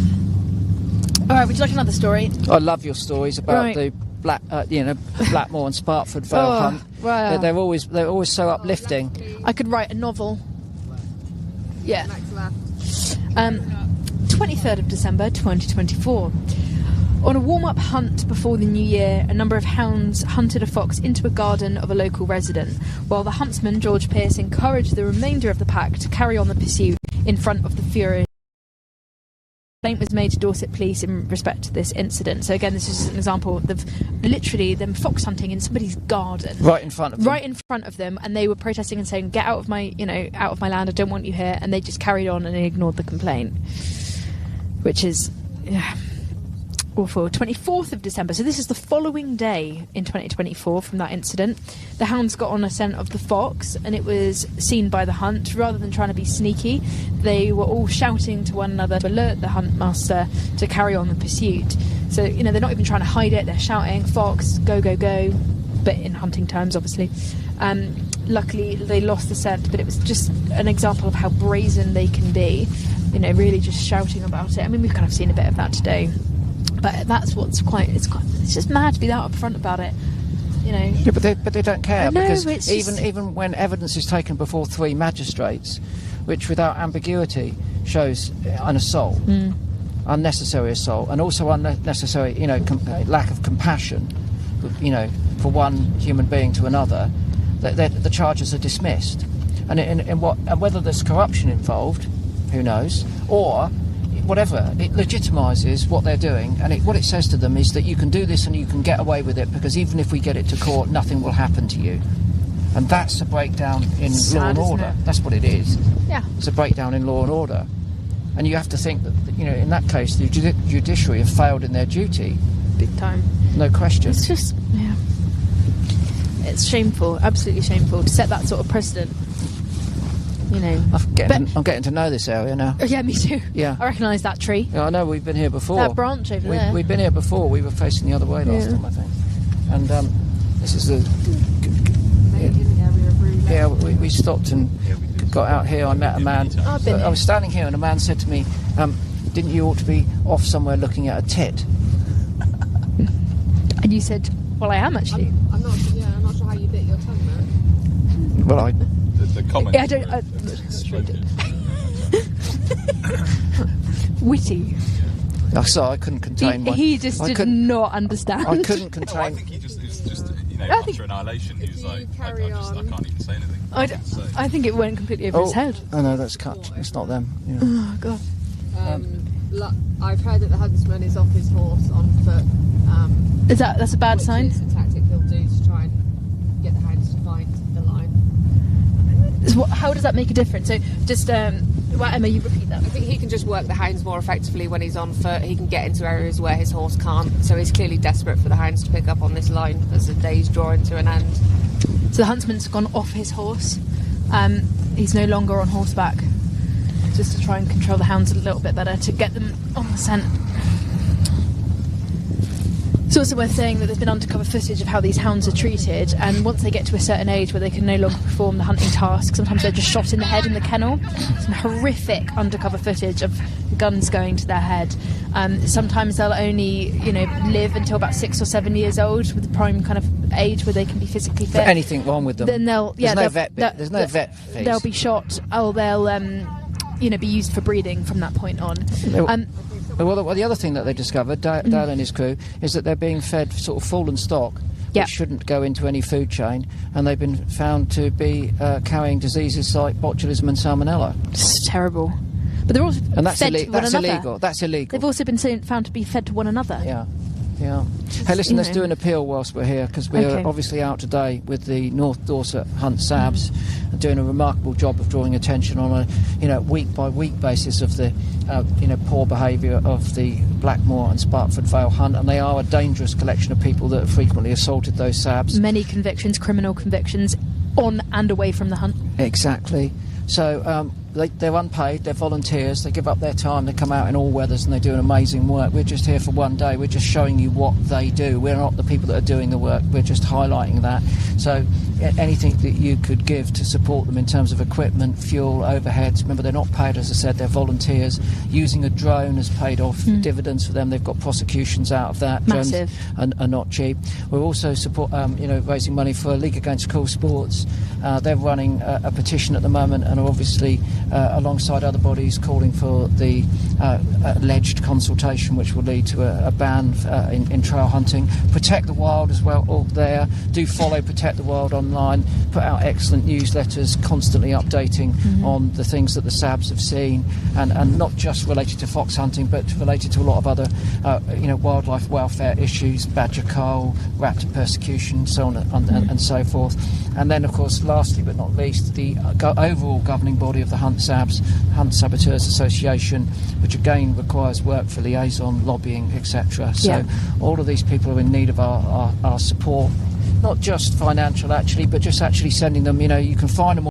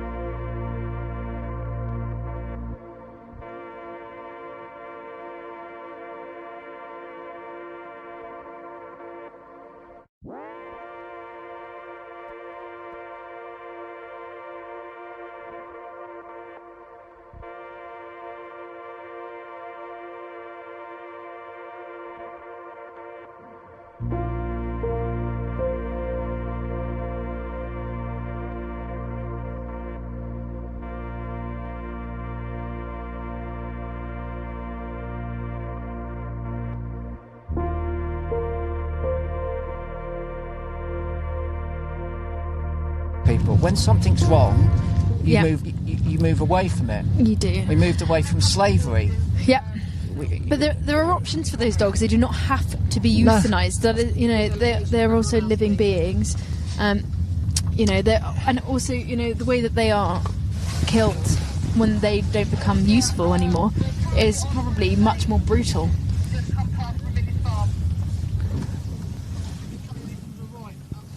Awesome. Okay, just got this little white bit of a tip car. thing. It's been around all day, and is that our mate? Is he our? The landowner representative. Yes, landowner representative. Oh, yeah, they're filming. Right. They love getting that. That's a landowner representative. Landowner representative. I like that Well, I'm going to be title. the kitchen It's outrageous. representative later. Are you? Yeah, I am. Yeah, I'm taking on that Are you role. cooking, are you? No, not cooking anything. I'm holding people to account in my kitchen. That's what I'm doing. I'm holding them to Well, I'm going home then. right. For not washing up.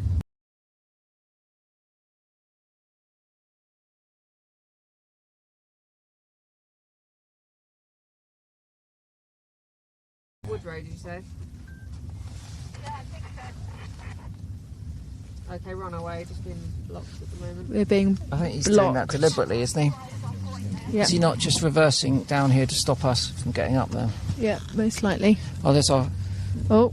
This is Mr. Happy and Mr. Finger. This is Mr. Happy. Mr. Happy and Mr. Finger. Mr. Happy. Does his finger coming out? Oh. He's sobered up a bit now. He's so... The port is worn off. You can carry on up. What did you say? 2 villages behind. 2 villages behind. Oh. Right. Hot on the money. No.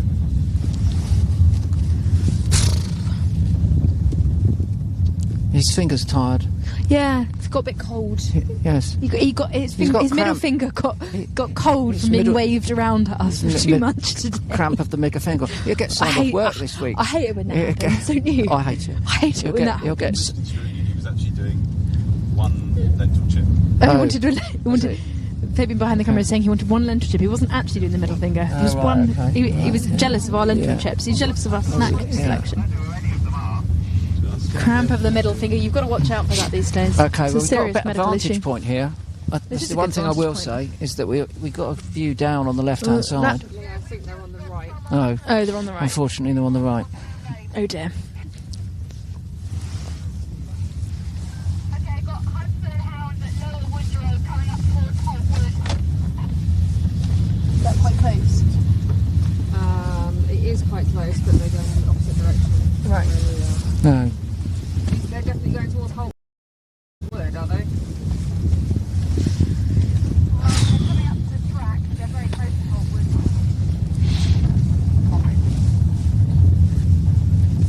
It's a lot. I'll tell you one thing that would be a negative impact of our broadcast today. What? Well, I can't imagine house prices are going to be soaring in this area. I thought that when I asked the locals earlier, what's it like living in this area? How do you find it? I was like, this is not a good advertisement for coming and moving. I mean, here. would you buy like an isolated cottage out here for a peaceful life in the country? I cannot say that I would. No, I I don't would. think I would either. I would. But it's a sign, tragic isn't because it? it's such a beautiful part of England, isn't yeah, it? yeah. It's about doing your research, isn't it? Really understand where you're going to move to, because most people will come here without knowing what really happens, and they'll get a shock when they move in. Beautiful part of England, off limits. Because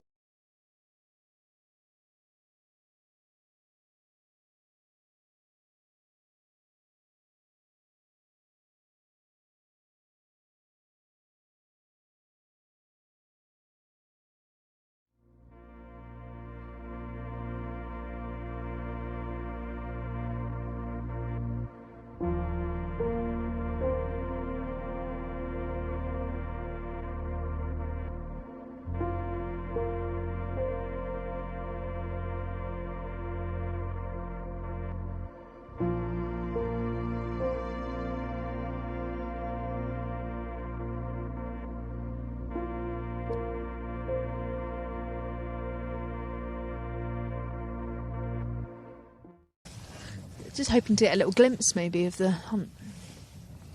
Oh no, they're okay. That lot. These guys? No, the car that just drove past. Oh right, no. These are support here. Yeah. It's an unusual place to stand if they're kind of moving quite far away. do you know what? If I was thinking of putting in a massive bid for billions of Here we pounds go. worth of sponsorship from one of the petroleum states in the Gulf, right? Where does your mind go? Well, I was just thinking, because at the moment they're buying into all sorts of sport and art Yes. and entertainment to legitimise their use of fossil fuels, Yes. right? Yeah. But I wouldn't pitch, fox hunting in Dorset as a great televised spectator sport. No, I wouldn't. I can't see. I don't think that could be really recommended. It would require significant investment in terms of technology, wouldn't it? But also, audience figures aren't going to be that great. No. It'd be quite boring to watch. Yeah. Quite boring to take part in. Yeah. Perfectly honest. I think of better ways to spend my Saturday.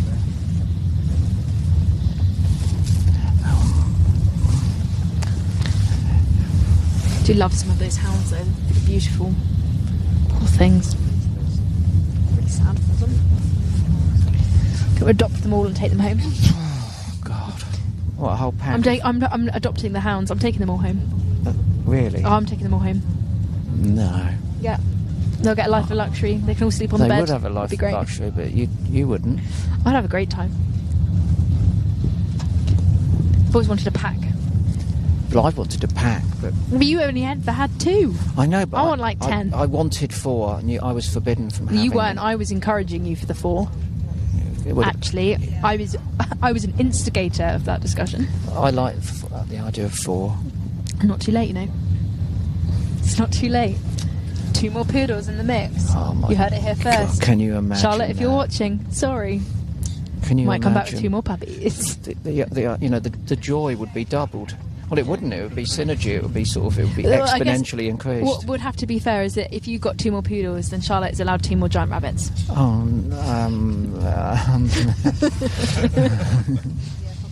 And I'll take the pack home. Right. No, not a pack of rabbits. I love the rabbits, but no dog. Anyway, if you've got any questions or comments or anything like that, please send it in. I'll have a little scan now. Have a little scan on your phone. Let's have a look. Otherwise, we're going to be talking about poodles, and that's not going to entertain everyone or anyone apart from us. Probably. Really?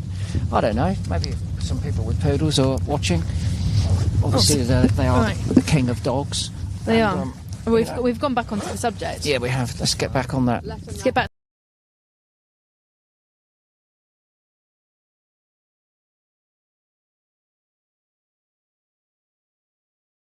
To foxes.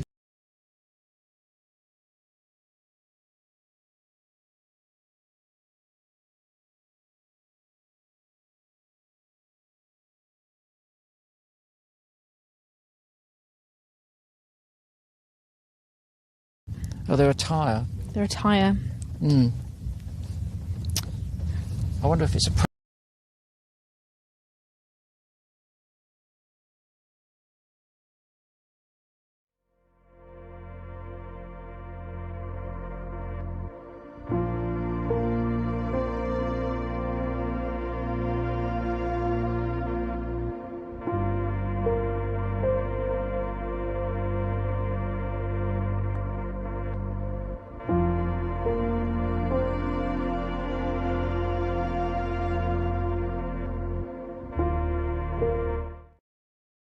Yeah, I know that because I used to take you there and pay for it.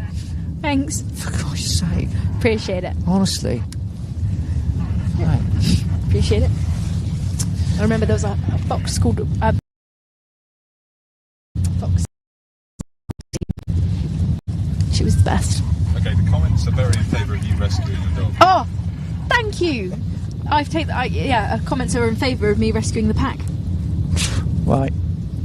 User Autistic AF says poodles are magnificent. Poodles are magnificent. Who We've got said poodle that? love coming in.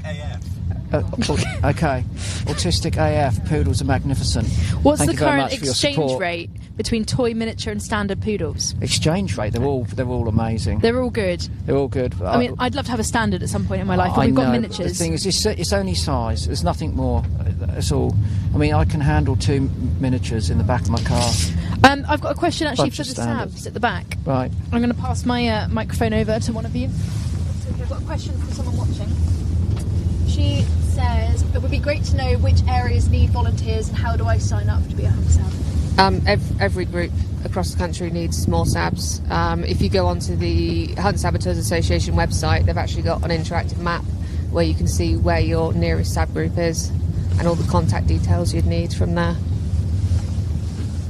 It's obviously it's a hard thing to do, and it takes a special type of kind of courage and bravery to be out here, and resilience actually to be out here doing it all the time. But if it's something you can do, it's absolutely a great way of volunteering your time if it's something you're able to. Great community though. It's a fantastic community of people. Yeah, really supporting. Everyone in the SAB support one another, don't they? Yeah, it's fantastic. So all the information can be found online.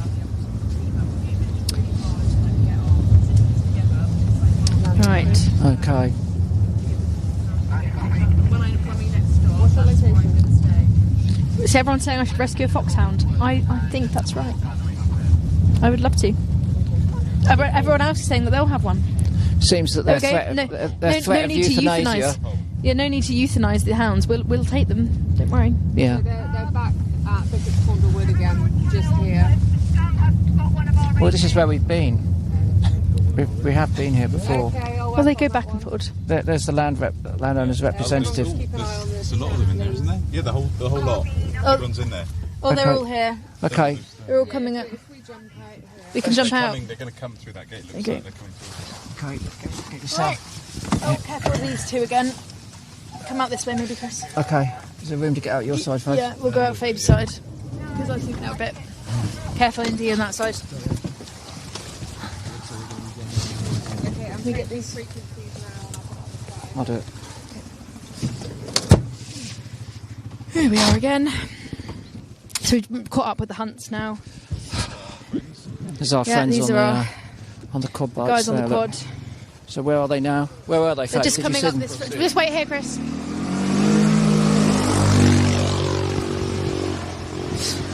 I mean...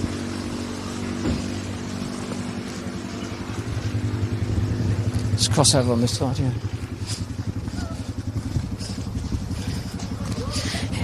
Here they all are.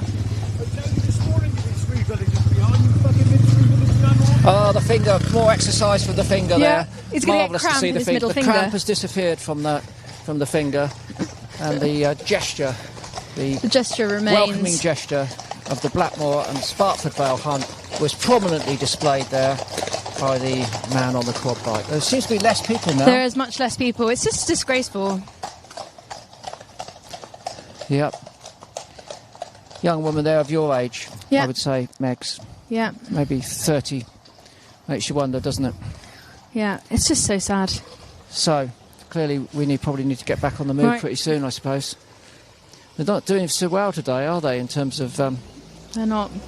Picking up and holding a trail. Not holding a scent very well, are they? No. I feel so sorry for them. What a shame. Sarcasm, by the way, just to make sure that's evidently clear.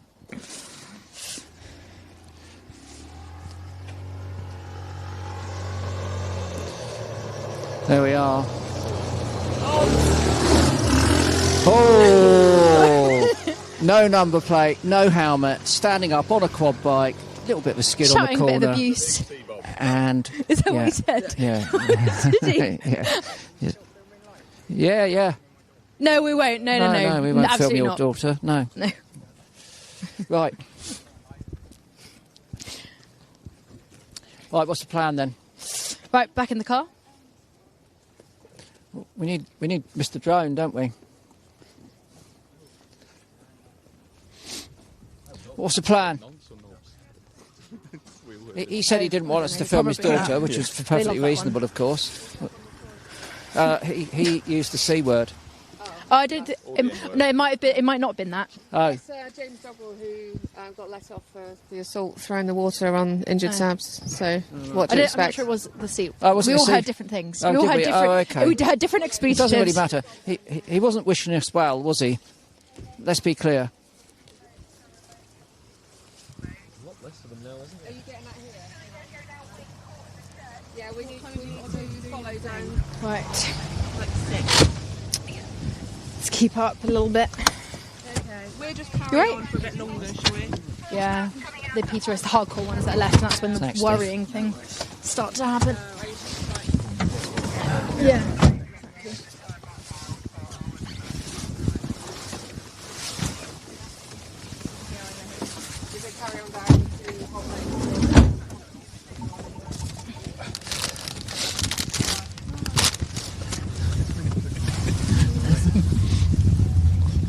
Soon to be a few less riders now.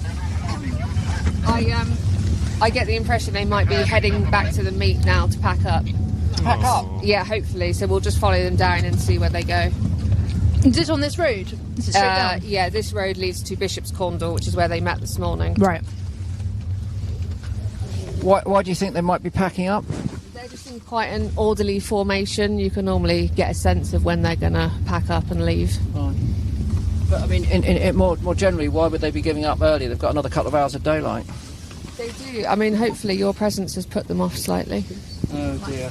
We've ruined their day. Oh no. Oh no. Oh, we shouldn't have come. I'm going to have to write a letter of apology. Oh gosh. No. Oh no.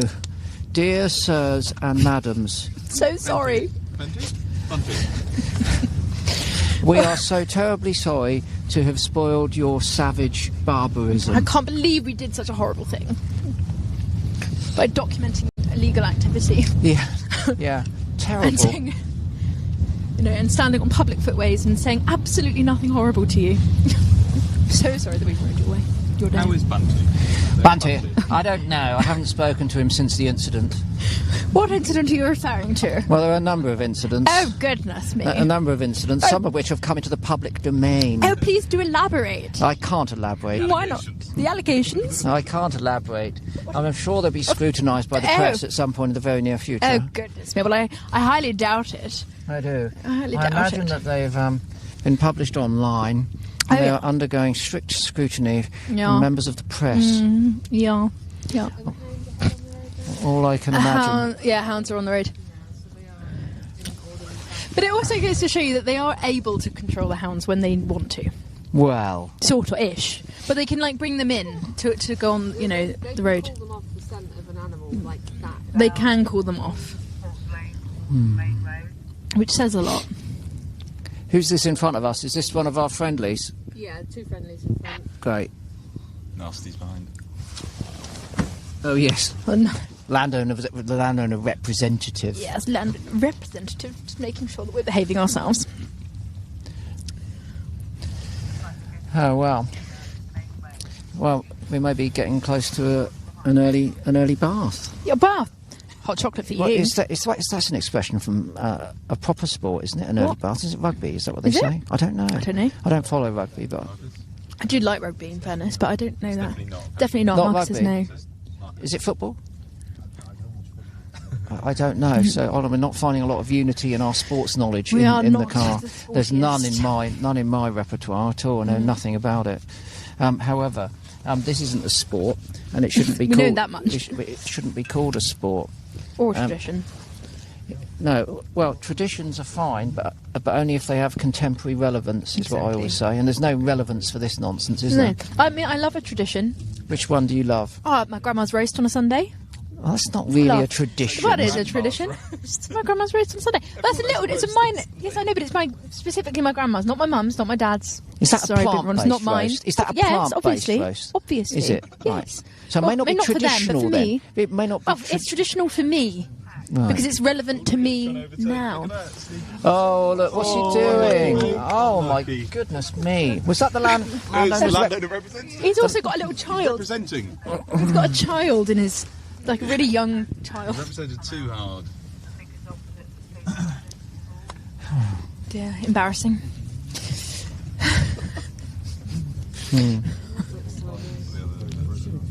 There's a couple of words I'm not very fond of. One is tradition. No. Because I think it's overused in a protective sense. And the other one I don't like is law. L-O-R-E, law. You don't like law? No, Why? I don't like law. Why not? Well, because I think in some instances, not all.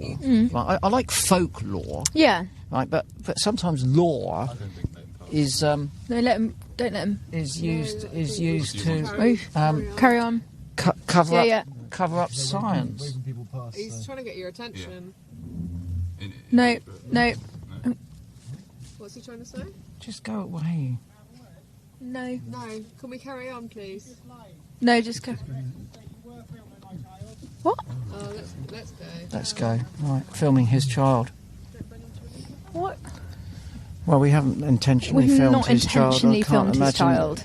We don't want to pass, so if we can just pull over and wait for them to do what they do. They want us to pass so that No. we don't see where they go.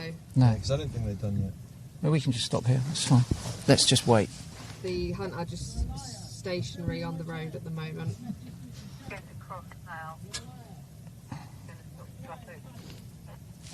Wow. There was the C word. Mm. Nope, No. we're not moving. I think it's the moment we go down the road is the moment they'll... I think... What's happening at the moment? I think they want you to film them crossing the A3030 because they've currently got a CPN against them with Somerset Police. And where's the 3030? If we go down to the main road, they don't want us to see them crossing the A3030, so they're doubling back. If we can go down to the main road, yep, we'll probably catch them coming out the other road that's just adjacent to it. Is this the main road They here? don't turn around. They look like they're turning around. They're turning around, they're coming this way. Okay, should we jump out then? Is this the road they're not meant to cover? Let's just get out. Okay. Go quick.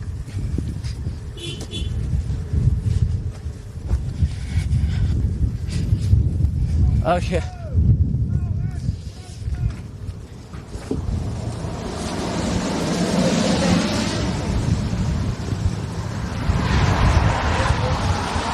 So yeah, they don't want to see us crossing this, be seen crossing here, do they?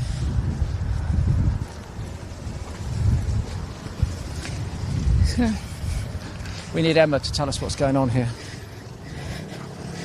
get on the pavement, Chris. Get on the pavement. Magic finger, got the magic finger there, Faves. Oh, you got another expletive as well. Right. Collecting them.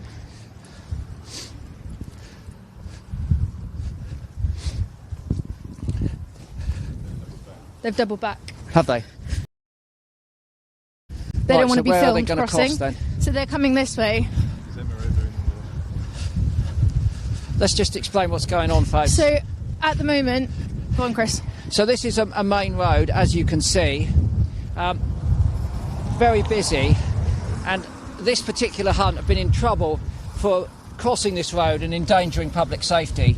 So the police have given them a warning, telling them that they're not to cross this road. But they really don't have a choice at the moment, and so they're coming. They're here crossing. they are. They're going to cross up here. Look, let's go. Let's go. Here. You can see them crossing, trying to cross as quickly as There they they can. are. So that's something which they've been warned by the police not to do, and again, And they've done it. There's just no accountability at all. They simply don't care. Right, let's see if we can get back to the car ourselves. They're coming around this way. Okay, let's Chris- head back.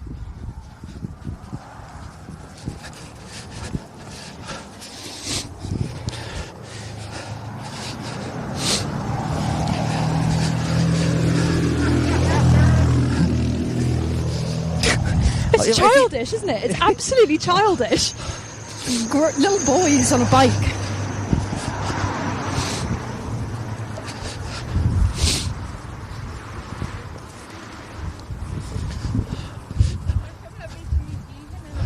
Hello. Oh, yeah, you're right. Watching in the background the landscape. I was like, I know where they are. Oh, that's very kind. Thank you so All right. much. Nice to We see you. appreciate it. Thank Right. you so much. Thank you. Right, let's carry on. See, the amount of local support is amazing. What do you think happened there then? They crossed the road. They did, yeah. But not all of them. It was just the hounds and a couple of riders. Yeah, the field will have gone back to the league pack up. Oh.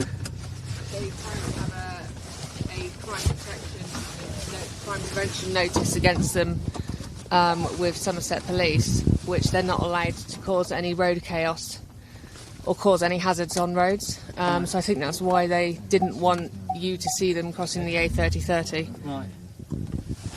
But we did. We did. And we filmed it. And so, where would the other riders have gone? They would have gone back to the stop us from... So we've got... So the quad is in front of us to stop us from going far. Turn around. Is there another route? No, I'm just going to do maybe a double bluff. Yeah, there is. You can go out of here and turn right. Where they are. Yeah, that way. No, they're still, Go right and right. So where are we heading It's now? childish. Emma, are we heading back to where they met this morning? Yes. Mm. Right, please. Head back to the meet just to make sure they are actually packing up and they're not bluffing us. So fully gone now. So where have they taken the hounds? Hopefully back to the meet where they met this morning. Oh, okay, fine. But yeah. the hound van can pick them up from anywhere, really. Oh, I see. So the van's probably down where they are. Yeah. Yeah. Okay.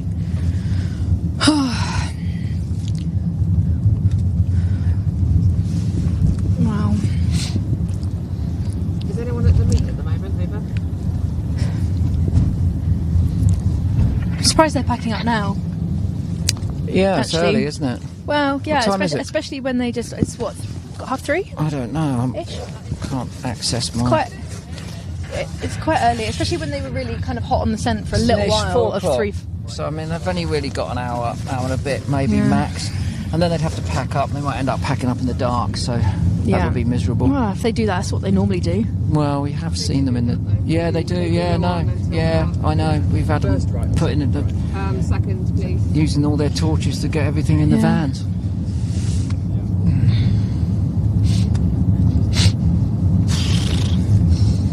Everyone's having it. Everyone's having it. Yeah, thank you for everyone. If you've been sticking with us the whole day, thank you so much. We know we kind of sprung it on everyone, but that's kind of unfortunately the way these things have to happen. But yeah, so thank you very much for supporting anyone who has donated or, followed North Dorset Hunt Saboteurs main account, the Protect the Wild, League of Natural Sports. Thank you very much for supporting the work of all of these important organisations, but especially that of North Dorset Hunt Sabs that are here on the ground. You can just see how dedicated they are. They've been, we've been in the car and really, prohibited by the size of the van and everything. Carry on. But a lot of them, there's even been a runner that has been running the entire time by the side of the horses. Like, the amount of fitness and of training and everything that's needed. Here we are back at the meet. There's the hound van there. And the hound van. If we wait here, the hunt should materialise with the hound. Should we pull in down there? Pull in down there, give them a bit of space to pack Send up. that footage then to Somerset Police of them bouncing their own. They did, it was only if they caused. Oh, okay. Yeah, I mean it's only if they crossed. Dangerous of the public, isn't it? Crossing the road. I honestly don't. Where are they then? I think it's a double bluff. I don't think they're packing up. I think they are just trying to throw us off the scent, make it look like they're done, and break off. I agree. The hound van is at the meet, but no hounds over. Has he just turned up? Oh, look who it is. Look who it is. Hello, friend. Here's Mr. Happy and Mr. Happier. Mr. Happy and Mr. Finger. Is anyone else around Ryles Lane? And then they're going to follow.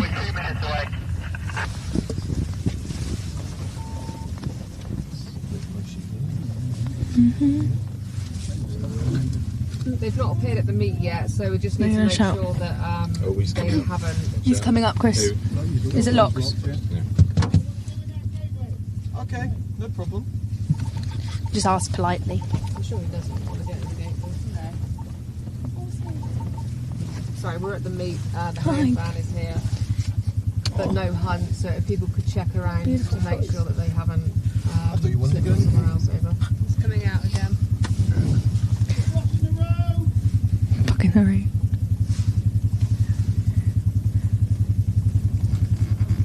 Northwest is coming in from Charles Lane. No, you do not open someone else's vehicle. I thought you wanted to go in the gate. You wanted to go in the gate.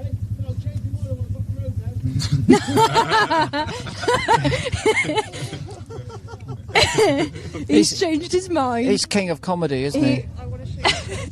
He's honestly, he could be a great cartoon character. That man. Him coming to the car with a shovel, a spade in his hand. He came. Landy, can you carry on round and see if they're around the corner at all? Steve Ball's in a very bad mood, by the way. So in case you didn't hear that, obviously on the microphones, the Terrierman Steve, who was also the man I believe that was responsible for throwing urine in some of the Sab's face, came up knocking the door because we were pulled into a lay-by by a gate, which is perfectly okay. From a few years ago with a shovel, with like a snake. So he was like, you have to move, you're blocking the gate. So we moved, of course we did, we don't want to block anything. Moved a little bit forward, he came back out again, banged on the window, tried to open the door, which of course is locked, we don't want anyone getting in. And he was like, you're blocking the, you're now blocking the road, I've changed my mind. Anyway, this is him coming up to another person's door with a shovel. So obviously being threatening. I've got a video, let's play it. So I'm guessing like the little thing on the front. There's not sound here, but you can try and open the door. Same behaviour as he? But with a shovel. Clearly quite an aggressive person. This was a member of the public. This wasn't a hunt sab, this was a member of the public. Okay, we're going to get out of the vehicle now. He's a little bit wound up, so let's be a bit careful. They're coming back, are they? Yeah. That'd be nice to watch them pop up.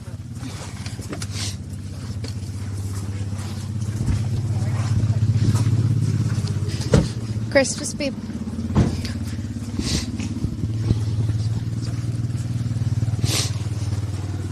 They definitely coming back round? Yeah, they were just round the corner. They were last seen in Giles Lane, coming back towards the meet. We're just at the meet at the moment.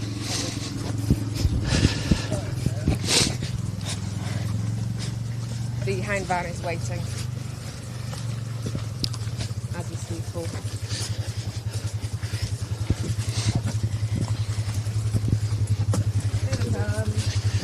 Here they are.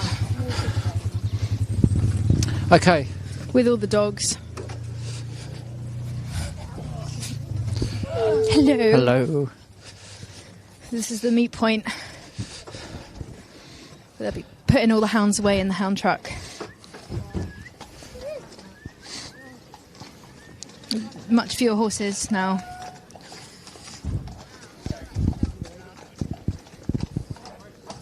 Not the right kind of film star, though. No.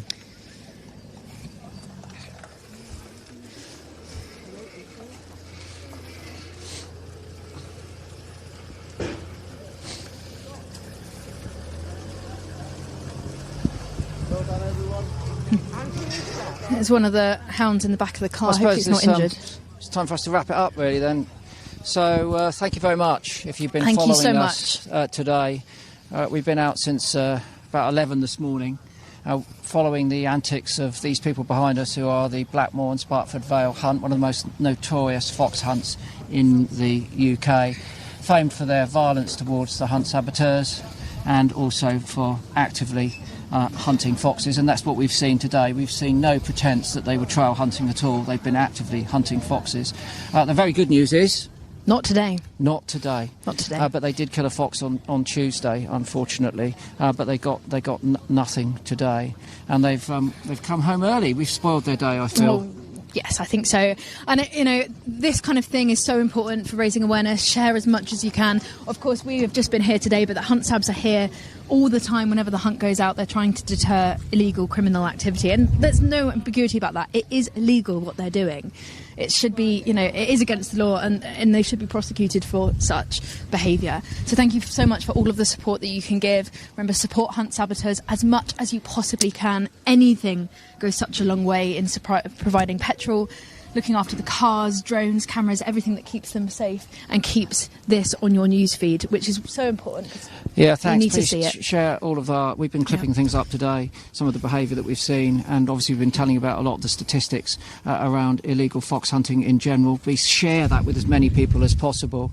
The government have pledged to launch a consultation or two, it seems, at some point in the very near future. please take part in that consultation. Use your voice. Every one of our voices is important here, and we have to believe that those voices can make a difference. We've met a number of people today who are living in this area, and they are absolutely appalled by the behaviour of these people, and that's been absolutely unanimous. So any idea that it's an urban-rural divide is nonsense. What we've also seen through recent polls conducted by the League Against School Sports is that across the political parties, more than 50% of everyone is against fox hunting and wants to see a ban introduced. So one last time, we've got a petition up there. You can sign the petition. Please sign that. Think about those groups that we're fundraising for. North Dorset Hunt Savs have been fantastic hosting us today. Genuinely amazing. Brilliant people at the coalface of animal welfare and conservation, as I say, really doing the hard work out here, holding these miscreants to account. And then you've got the hunt saboteurs who oversee that, protect the wild. Do subscribe to their newsletter. Lots of information, not just about fox really hunting. Good. It's very good. Very powerful stuff. Very good. And then, of course, last but not least, the League Against School Sports, who again are leading that petition with the Change Coalition. We want to put an end to this barbaric activity, which is illegal, and it should have ended a long time ago. So thank you very much for your support today. Thank you for sticking with us. We appreciate it. Yeah, I've only got one last thing to say. Oh yeah, go on. Is it hot chocolate? It's not actually. Oh, go on. Sorry. But the minute we cut, I'm going to be moaning about not having a vegan hot chocolate. Tell me about it. Think of me. Before that, I'm just going to say, we'll be back. We'll be back, for sure. The pressure continues. Thank you very much for watching, everyone. Have a lovely evening and happy weekend. Thank you.